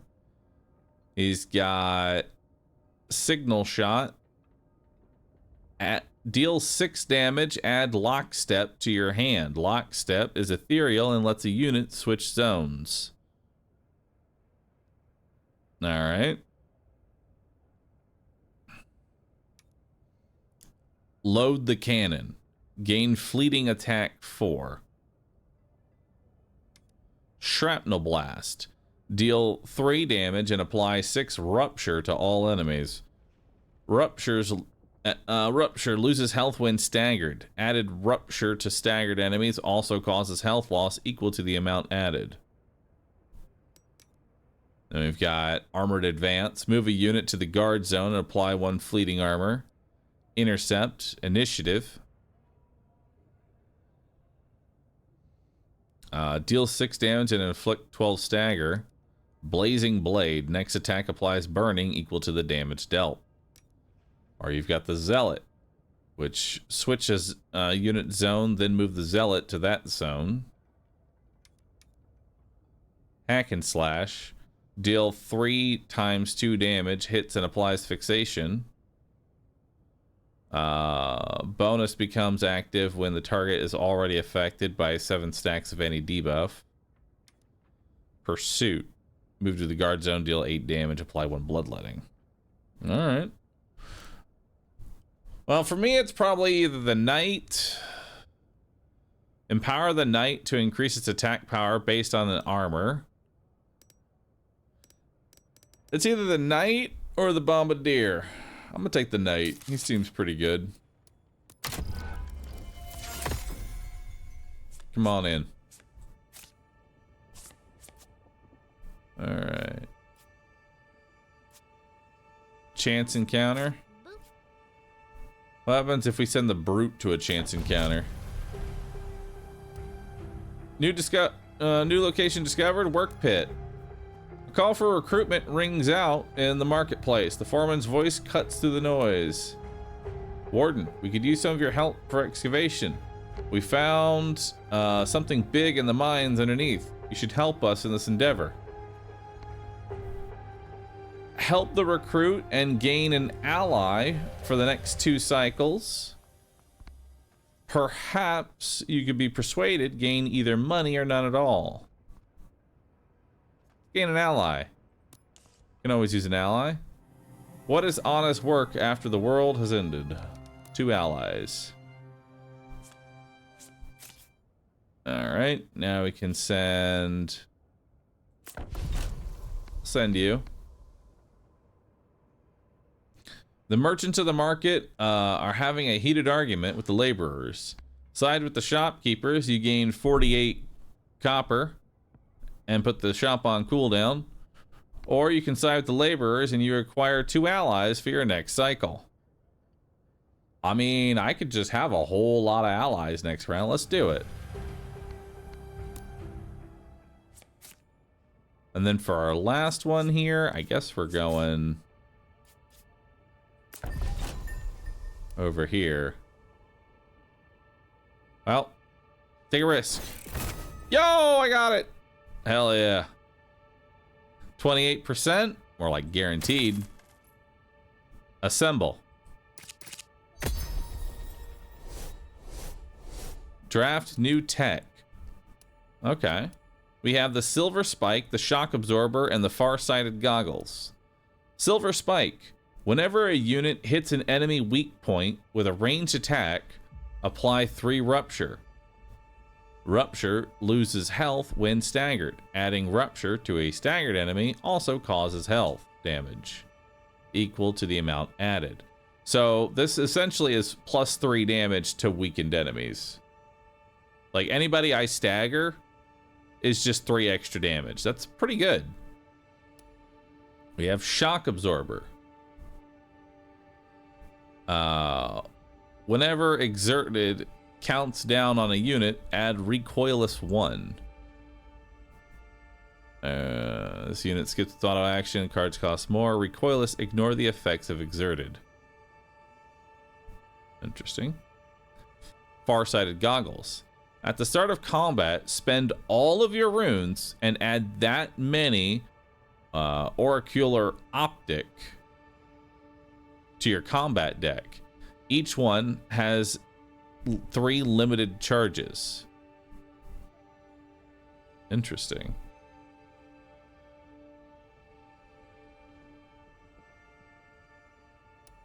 I say we just take the Spike. Spike is more damage, and damage is always damage.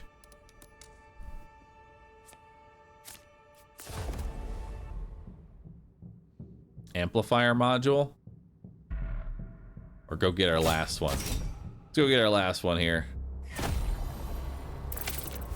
See what we're fighting. Molter Workers, armored. Enemies can have armor reducing damage taken. Each hit damage can't be reduced below 1. Enemies will put affliction cards in the deck to impede you. All right, well, let's try out our new Knight Boy, and then we'll keep our Arbalists in the back.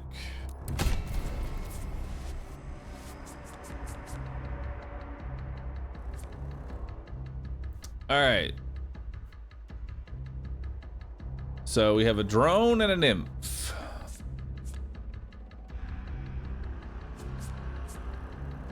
So I can do an initiative strike here and apply some stagger. Try and get that going.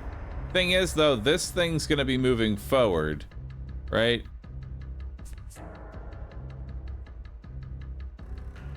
Next attack applies burning equal to the damage dealt. So I could do burning and then attack this guy.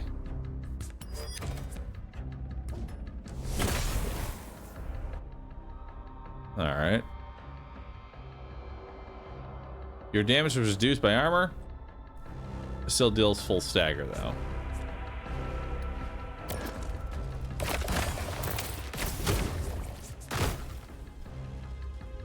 Okay, so now it's got a burn going on it.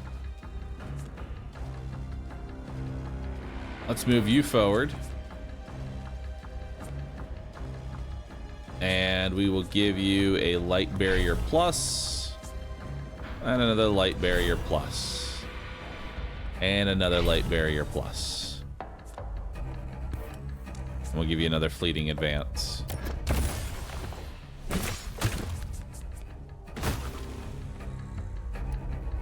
Watch out! Certain attacks like guard, break attack, and lob attack will always miss when you have no units in that zone. Guard break. Hits a random enemy unit in the guard zone, always misses if there's no units.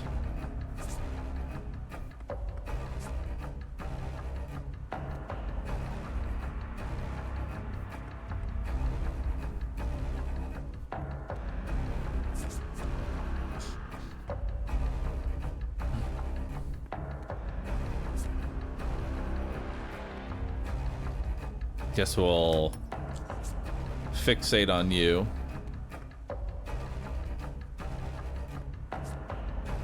We can do quick shot here, but you have 2 armor. We can't really get out of this, sadly.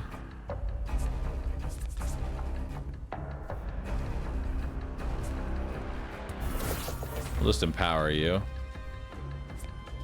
We'll give you a barrier.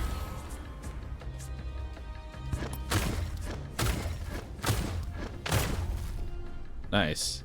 Okay, so it's actually we can stagger there.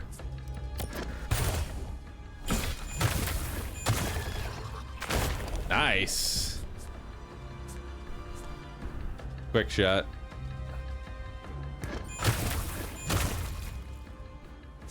An intercept.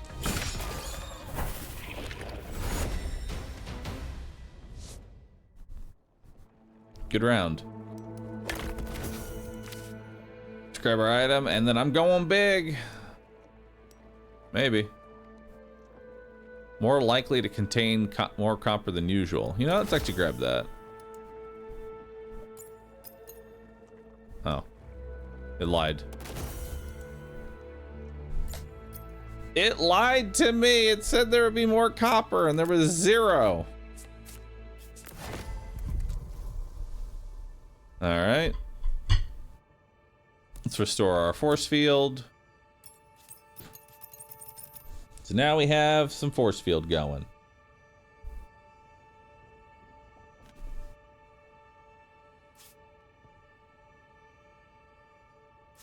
Pretty good cycle.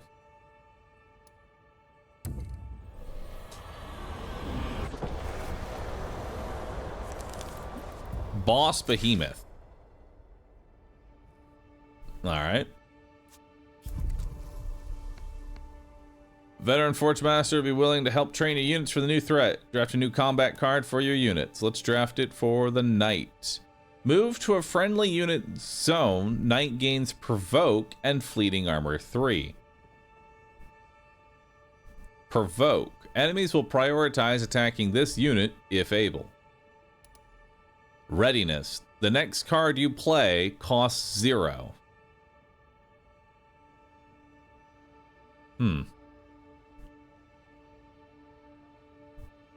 Interesting.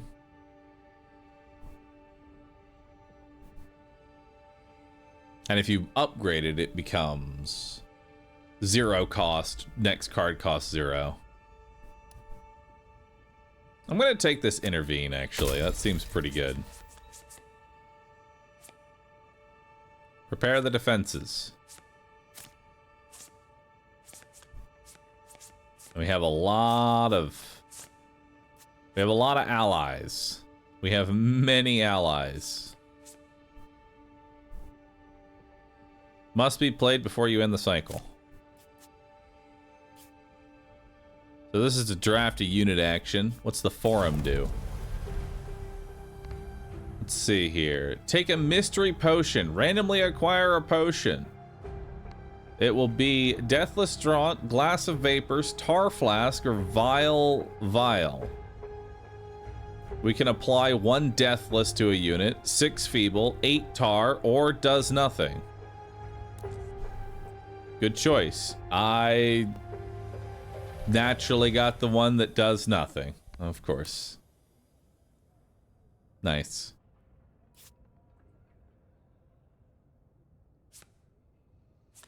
Well, let's send the brute to the work pit. Let's see. There's another collapse. You're just in time to help pick through the rubble. Assess the damage. Gain up to 50 copper next cycle. Or 9 strength. Acquire 1 to 3 allies. Well, we may as well go for the 9 strength here. Success. Huge. Let's see what else we got. Chance encounter. Halt! Warden's Run. Why don't you make yourself useful and help process the queue? Help him deal with the rabble. Draft a combat card for a unit. Or rapid processing. Gain some faith or favor. Well, we already have max favor, so we'll help him out. We've got Iron Fortress. Initiative. Apply fleeting 4 armor to all friendlies. Heavy Slice. Deal 5 damage and apply Rupture 5. Rupture also increases with attack power.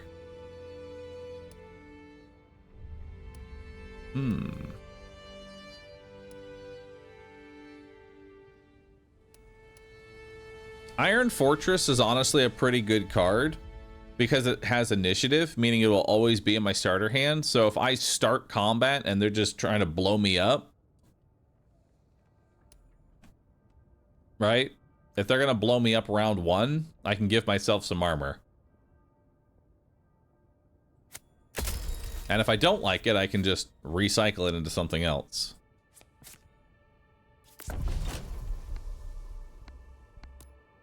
I didn't actually want to do that one.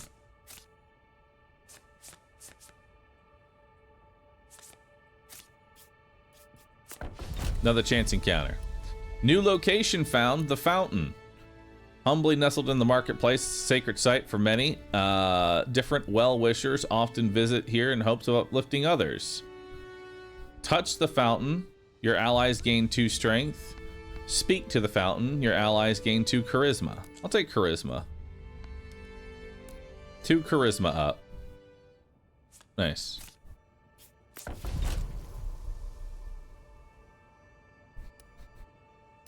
Forget an unupgraded light barrier for 15 barrier here, or spend 10 barrier and upgrade the other barrier. I'll spend an upgrade. I'm still broke, so more random events. Market Noble, gather to mass penitents, protect the prices in the market. Troubled Noble stands in the middle. You recognize him from the foreman's crew. Defend the Noble. Either gain 25 or none at all. I'll take the chance, because I don't need any favor. Success. Nice. Got some money. And then our last one here. Guild Researcher is working on something. We can draft a Lantern Barrier or acquire a Bizarre Gizmo. Apply 10 Barrier and 2 Persistent Barrier. Wow.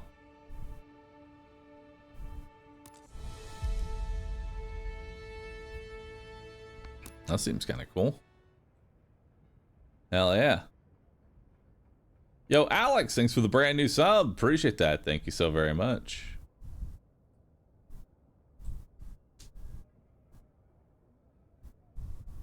I like it. All right. End the cycle.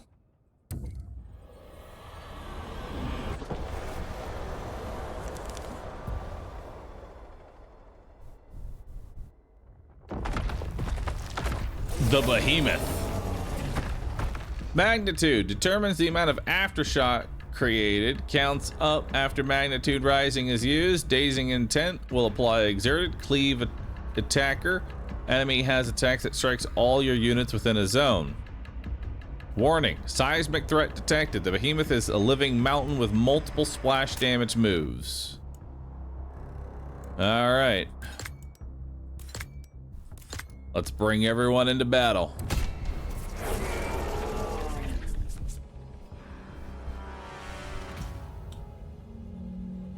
So this boy has... Whoo! This boy has 230 HP.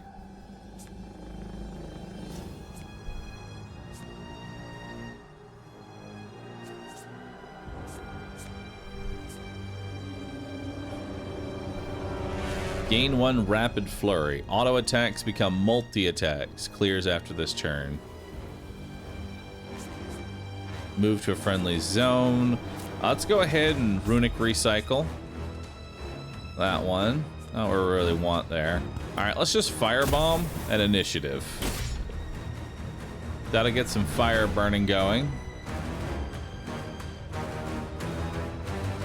And that'll be good. Alright, so he's up the magnitude. He is going to do 16 damage to a random unit. Unfortunately, I have no way of moving up.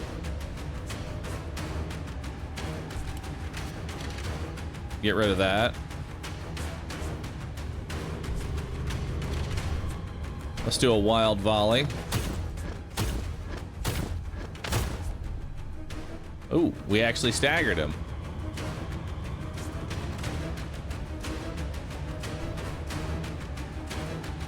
Oh. We can actually target different parts of the body. The Behemoth's stabilizing arm. Once destroyed, the magnitude is reset to 1. He's at a magnitude of 4 out of 9. Let's go ahead and go for the arms.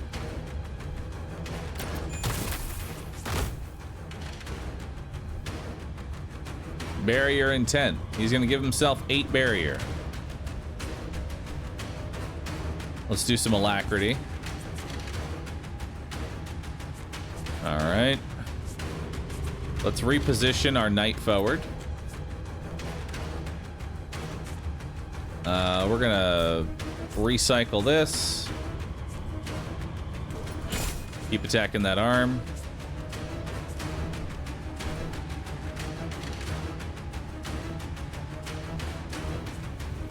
Let's recycle pincushion. Armored advance.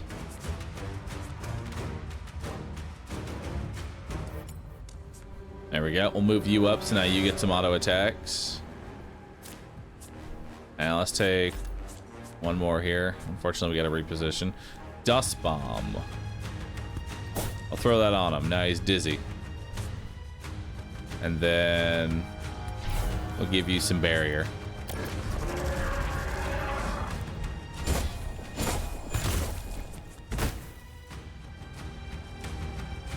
All right, he's going to recover from stagger and do 11 damage. Bizarre Gizmo. Let's give that to them.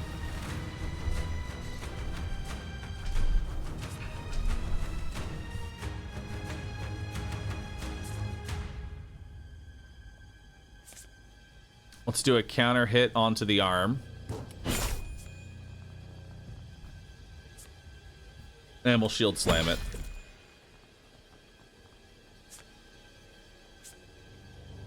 We'll give you an empower. And some fleeting armor. Cool.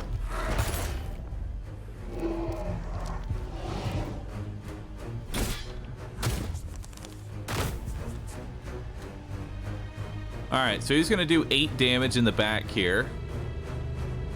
I can't move him out, so we're just going to give you a light barrier plus. You'll take 1 damage.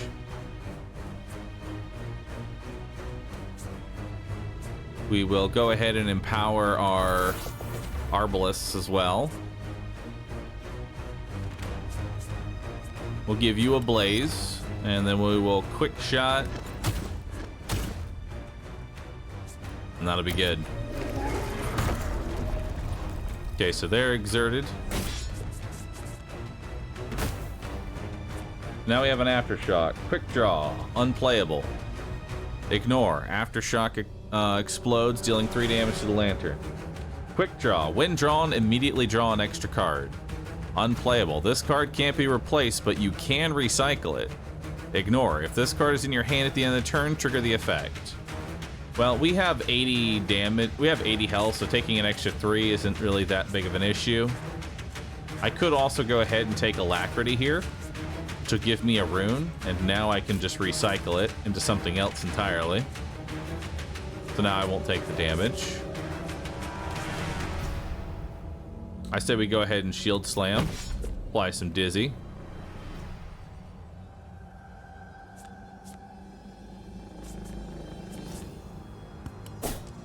And we'll throw some dizzy and some feeble on you.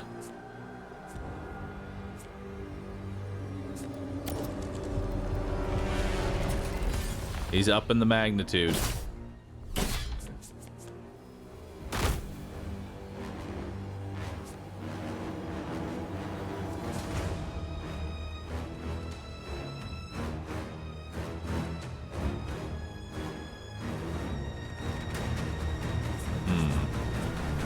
Let's do an armored advance that moves you to the front, and then we're going to give you a pin cushion, which gives you even more.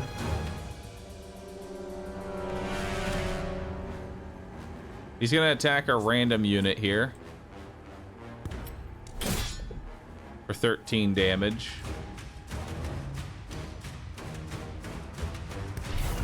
We'll give it to the arbalist. Nice.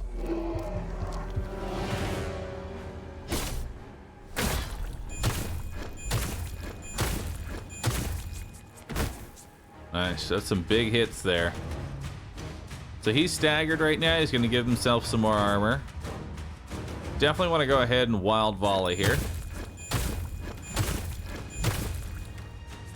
We'll do a counter hit.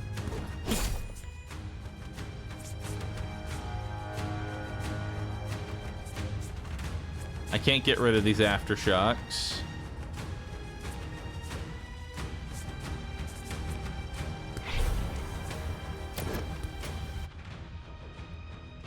Ignore deflection cards, cause negative effects. Alright, you can recycle or remove the effects. He gives himself 8 barrier. Alright, now he's going to do 14 damage and recover from the stagger. Question is, can I just kill him?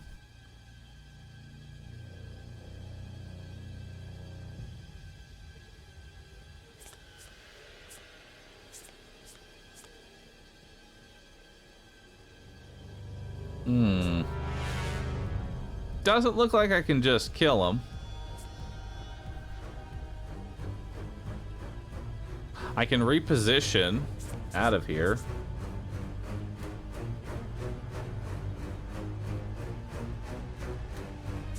Hey, we have a Devon chat. You know what? I'm just gonna tank it, dude. Just tank it like a champion.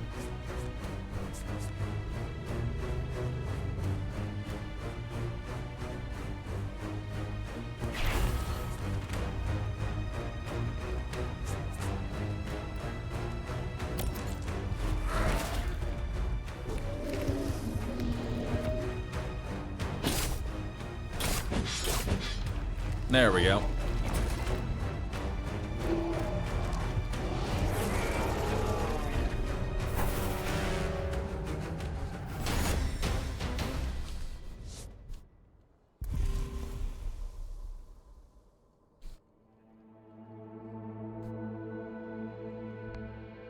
All right.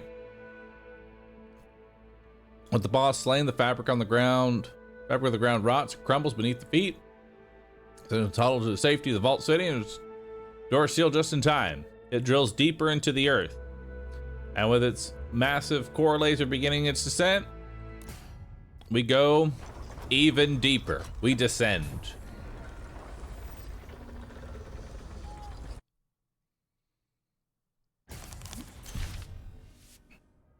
All right, now we have more stuff. So far, so good. This is looking pretty good. Raccoon Shanny, thanks for subbing. Appreciate that. All right, chat. I got a quick burb. One quick burb.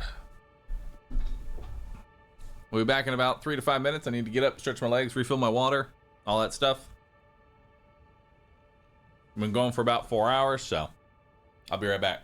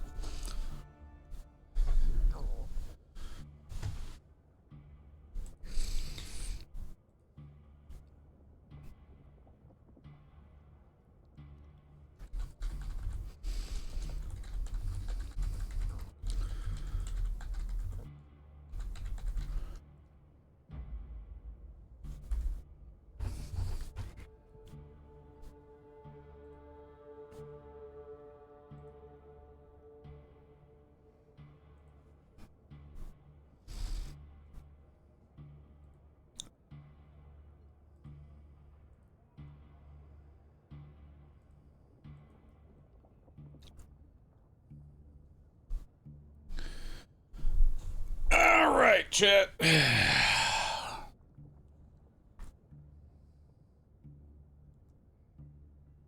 I'm back.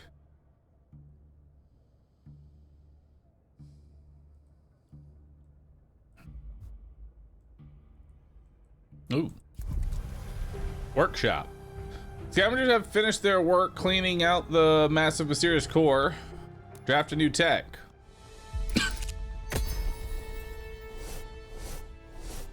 Martial Armory. You draw one extra card each turn while you have units equal to the max battle limit. That seems good. Targeting Scanner. At the start of each turn, apply one target command to a random friendly or enemy. Target this with a card to gain 1 energy. Huh.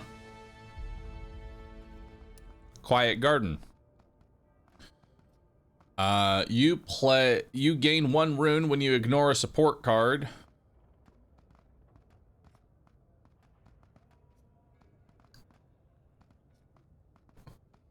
Come take Martial Army. Yeah, that seems good. Collect and leave. The city's sudden descent lands its denizens in unknown shores. Draft a new rare unit. Ooh.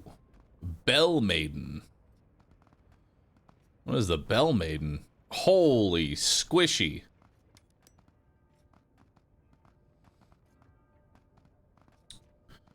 Empower the Bell Maiden to draw 1 after you play your first favor card each turn. Reposition plus. Blinding Beam. Deal 8 damage and apply 2 feeble. Overcharge. Your next attack card has 100% attack power. Banish it after use. Draw 1. Lighthouse. Imply empowered 1 to all other friendlies.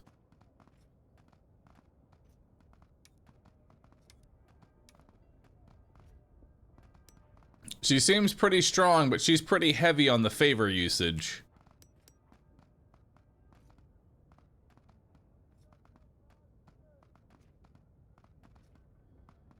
Combat Action Conduit. First favor card costs 1 less each turn.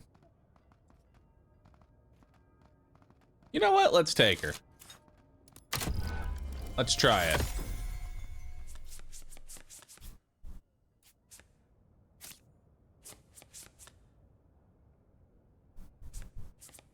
Let's take our envoy to the fountain. Hello, Mr. Bahroo. Any chance you'd check out that Lost Solar side game that comes out on Friday? Can you give me a link, Zerator? Give me a link to it. I'll take a look at it. Toss a coin, gain 2 favor. Oh, yeah.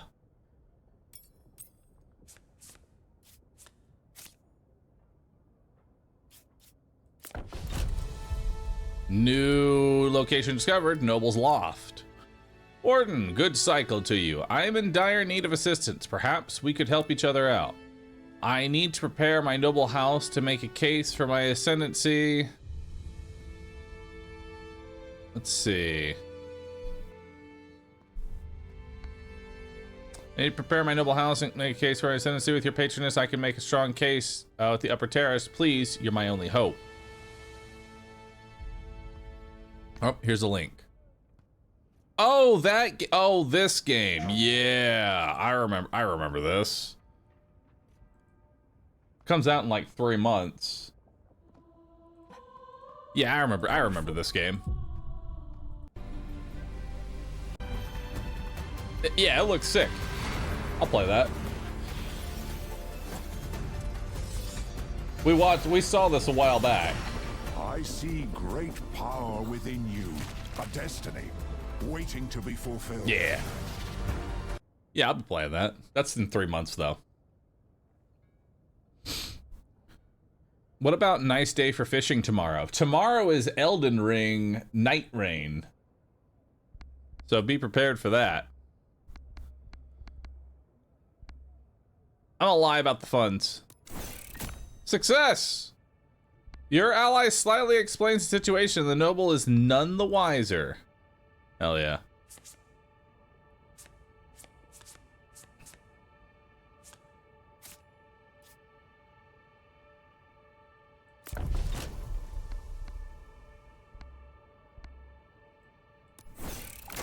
Failure. Oh, but I still get a charisma up. Should have taken the envoy over there, because that was a single-use ally.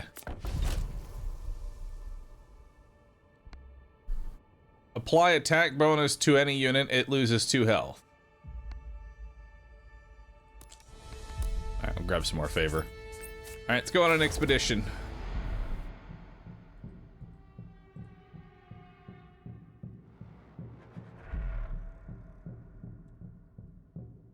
So you don't need to go after the reactors. Let's go for this fragment.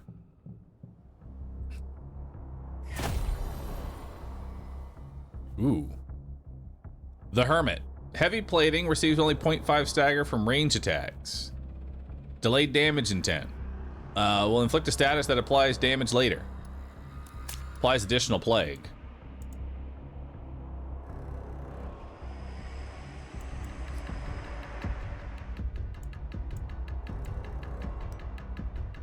So what happens if I just bring just one dude? Just bring the knight.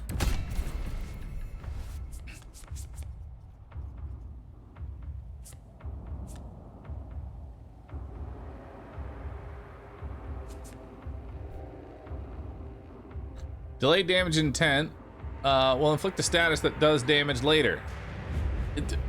Name tag name, question mark. This action will affect all friendlies, including your lantern. Ew.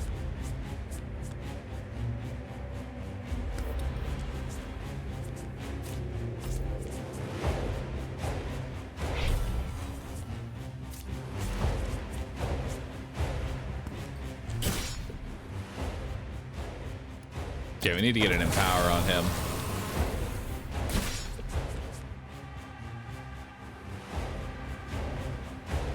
Let's empower you, increase your damage.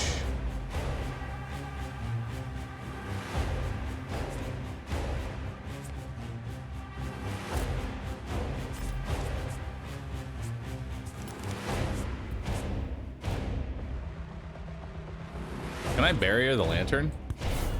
I can. Oh, I only need to do the 5.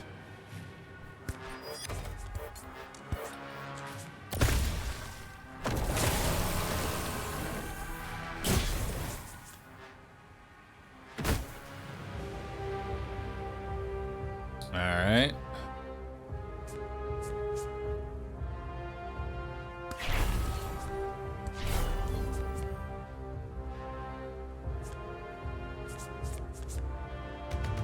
Can I power you again?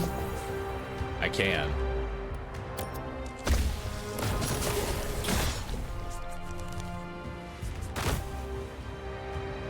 Nice. So now you're taking damage. We'll do another alacrity.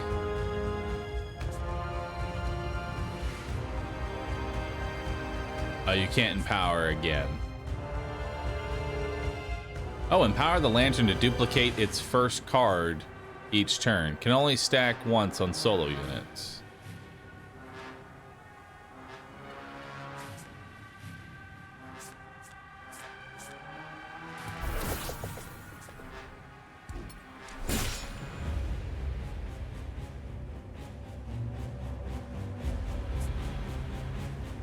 Okay.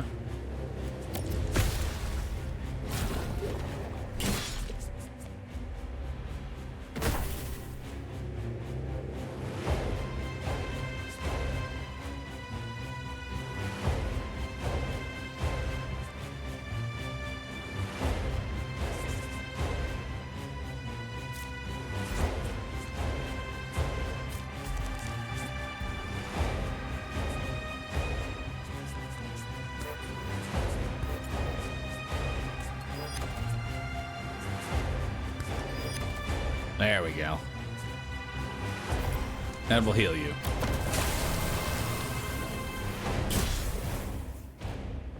Big burn there. Hell yeah. We used up quite a bit of favor on that, but not too bad.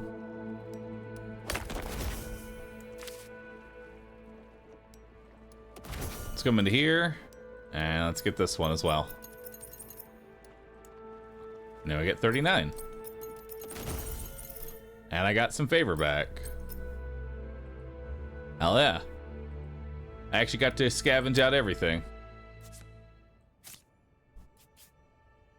Workshop. Assemble technology.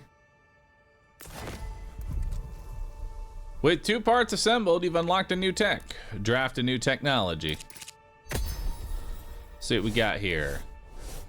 Illusory Bloom. When you recycle an ethereal card, you draw an extra card. Rite of Passage. After you recycle your 3rd card, you gain 1 energy. Counts down, triggered on 0. Or Flight of Fancy. Whenever you add cards in combat, add that many plus 1 instead. I'll take the Rite of Passage there. Doesn't seem too bad. Extra energy when I recycle seems good. Let's go to the shop, maybe? Let's go to the shop. What do we got here? Draft a new tech. Risky. Failed. Damn. Tried for it. Favor. What's this? Swift shift. Initiative. Retain. Switch. A unit zone. Miracle of Ava. I'm taking this miracle. Let's see what we got here. Single use celestial salvation. Add Ava's answer 5 into the draw pile, then draw 1. Ava's answer is deal 10 damage and inflict 20 stagger to a random enemy. And this gives you 5 of those. So that's 50 damage and 100 stagger.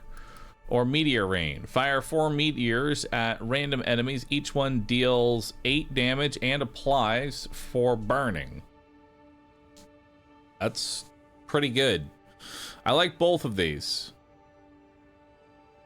Is this from the same devs as Slay the Spire? Yes, because anything that involves a card is naturally from Slay the Spire devs. If it involves a card, it's Slay the Spire. That's how it works.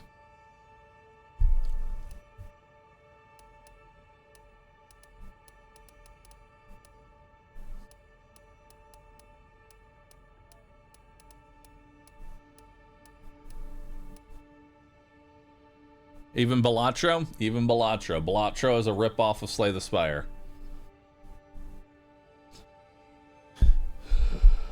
I played poker last night. Was that from the Slay the Spire devs? Yes.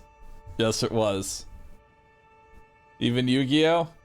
Even Yu-Gi-Oh! I know Yu-Gi-Oh came out first, but doesn't matter. Slay the Spire, they created card games. They created all card games. Pokemon? Man, I refuse to believe anyone actually played Pokemon, the card game. Y'all collected those things, and now people just do pack openings. No one actually fucking plays Pokemon.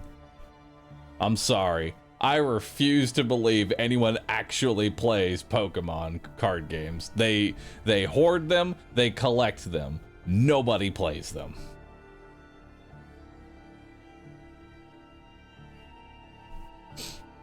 You sucked at the game then, huh? No.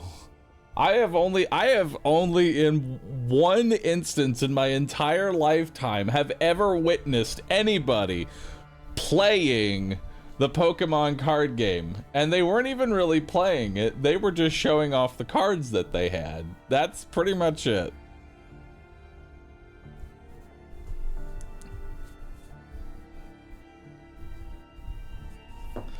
See, I was a Yu-Gi-Oh! I had Yu-Gi-Oh cards. All right. I didn't play no Pokemons. I'm taking Meteor Rain here. This seems good.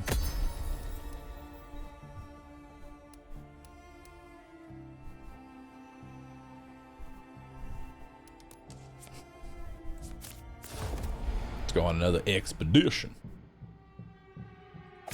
And And then we'll get one of these.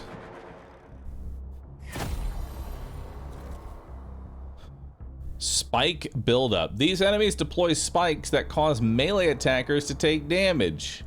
Certain enemies begin in the guard zone. Oh, good.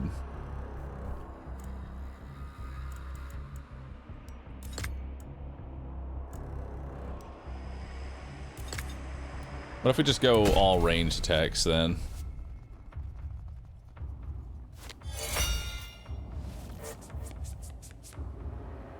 Alright, let's see what they're doing.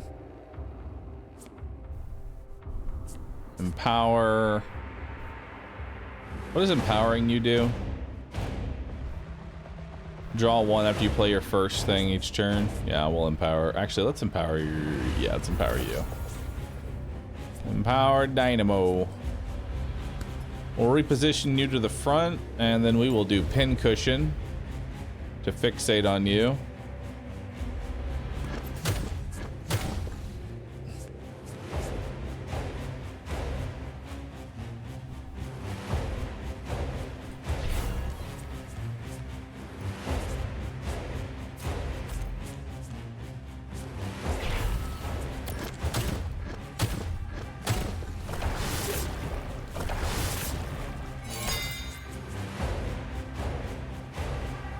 Alright, so these guys are going to do 6 damage to a random unit.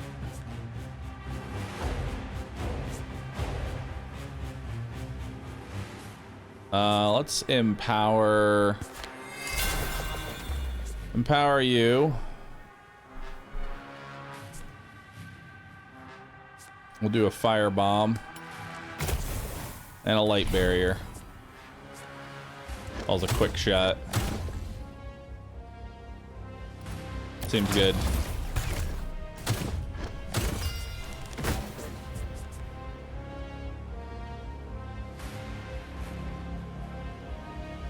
Damage to a random unit. 3x4, 12. Oh boy. That's a lot of damage. That is a lot of damage. But hey, we can block out 12 of that. Right? We'll keep empowering. Maybe I should actually enfeeble.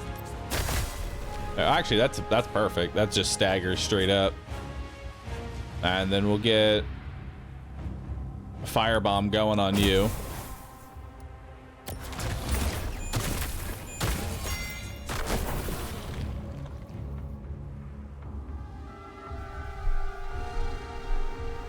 Okay. Now you're gonna do 12 damage. Let's do an alacrity here.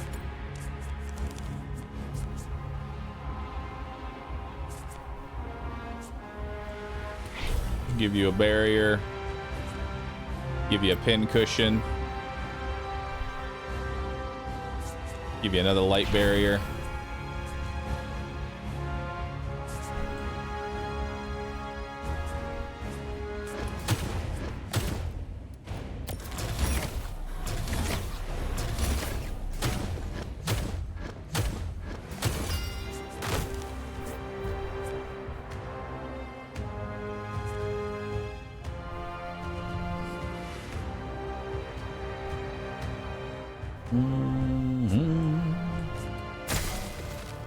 There we go. We'll enfeeble it.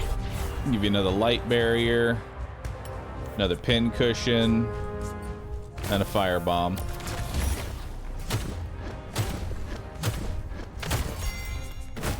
There we go.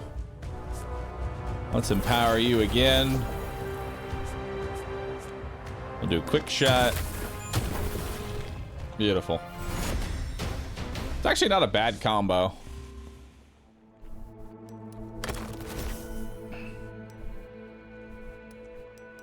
All right, we'll do the 2 and the 3. See what we got here. We can draft a new Lantern combat card. Core Cycler, gain 2 runes. Catalyze, gain AP equal to friendly units in battle. That's actually kind of dope. Apply barrier to all friendlies.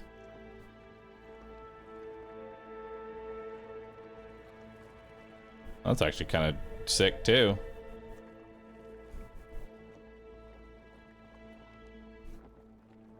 Sanctuary's pretty nice as well.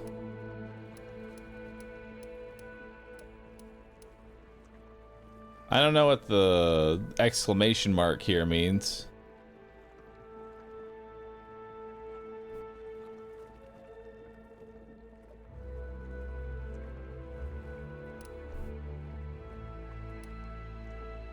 I mean, I do love energy. Then we'll grab some money. All right. No locations available. Oh. Used to replace the oh, so I don't even need a reactor rod. I already have all my reactors. That's if the barrier falls. Okay. We got a new location here. Cold Contact Collector. Might I interest you in entry an exclusive club, members only. Pay $30. Welcome to the Undermarket. Yeah, let me in, dude. We got a new location. We got the Undermarket. That seems cool.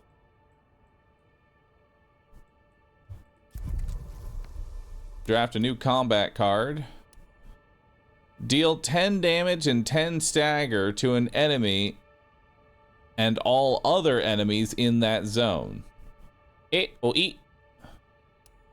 Critical Edge. Critical actions always target enemy weak points, so this is 15 crit damage. Interesting.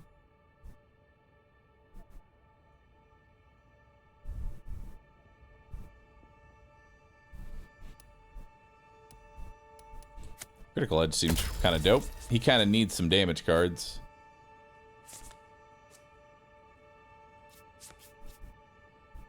All right.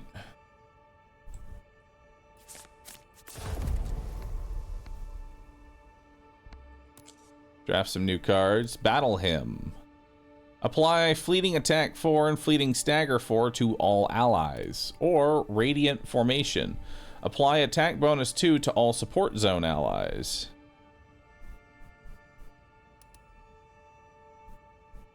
Interesting. Actually, Radiant Hymn seems kind of nice.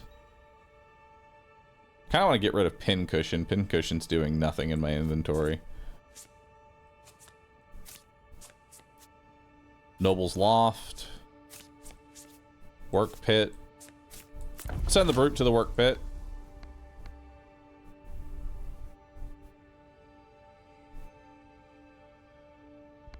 Lay Down the Law. Requires 3+ strength, gain 40 in 2 cycles, 1-time use. Ooh.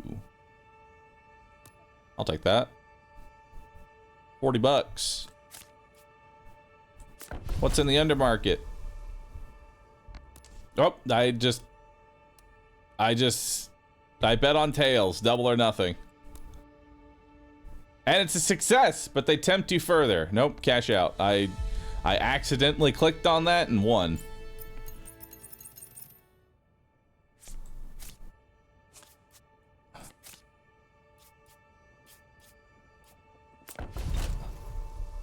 The nobleman would be happy to begin his preparations immediately. He has an ancient supply cache that could provide enough funding to prepare for his ascent, or perhaps a plan for his grand speech.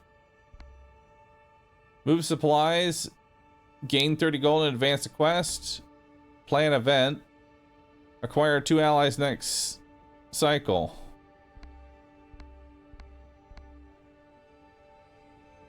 Move supplies. Damn. It refuses to budge. It's too brittle to attempt to open it again. Strength up.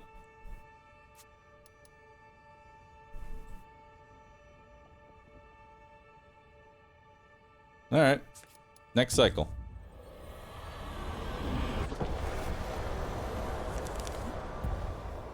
Monster attack wave. Sword King. Each nail enhances its combo attack, armor, and stagger threshold. Equip another nail after recovery. Parry, immune to melee and range attacks when struck with a melee attack, counterattack for massive damage. Alright, so let's grab the knight, the bell, and the arbalist.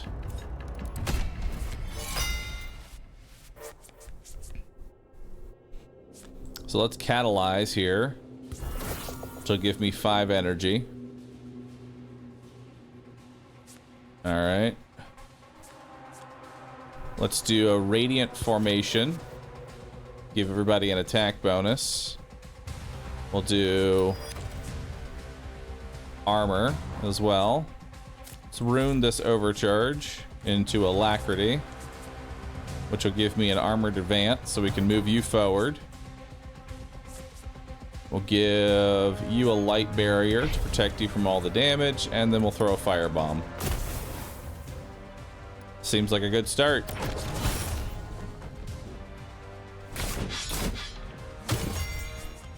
Big hits. All right, let's go ahead and empower you. You're gonna do 10 damage to a random unit and perform a special interaction. All right, we'll just give you a barrier. And we'll double barrier you up, and then we'll do quick hits. Nice.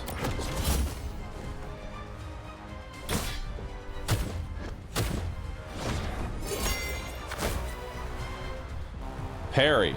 Immune to melee and range attacks when struck with melee attack, counterattacks for massive damage. Clears it on counterattack, staggered, or after this turn. Okay, so don't hit him with anything else. Apply 1 empower to all other friendlies. Nice. We'll give you a barrier. And you know what?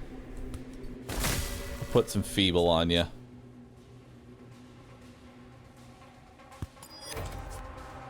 We'll give yourself some fleeting armor and provoke.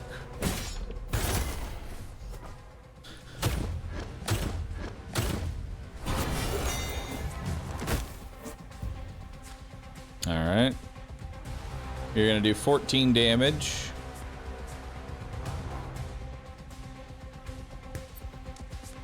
Just apply that. Let's do reposition. Reposition to give you some armor. We'll give you a light barrier. 7 times 4. That's some pretty big damage. There we go. There's a stagger. Love it. I hit him. Damn. He's just getting shit on. All right. Arbalist and Bell Maiden go hand in hand. Love that. We got another corrupted core and an artifact fragment. Awesome. Draft a new combat card. Apply 5 damage and apply 5 burning. No. Deal 4 damage and inflict 4 stagger. When there's another unit in the same zone, this bonus takes effect. Apply Feeble 2. That's actually not too bad.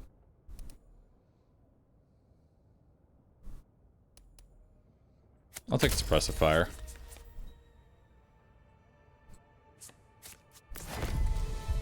Give you the Corrupted Core. I don't see myself using any of these right now, because I kind of like my current build, but I'll take the Bombardier, because he looks like another ranged unit.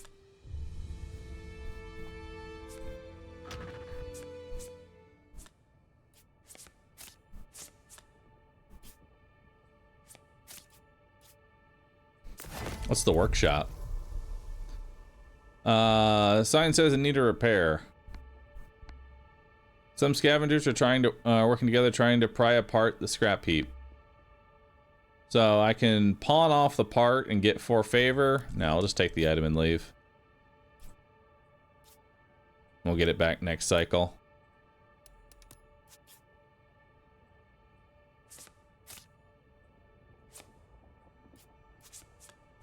Let's take the envoy to the fountain.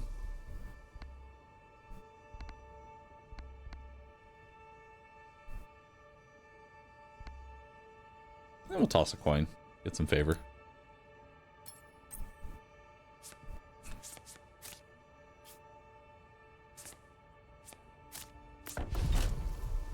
Ooh, this or that. With an opportunity, one ability is upgraded and enhanced. Upgrade counter hit or upgrade armored advance. Upgrade armored advance.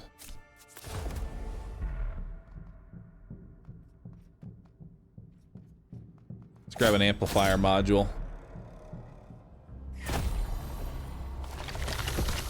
All right, so we have a flying enemy, executioner, ambusher.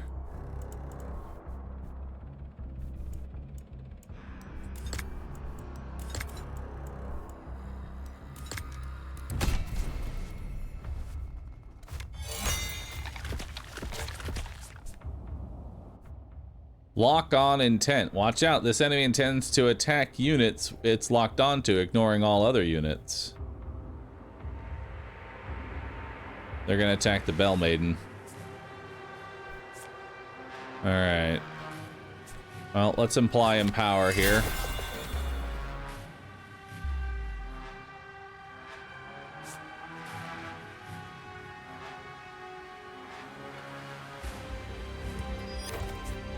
So we're gonna provoke.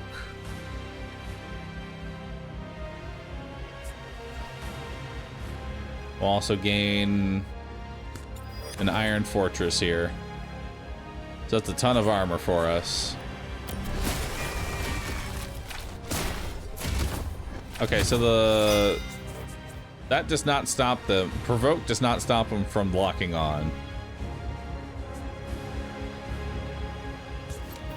Let's do a support. Reposition you to the front.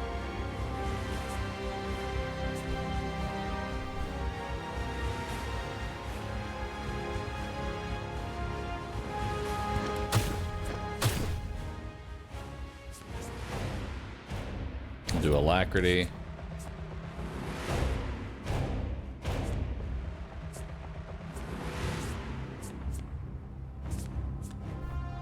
You know what? I'll take the meteor rain.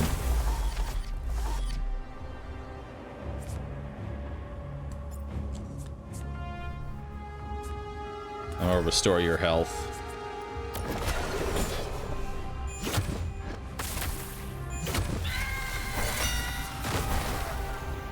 Nice. Alright, so you're gonna do 3x5.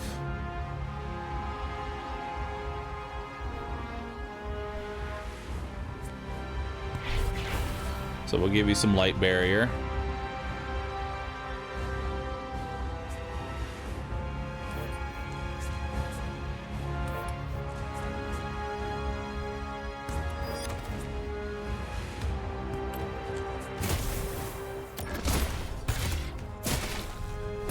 I should have given you another light barrier.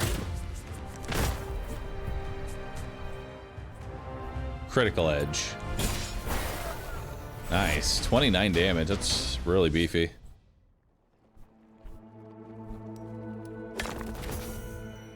Okay, got an amplifier core. Beacon of Ope. Apply empowered 1, add lockstep to hand. Protectorate. Apply 5 barrier to friendly units. To a friendly and all units in its zone. Ember Wreath. Gain 1 rune, add 1 melting point to your hand. Melting point. Deal 5 damage, apply burning equal to the health damage dealt.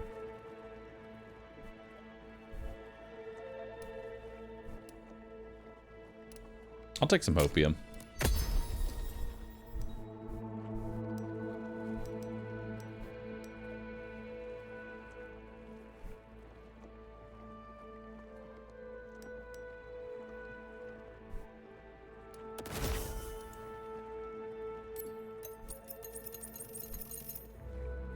Dang. I was hoping for something big.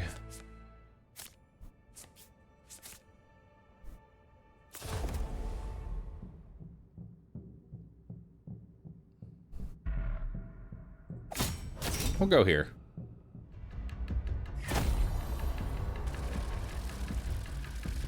Bomber bug. Flying. Deals 0.5 damage. Bomber ammo used by the bomber bug to attack must reload when out of ammo. Each missile uses 1 stack. Devouring swarm will take damage when you end each turn.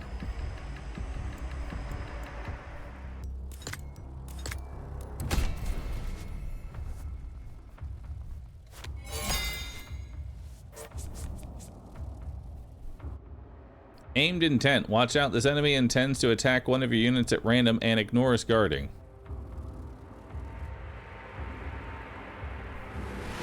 Wow, that's fucked. We'll hit a random unit in the support or guard zone. Not forced to hit guard zone, can't hit the lantern. Okay. Well, ain't that just pretty? Well, let's start with Catalyze. Spend 1, get 2. And then let's add some Feeble. So now you're doing a lot less damage.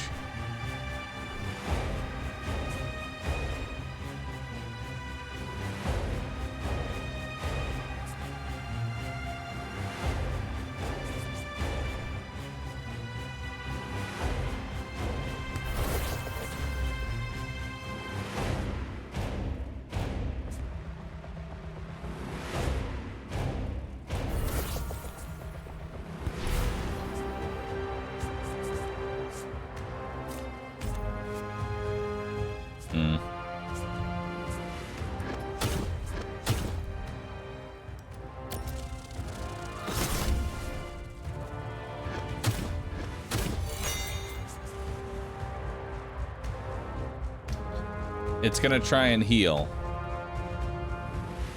Understood. Let's do blinding, which staggers it. Grant the monstrosity the ability to negate 50% of incoming melee damage. Okay, so we can attack its wings, or we can just go for damage here. Let's just go for just straight damage.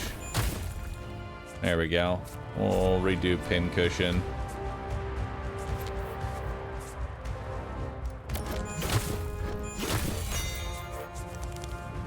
Charge conduit.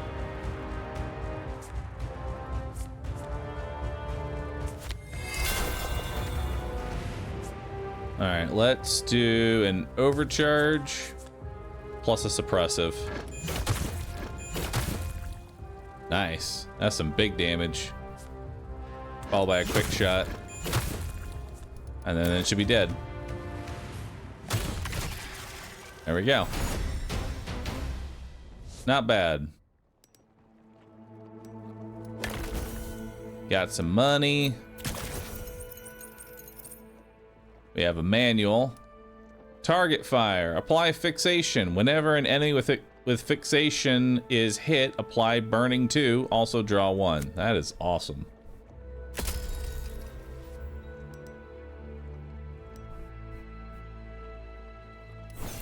Go for the higher chance. Nice, we got an artifact fragment.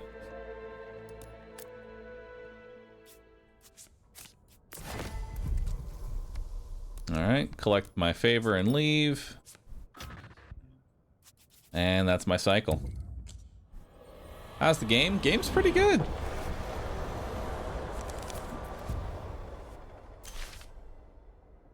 Especially once you understand what you're going for. That's a lot of money. Draft a new card. 1 damage times 7 scatters randomly among enemies. Gain rune equal to friendlies in battle. Deal 9 damage to an enemy and apply 3 burning to all enemies in that zone.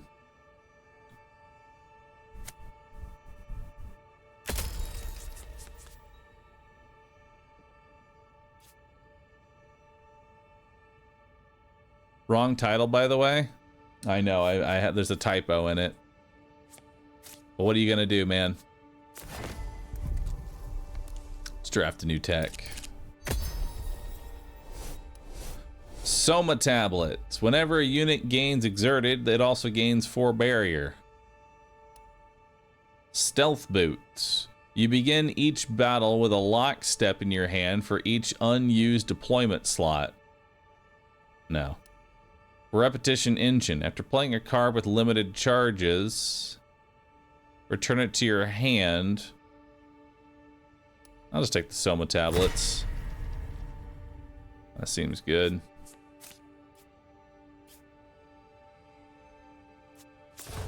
Let's go with the forum. Ooh, gain 2 max favor. That seems nice.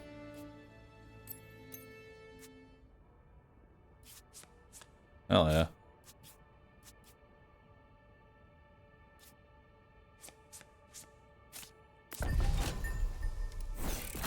Hey, new tech. Signal booster. After you play your second support card each turn, draw 1. Packed caravan. You draw an extra card at the start of battle for each unit that is deployed. Power treads. Whenever your unit switches zones, apply fleeting attack and fleeting stagger too. Interesting.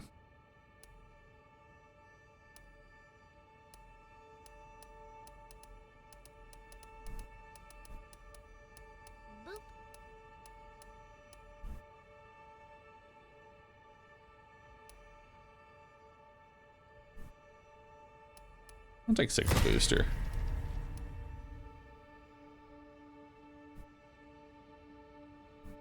Forget Lantern card. I don't know if I want that. You know what? I'll take that. Let's get rid of my shitty barrier.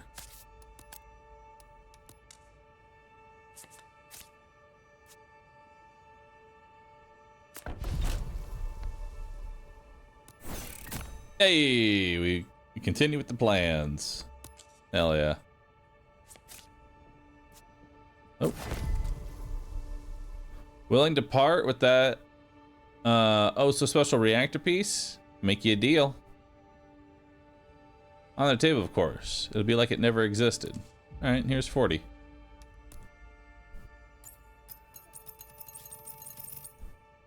Nice. Cycle 4 ends.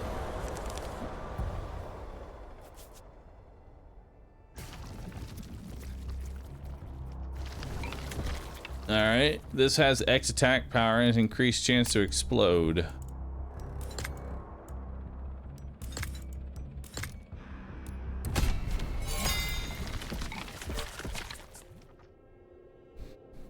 Alright, so what are you doing? Barrier and buffs.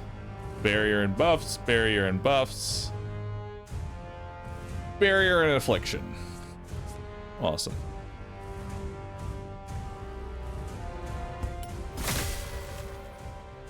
Get some damage in on you.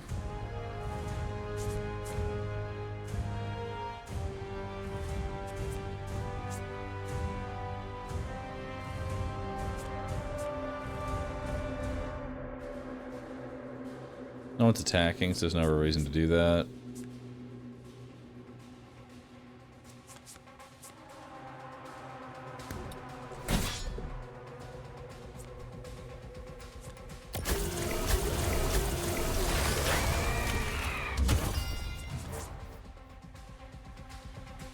Alright. Target fire. Beacon of Hope. Empowered. What are you doing? Move intense. They're all gonna move up. Let's empower you. Empower you. We'll lockstep you forward.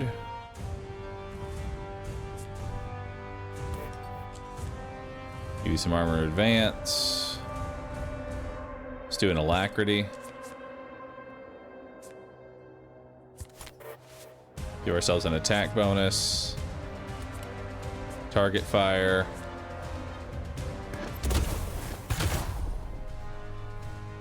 And we'll suppress him.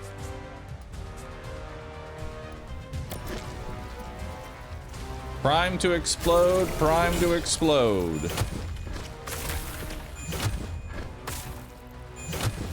Nice. So that one's dead.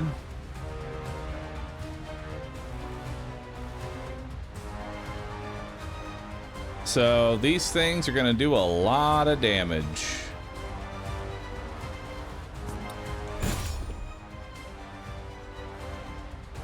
Oh. Well. Oops. I thought that was gonna do more than it actually did.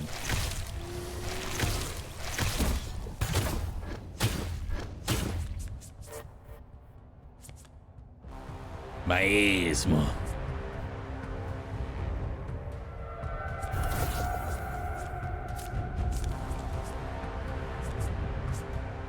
Well, we took a lot of damage. Realistically, for no real reason.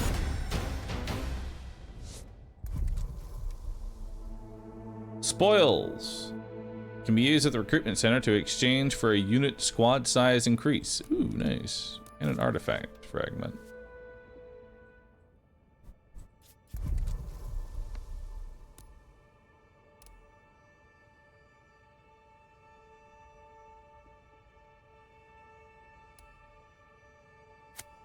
I'll grab another Radiant Formation because I actually really like that one. Alright, collect a favor.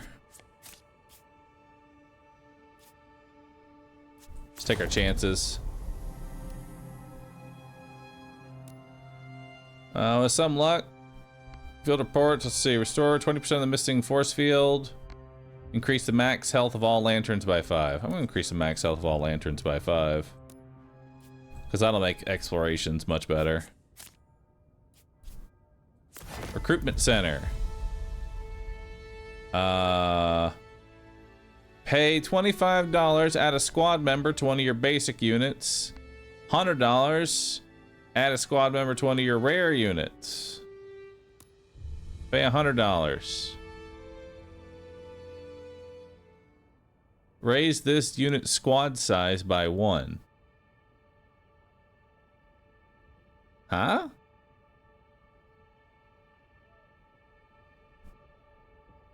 Increases its base stats and number of maximum powered stats. Oh. Well, let's do the knight. Nice. Now he's real thick.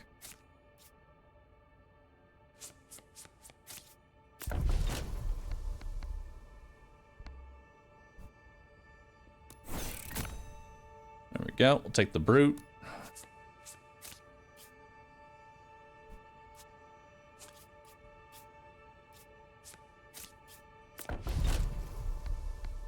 Toss my last coin and get to favor.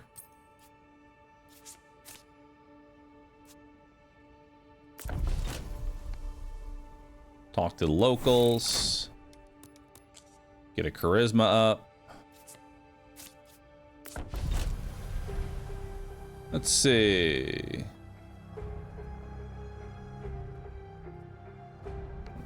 Perhaps your ally can help out with anything they're proficient in. They're not proficient in anything. Alright, well, that was a waste. And then I guess we're going to the shop with no money. Hell yeah. Alright, next cycle. Cycle 5 ends. Now it's time to fight the boss. Whenever you ignore Dread, gain a stack. At 9, unleash a powerful special. Oh my fuck, what is that?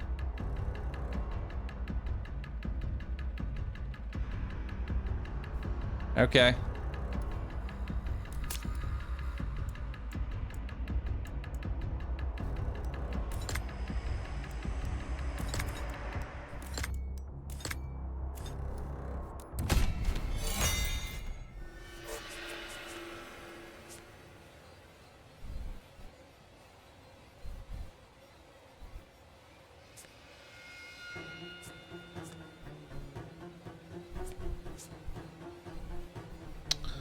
Perform a special action.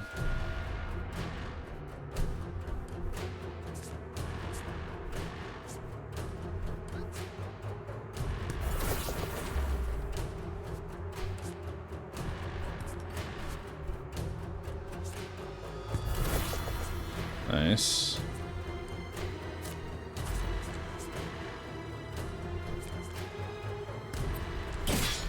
We'll get some stagger going.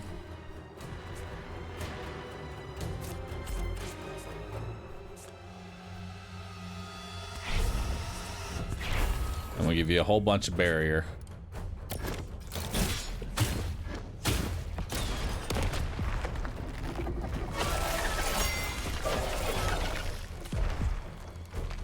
Okay. He's gonna heal for 12, and then we've got 2 dire mongrels.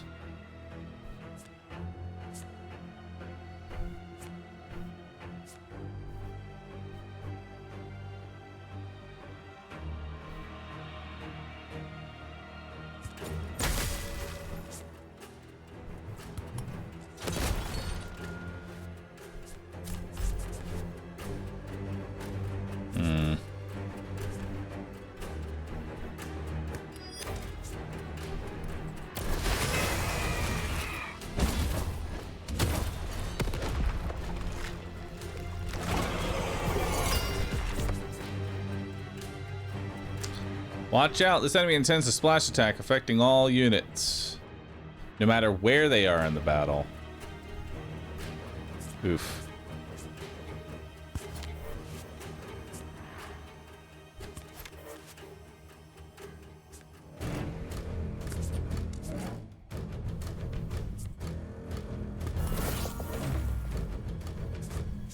All right.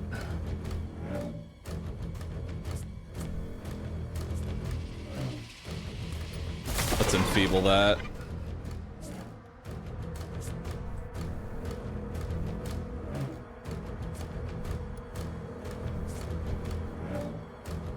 And we'll fixate on you.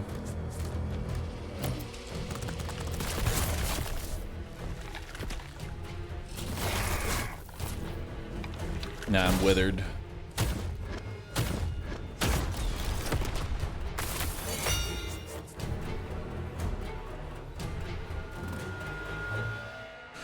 Alright, so you're coming in with some pretty big damage.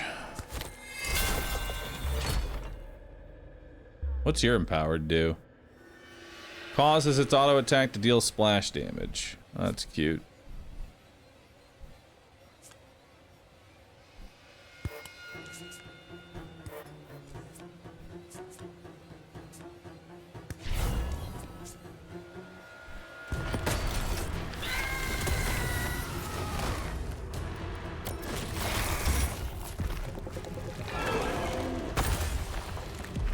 Ow.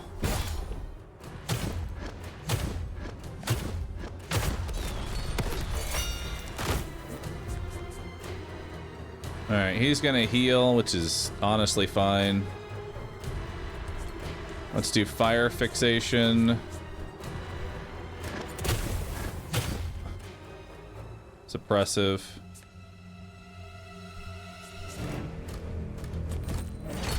And we'll just load the cannon.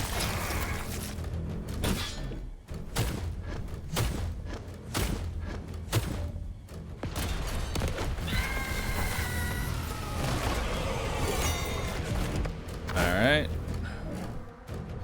You're gonna do 3 damage. Dread, unplayable.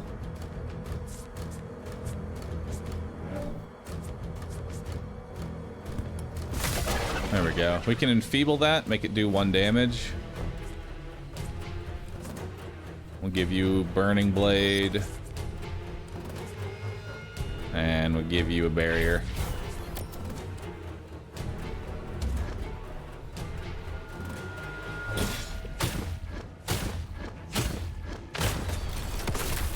Nice. Alright, we got a lot of parts we can attack. Reduces armor by 1. Once destroyed, spawn minions have drastically reduced health. Reduced armor by 1, or just go face. Let's go ahead and empower our boy.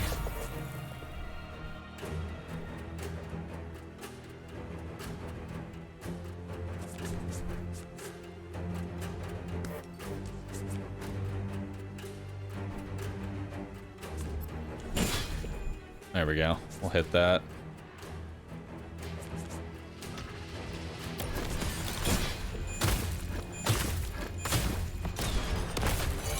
Nice, we hit the swelling pods.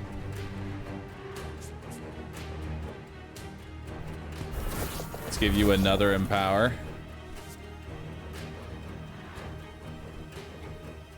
Actually, I think you're already maximum empowered.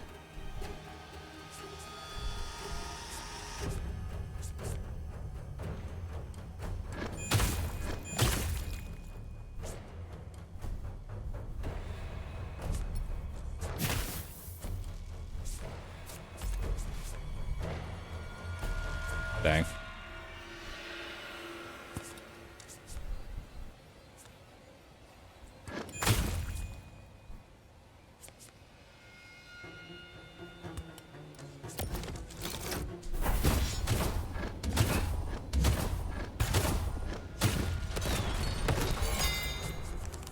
Nice.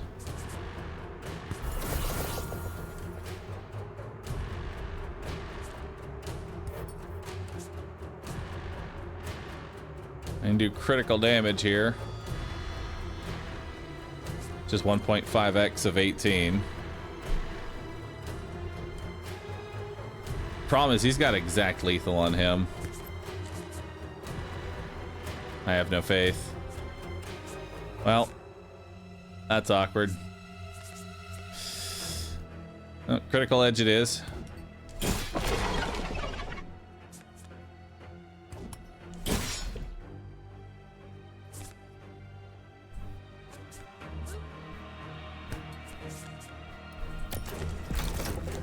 Goodbye.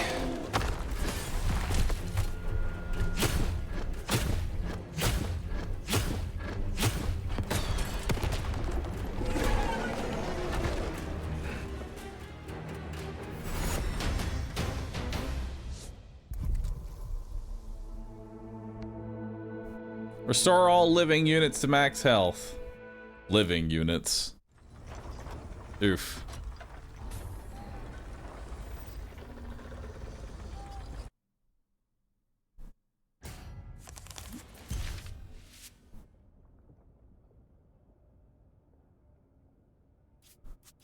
Oh. Unknown locale. It's a miracle with sudden movement in the city. Dead units are restored to 20% health. Hell yeah, my knight is back. He's fucked up, but he's back. Draft a new tech.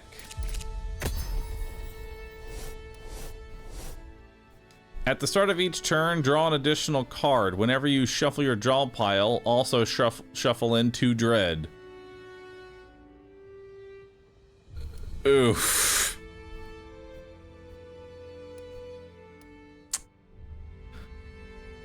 I don't know about that one. Whenever you start a turn with 0 favor, your next card costs 1 less favor. Well, I don't really have a lot of favor right now.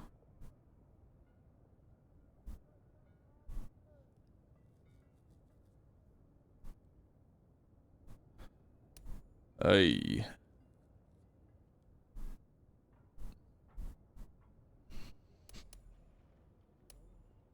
I'll take Guardian Idol. It's good for when we run out of favor. Collect some allies. Choose a unit and increase the squad members by 1.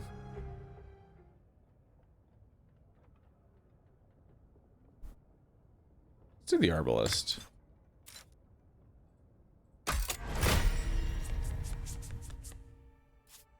Now we've got a better Arbalist.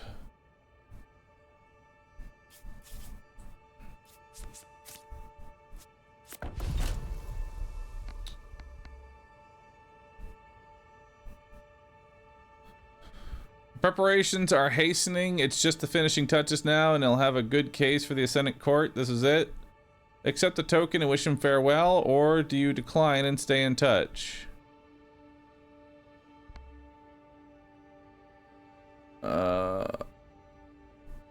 Bid farewell, gain a random tech, dismiss this location. Calling card, acquire vestige of nobility, dismiss this location. Vestige of nobility. Or a random tech. Well, let's see what the vestige of nobility is. Seemingly useless. Nice. Seemingly useless, but not useless.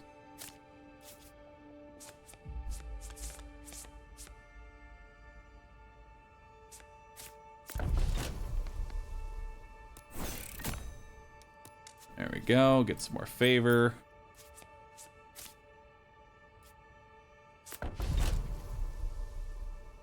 Locals have started just bet on the favorite. Rig the fight for the underdog. Gain either 50 or none at all. Rig the fight. Never lucky. I appreciate your moxie. You have some favor. Well, I tried. Restore a unit to max health and remove all wounds.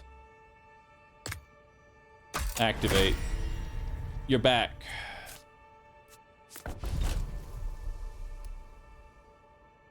Acquire this, forget this. Acquire this.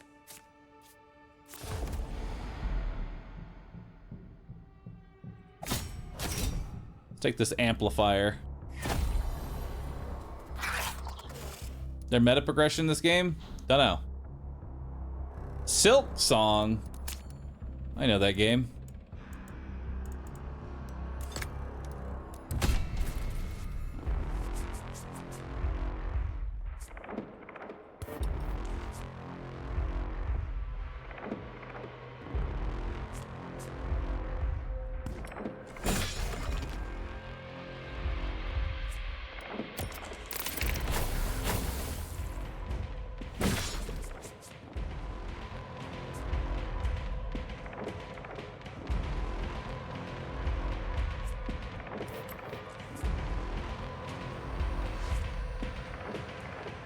Oh, wait.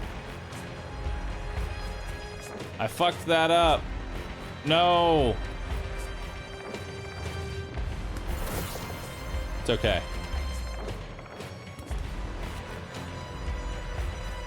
Oh, I fucked it up again. No.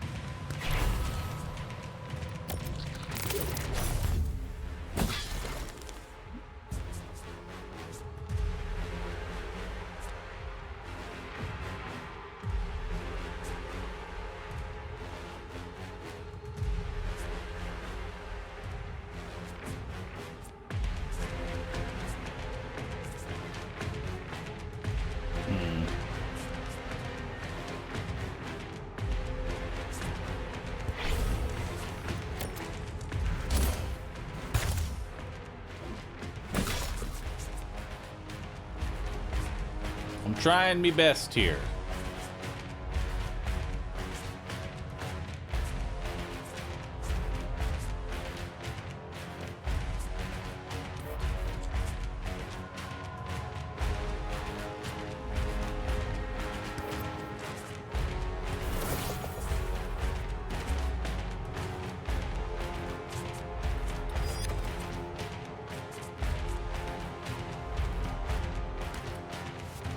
It's not switching my zone,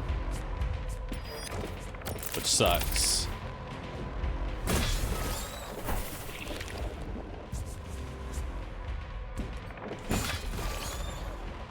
Or is it because I'm webbed? Ah, it's because I'm webbed. Well, that was awful. Dream fruit.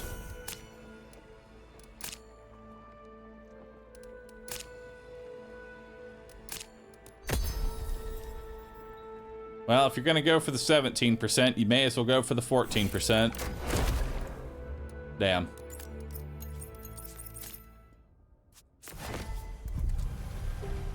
Time to forget the trauma of battle. Forget a card on one of your units. Restore a unit to maximum health. I'll forget. Forget pin cushion, please. I'm sad that I added it. A super grub? What's a super grub?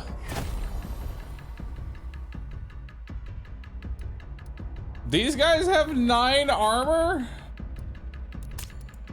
Okay.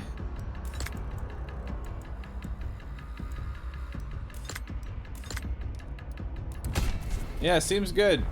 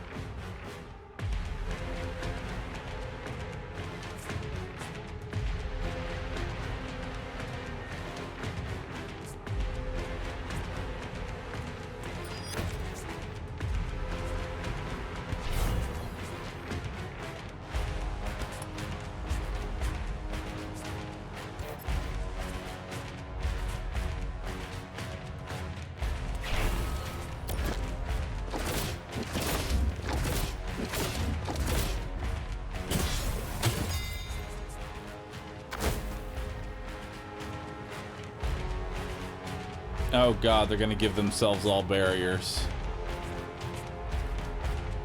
Please, God, no.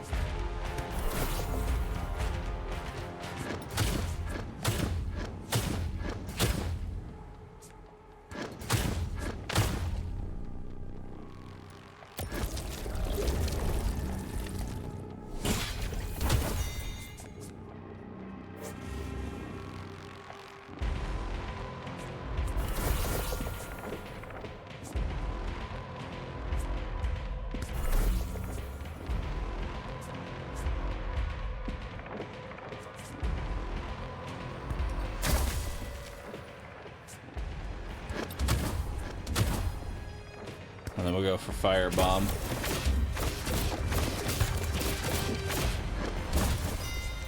Yeah, random my ass.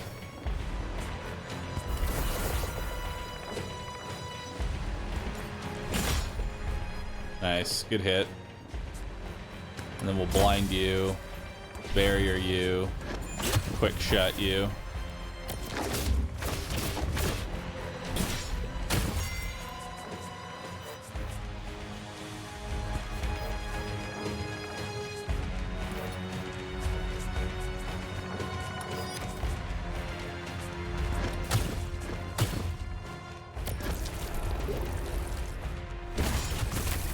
Nice. That was rough, but we got through it. Got a super grub. Could become much stronger.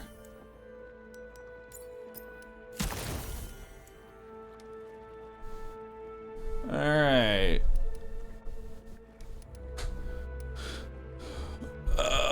Apply for armor break. I actually kind of like preparation. Who do I give the super grub to? Squirming superfood. Someone could become much stronger with this. Do I give it to the priest or do I give it to the mentor?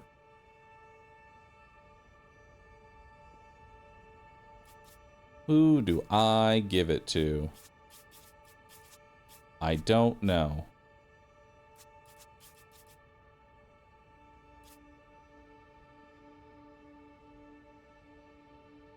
Give it to the old mentor. Those who consume the super grub are imbued with unnatural stamina, the perfect conditions for training. Upgrade a unit's combat card to its enhanced form.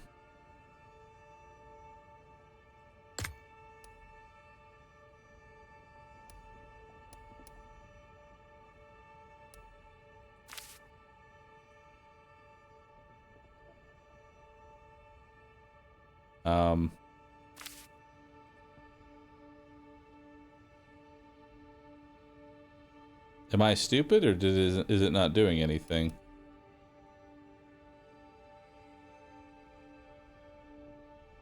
Oh, it's an extra charge.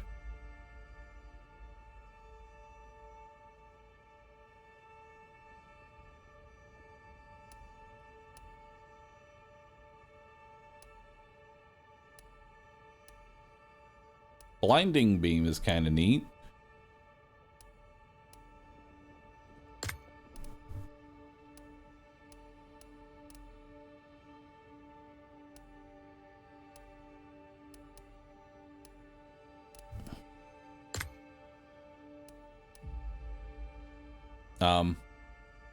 Text, are you okay?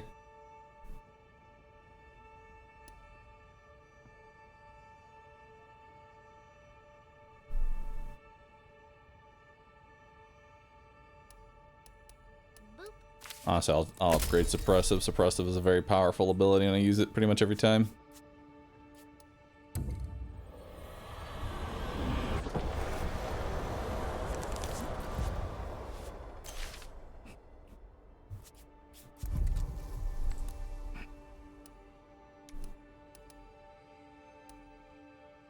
Let's take Expose. We could use some armor breaking.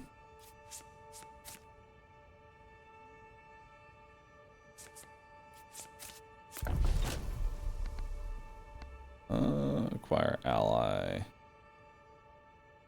Foreman, the serfs are rioting due to the awful conditions in the pits.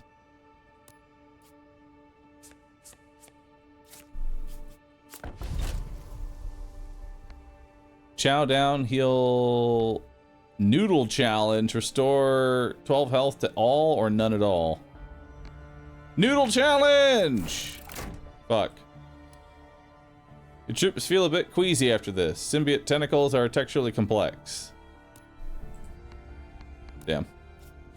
I had to go for the noodles.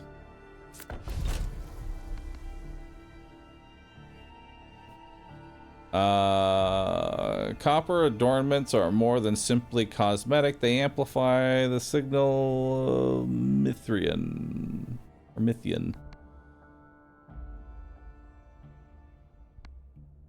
Your allies gain 1 stat of each.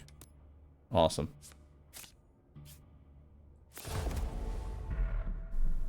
Another superfood. Let's go. Oh. Computation chip. Hard battle. Gotta do it. It's a difficult battle. I have to do it.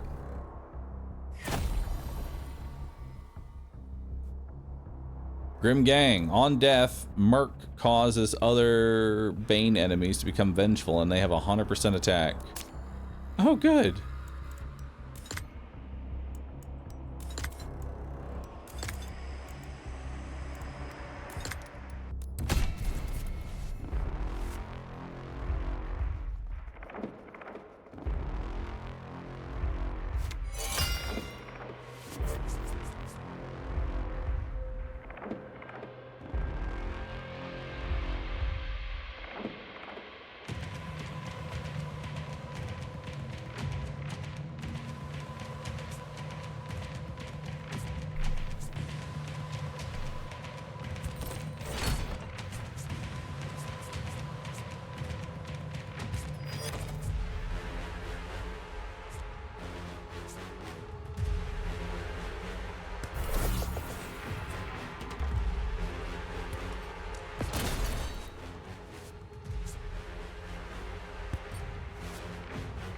Go get it.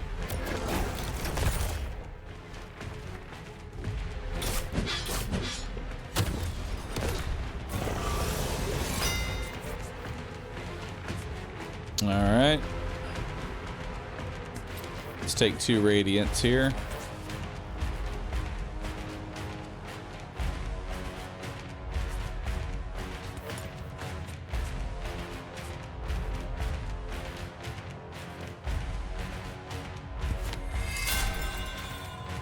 Armor break.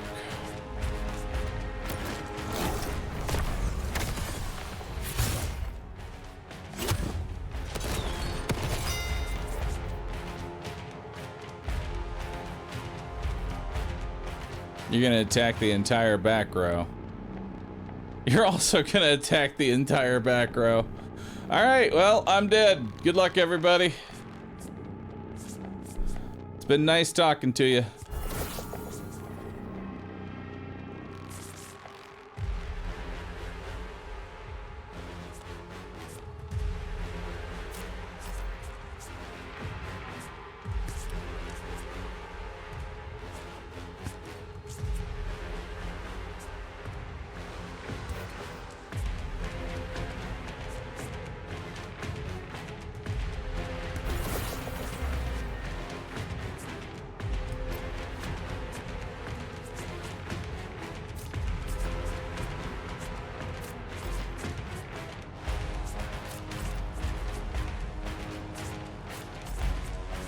Surely I'll get another.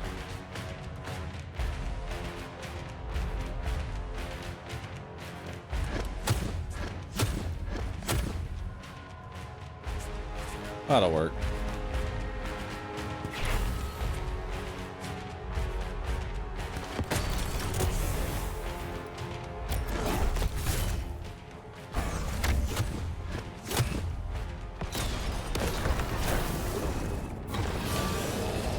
Uh-oh.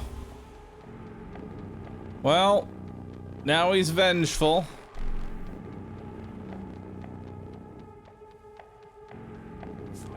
That's fine.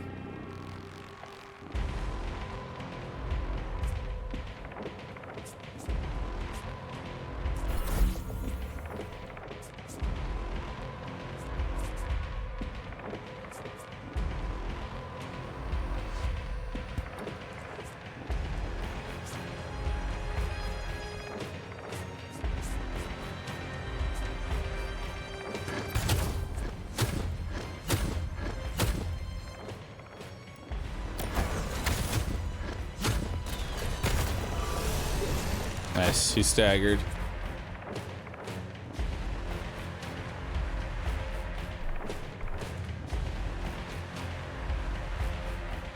Well, you're gonna do 22 damage to the back row. That's cute.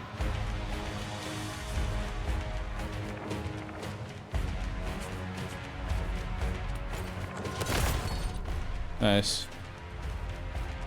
I'll empower you again.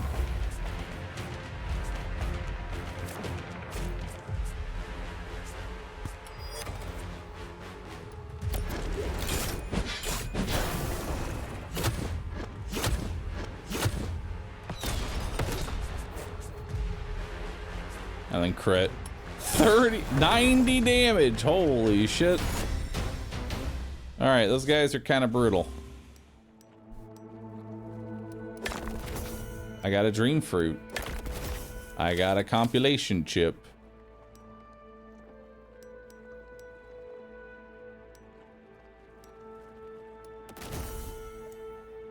I got some more favor. I got some more favor. I'll take it.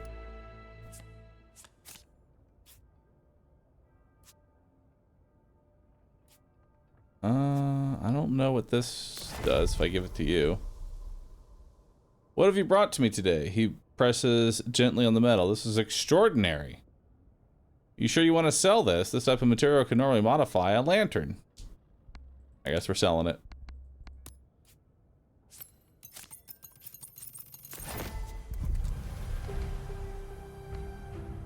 Restore a unit to max. Heal up the knight. And then we're gonna go get a superfood. Let's get it. Raging Thrasher.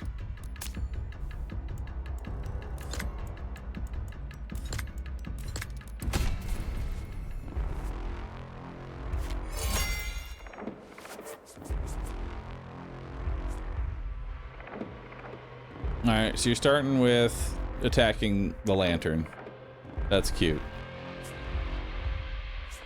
I'll start with empowering you. I'll give you a barrier.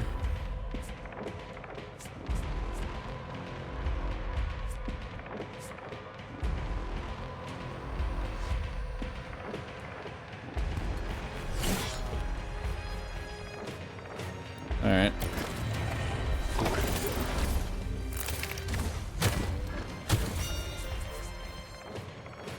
All right, now they're all gonna do a whole bunch of damage.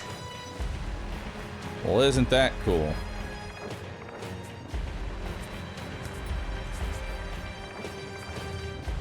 Let's give you an armored advance, so they are gonna hit for a lot of fucking damage. Gotta love it. Let's give you an enfeeble.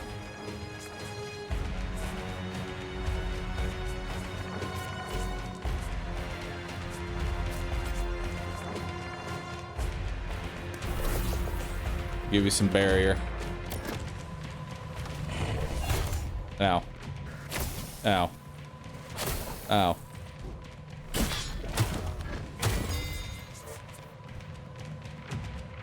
Okay, they're gonna do some damage there.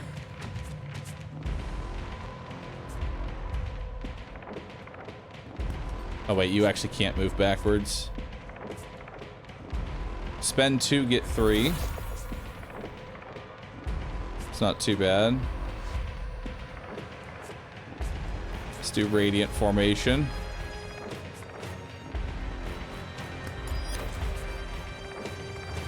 We can do that.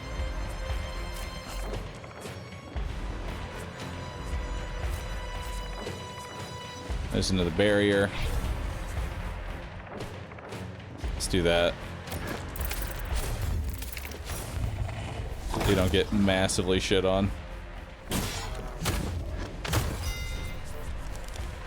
Nice, so he's staggered. Are you still webbed? You are still webbed. Nice. Love that for you.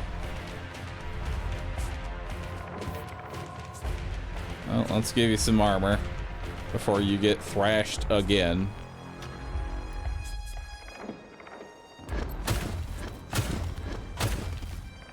There we go, that'll heavily reduce the damage you take.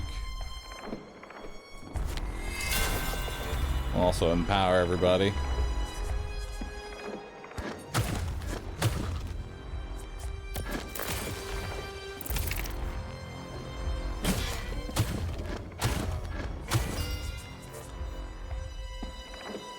They're attacking the lantern again. We gotta kill this guy. Ignore all Molter enemies gain... All Molter enemies gain attack. Bonus 1. Nice.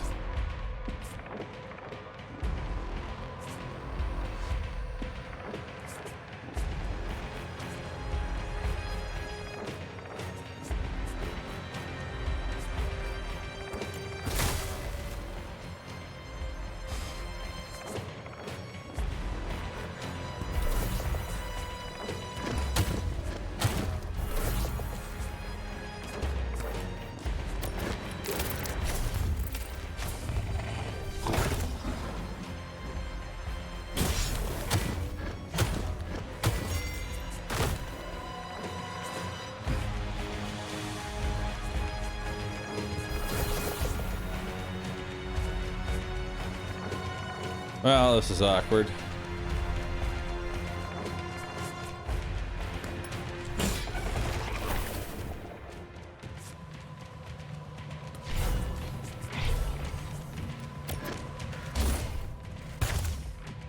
Ow. Hey, he's finally dead.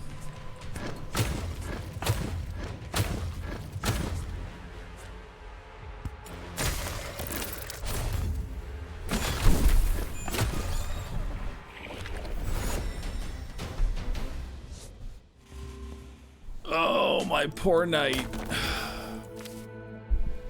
My poor, poor knight.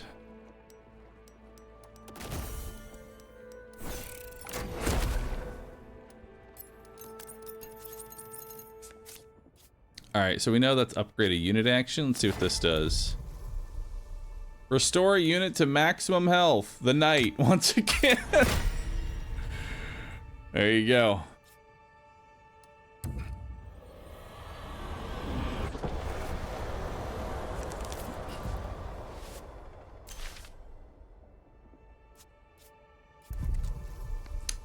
Draft a new card.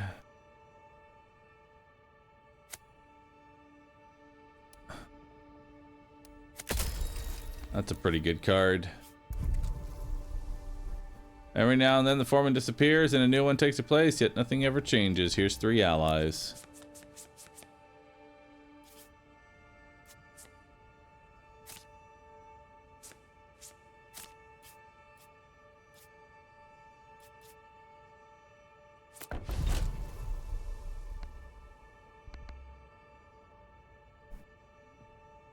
Oof.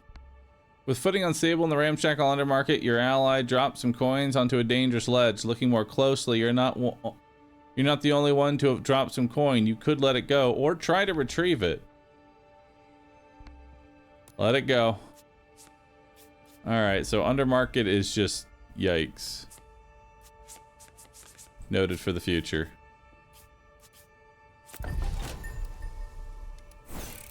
Failed a 92! Fuck you, dude. Restore 10 health to all friendlies. Or do I want the celestial cell? No, we want the soothing. We want the heal. We'll grab the bandages. And we'll grab that.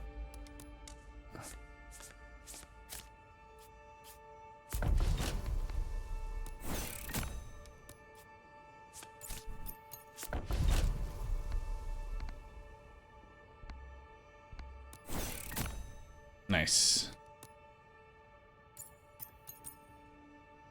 Cool.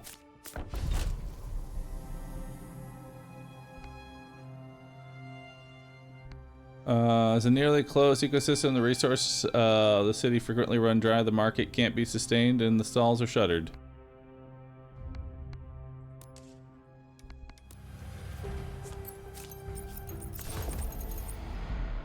Alright, what's this? Ancient manuscript or some reactor rods?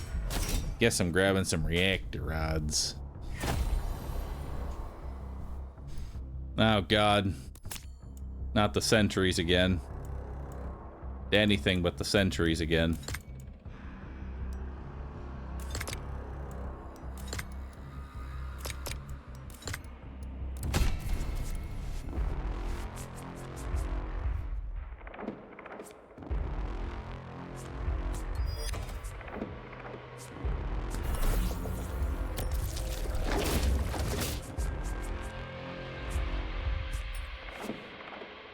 Wait, they're already full health. I'm stupid.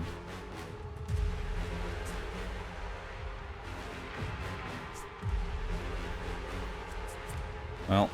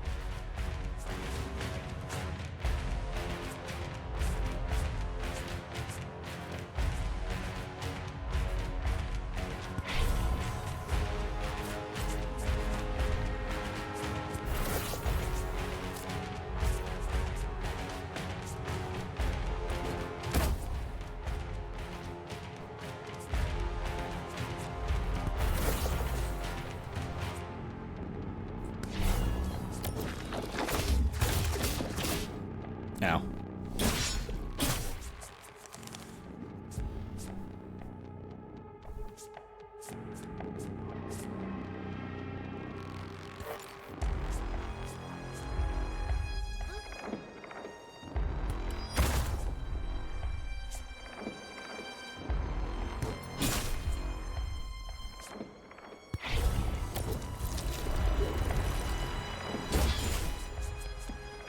Come on, keep attacking that one.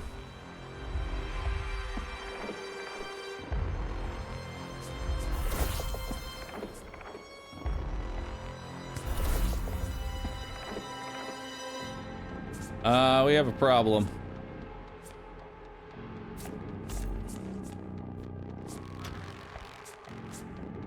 Yep. We got a problem here, Chief.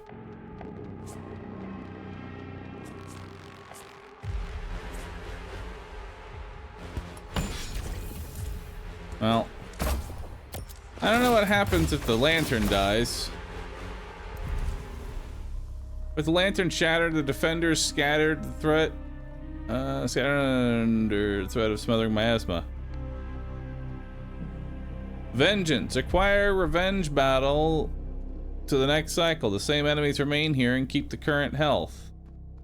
Courage. This expedition will be abandoned. Gain one thing here.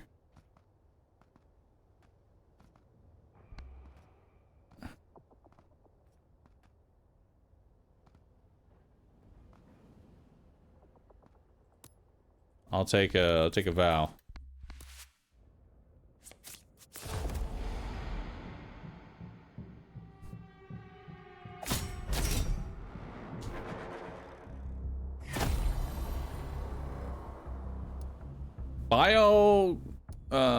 Biomechanical tank. Oh, okay. Yeah, that looks normal.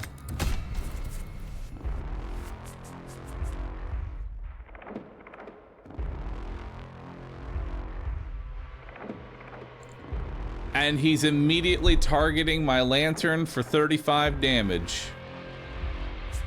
I automatically lose the encounter. Sick.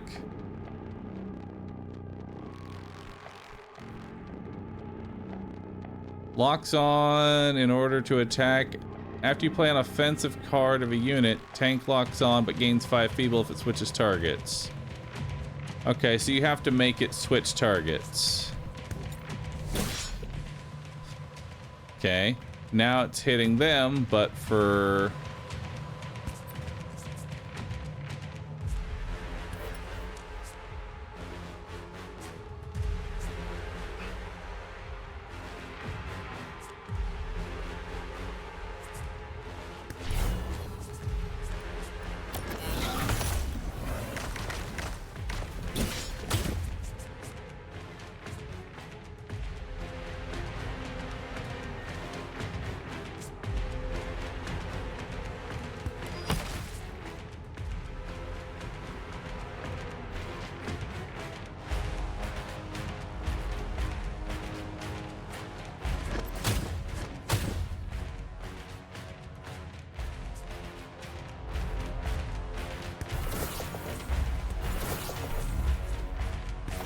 Give you some bandages.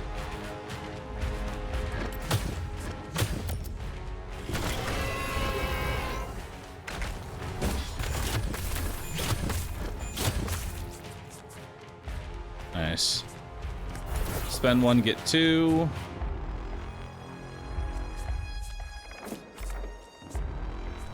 Let's go suppressive damage. Also go target fire. Should have done the target fire first, but...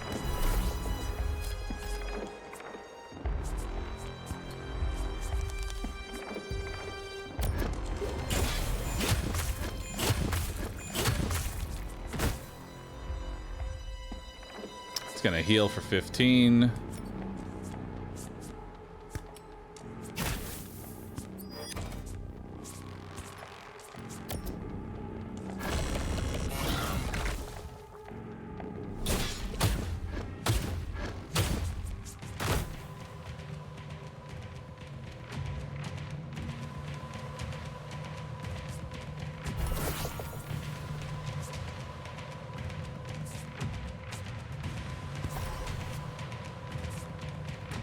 Crushing blow to reduce it to 30. I'll do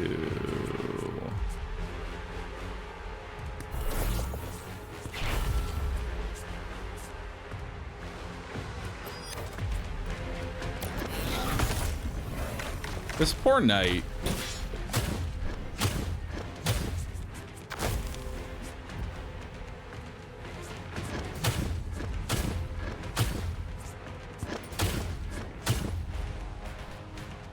You know, this poor fucking knight, dude.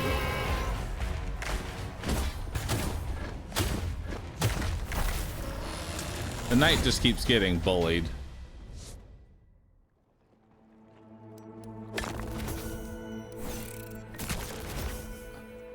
Ooh, steel monster bone. Haven't seen what that is yet.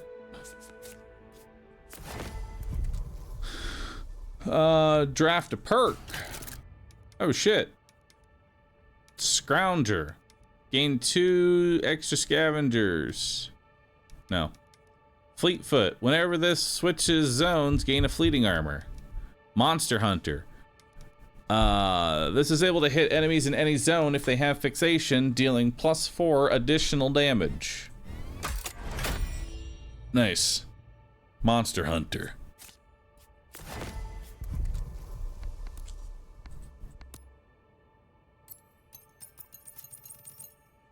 Cool. Next cycle, please. All right, time for the boss.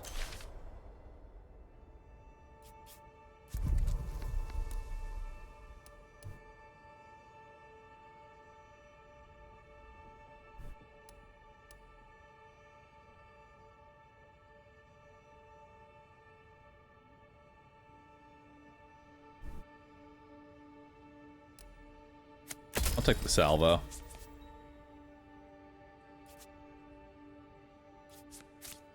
Take my chances. Buy with your time. Choose one of your units. It gains both a perk and a wound. Well, the knight is no stranger to being wounded. What'd you get? Your wound. Whenever you shuffle your draw pile, lose a rune.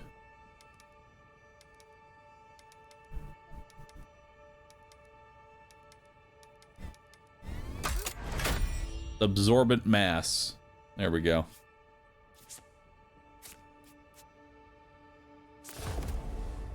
Revenge battle.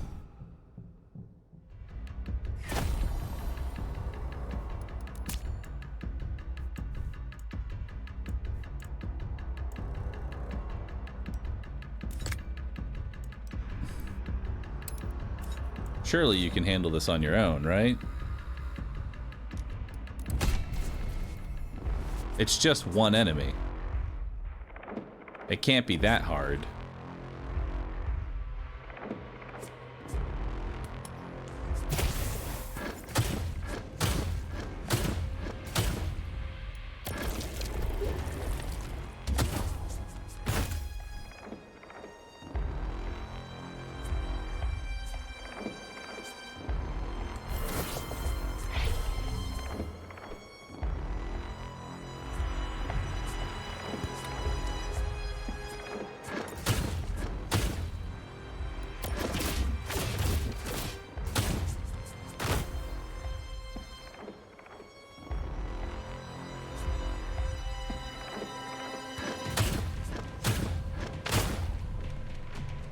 Nice.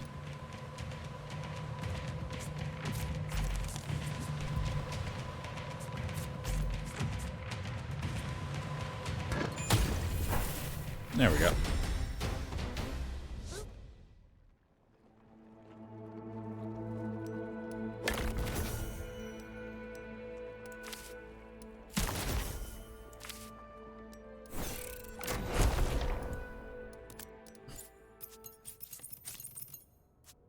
We don't have 2 pieces, so I'm just gonna go ahead and pawn this off.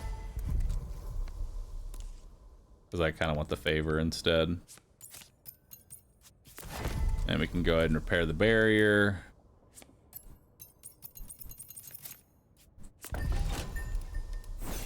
%. I failed twice!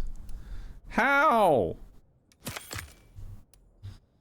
How did I fail it again?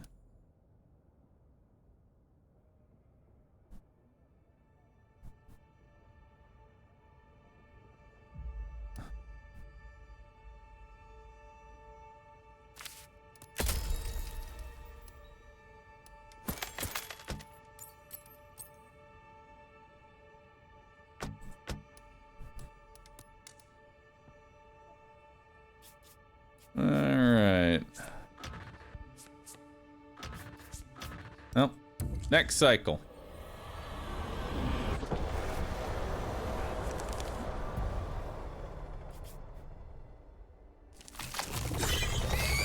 The Warlock. Switches between deflector and flying each turn. Flying receives less damage from melee. Deflector receives less damage from ranged.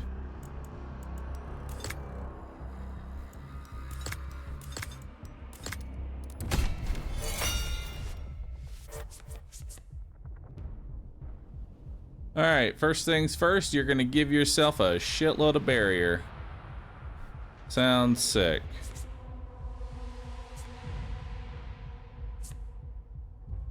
Let's move our melees up front.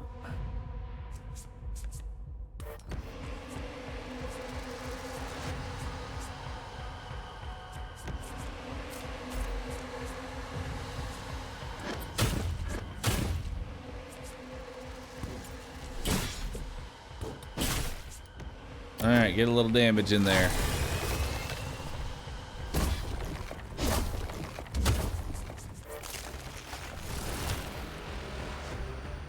Alright, you're gonna do 16 damage to a random unit. Let's spend 1, get 4. Let's do a crushing blow to apply dizzy. We'll give everybody a sanctuary.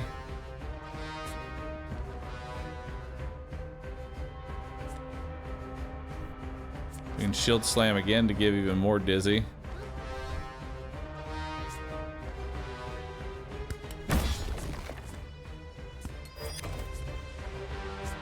Ooh.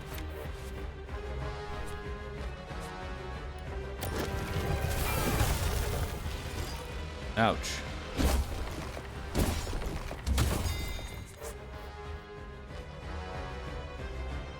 All right, you're hitting everybody. All right.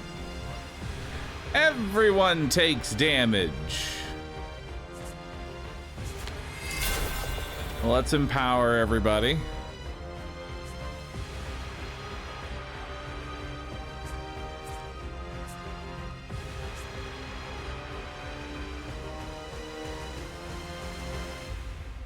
We'll apply fixation. Let's give you a big old barrier.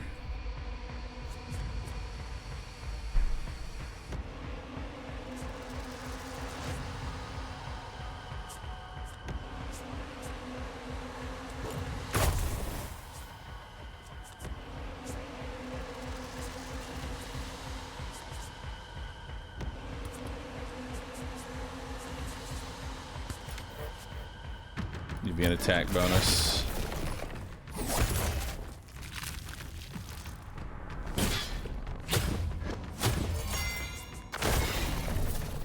Nice, that's a really good time stagger for me. Alright, let's move you back into the front. You are going to clear your ailments, recover, and give yourself a shit ton of barrier.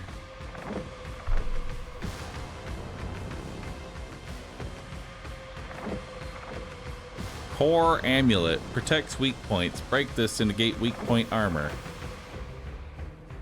Royal Core. Alright, let's do Alacrity.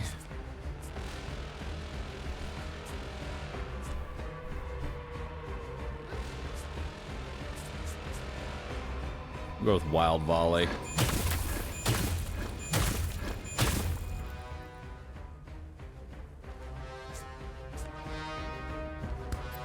Give you some dizzy and feeble.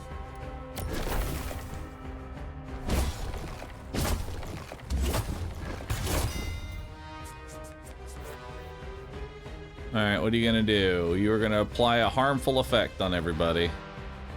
Or on these people. Let's illuminate.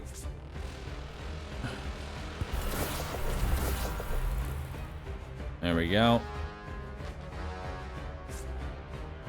And then we will also empower you to give everybody more stagger. When drawn, infest a unit with Parasite 32. The Warlock Queen will cause it to burst forth. Play this to reduce the effect by 16.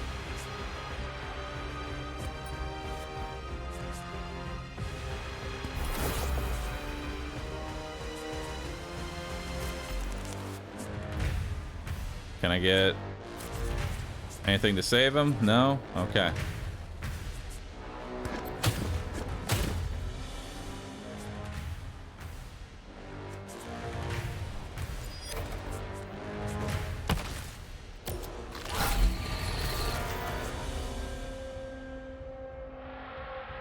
Okay, so you're gonna do 13 damage to the locked on target. So we'll give you a barrier. You get a big old barrier too. Everybody's got shit right now. Let's do blinding. There we go, we'll feeble that up.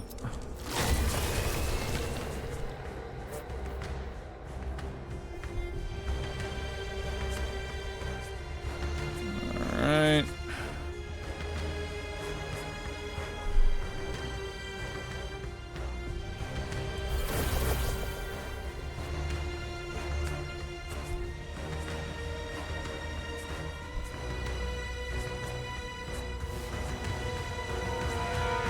Smite. Or burning.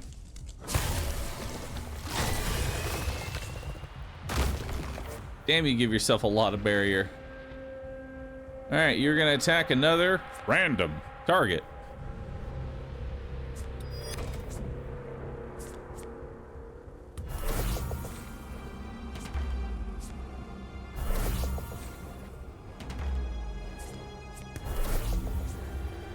And everybody gets some persistent barrier too.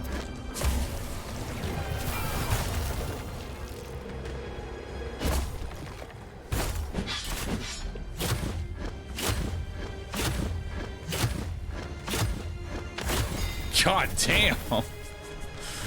Arbalest goes crazy.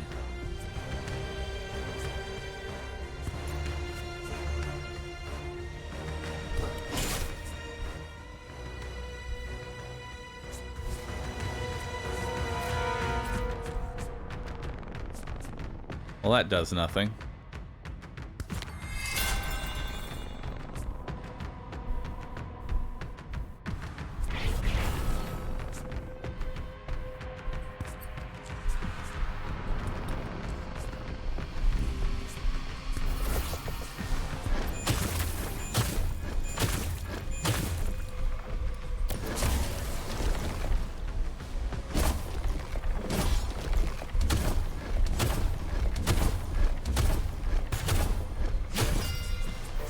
Love the Arbalest.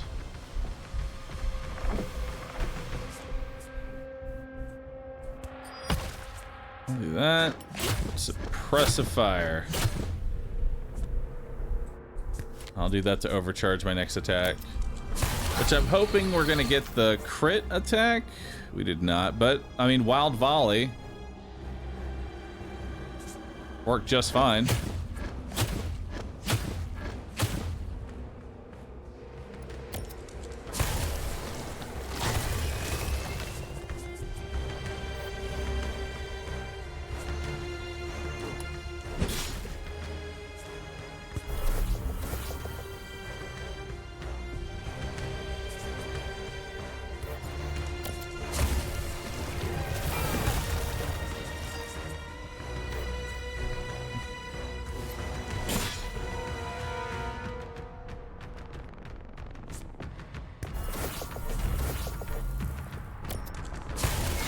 Go get it, Arbalest. You're our only hope here, really.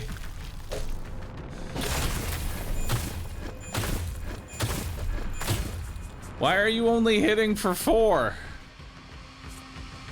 You should be hitting much harder than that. There you go. Victory! End of the line. You have overcome Depth 3, Underbelly, but the Vault City is still unable to reach the planetary core. Victory? Question mark? Nice. The city vault holds for now with your help. I'll take a win. That poor knight. That poor knight just getting rolled over and over again.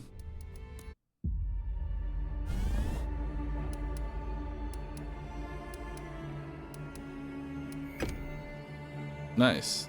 Dauntless.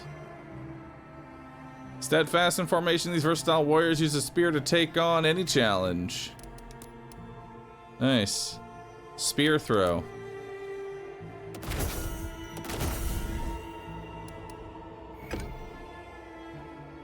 The commander. On the first turn of combat, gain 1 additional energy. Neat.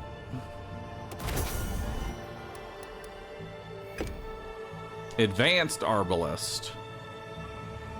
Hell yeah.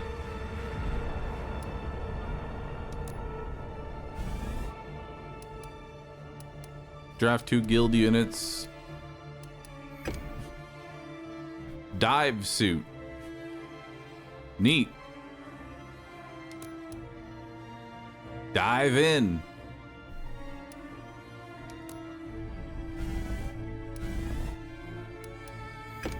Backup power. Start each run with emergency power on, allowing you to use the market immediately. Ava's chosen. Apply 1 empower to a friendly. Draw 1 for that friendly.